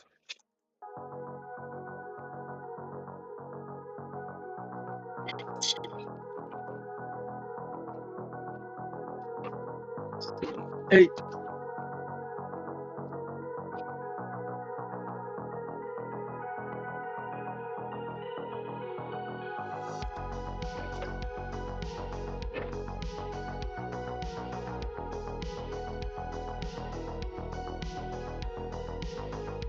10.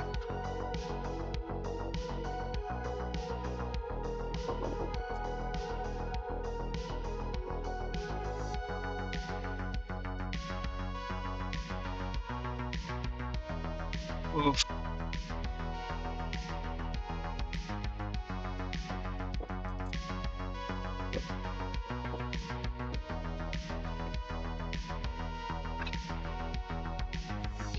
14.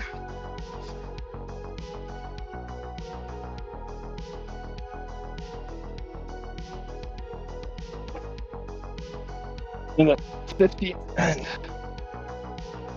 and 16. So far so good. And now we need the tabletop and the seats. We need 9 boards. And out of those 9 boards, and out of those 9 boards, we need 8, so 72. Okay, I'm not going to be pulling them out, I'm just going to do a count by multiplication. See how many we have. We have stacks of 3. Stacks of 1, 2, 3, 4, 5, 6, 8, 9, 10, 11. 11 times 4, 40. 3, 4, 5 times 3. 5, 3, 15. 5 times 2, 15 plus 24. 15. I need 15 more.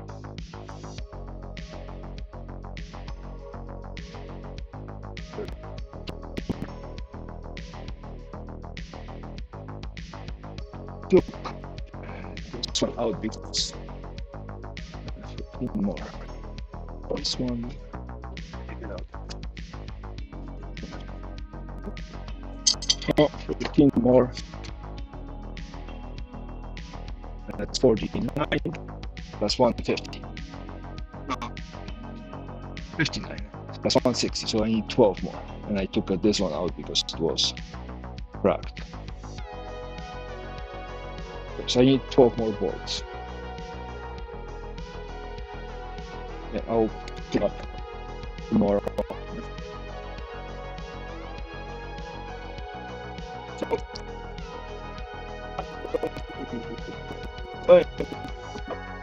all of the boards are on the table because I'm done routing for these.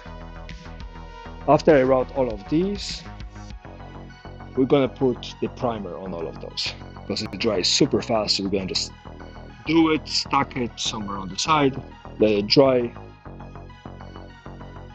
and then start painting. No, let's go route. We're gonna what? We're gonna route. We're gonna drill all of these. Right? I'm gonna route and then we're gonna drill all of these. Route, drill, or drill first, route afterwards. No, we need to route first because otherwise we're gonna run and just send it. Okay, so we're gonna route all of these. Then we're gonna drill. Then we're gonna sand. Then we're gonna put the first coat. And then we're gonna put the first coat of paint on half.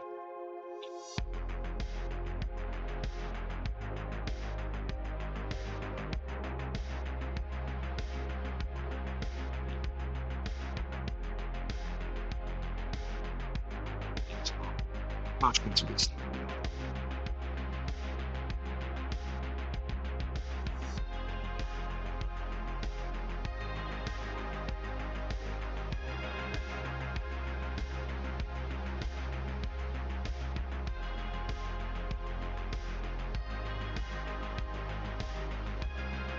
I only need feedings. I don't need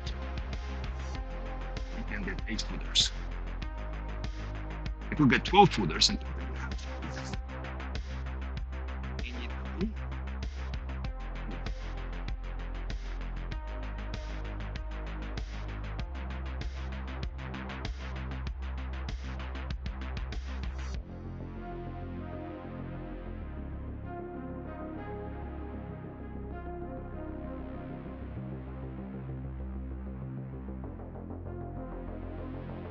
so 6, 12 footers. Give me more space for error. Maybe 8 footers.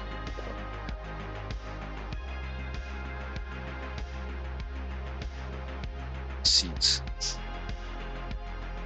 Seats. And the table tops.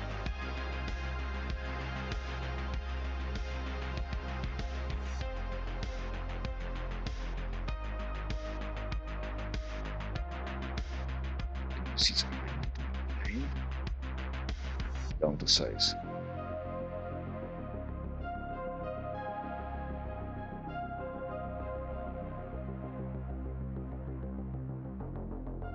It's 2 table.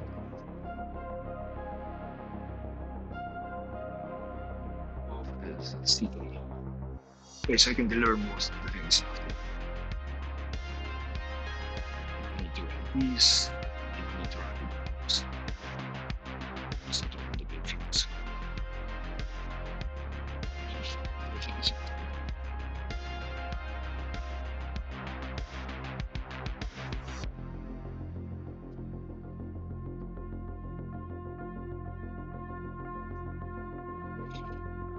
Using the cardboard just in case we put things on the floor. We definitely must painting must line these things.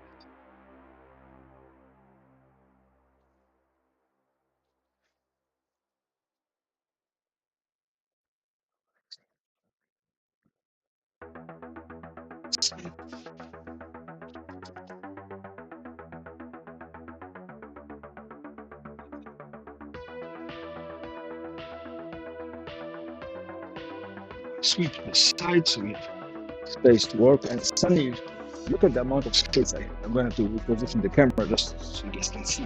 It's super space in this shop. Maybe I'll put the jointer in here.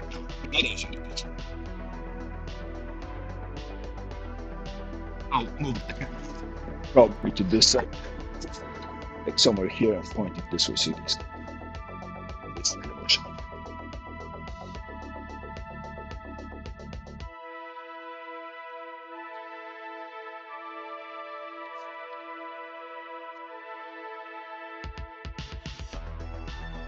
Let's tweak this out.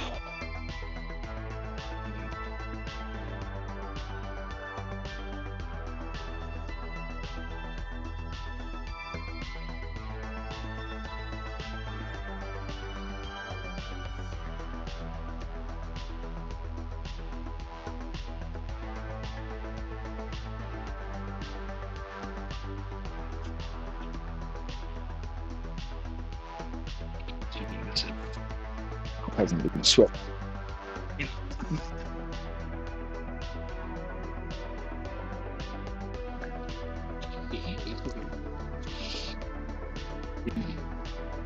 week. I'm hoping we can have.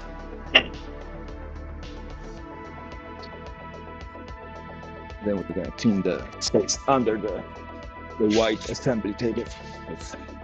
I have an idea of putting a drum center or a or a jointer right there inside of the table, so I can pop it up, run things, and hide it back in.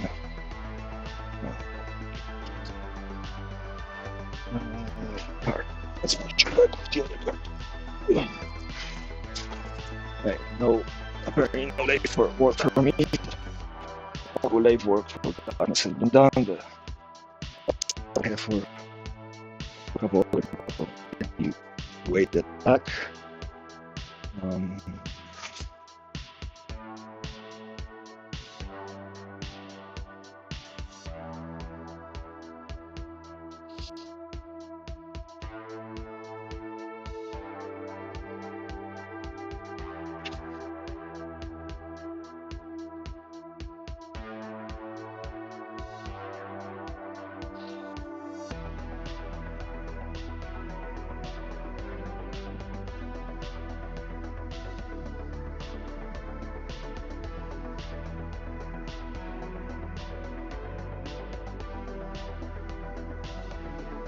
Okay, we have an extra seat here. We do have one already painted. Only we painted one too many last time, which means I don't need 12, I need 11. Correct?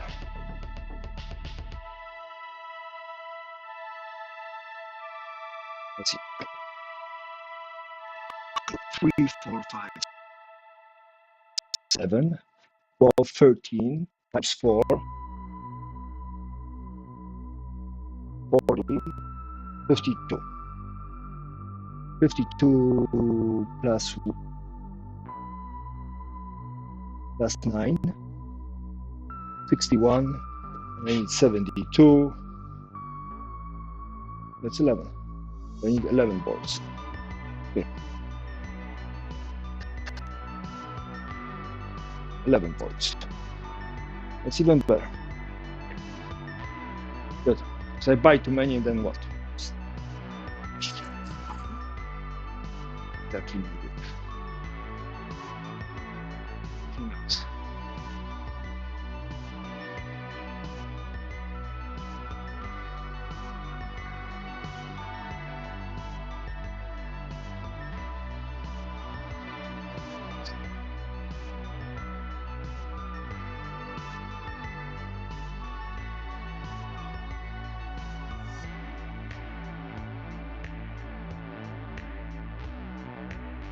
I should decide at some point to start them.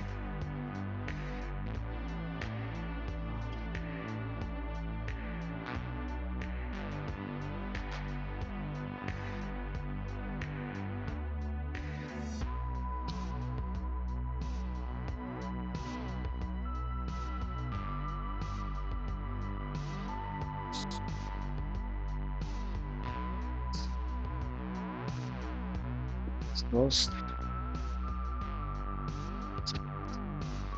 Look for another project.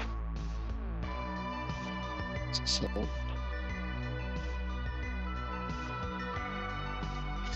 janky get up for making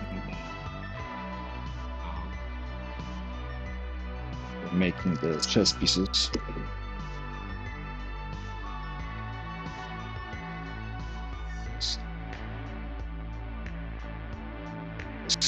Acrylic.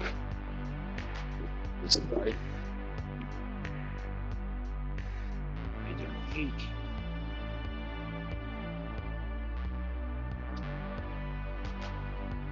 Have the table thing. I'll deal with that another day. Late.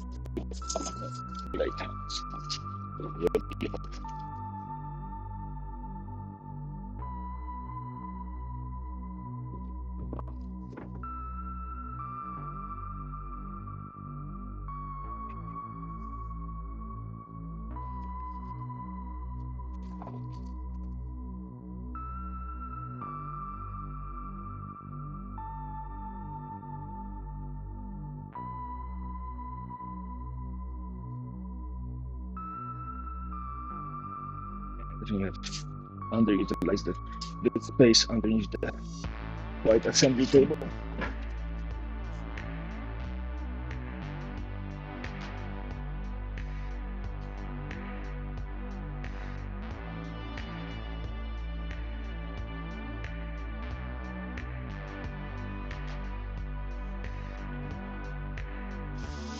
now it's like a thin plywood, so it doesn't creep in the grand scheme of things. So I fixed that. All right. Cool. I know I'm probably alone here, but what do you guys think?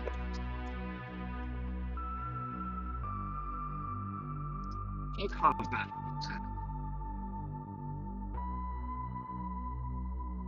All day of struggle. Get here.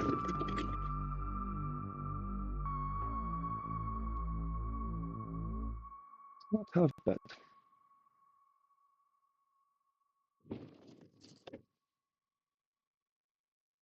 Yeah. Hey, I'm going home. Please have a good night.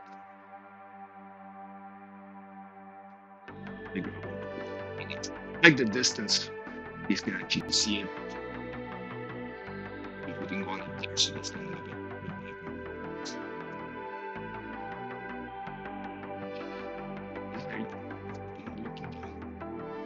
Yes, the detail work.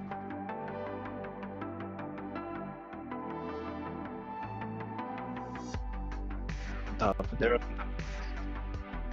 stairs.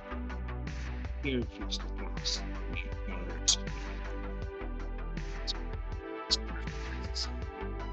It gets higher, maybe.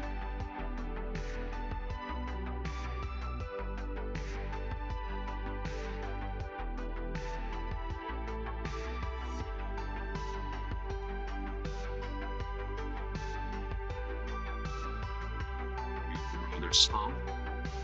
Need another break.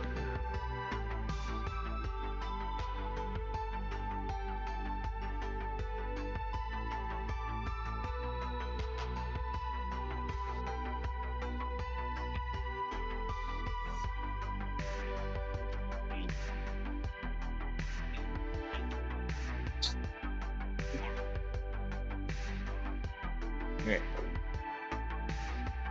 Have a good night. I'll see you guys. Ciao, ciao.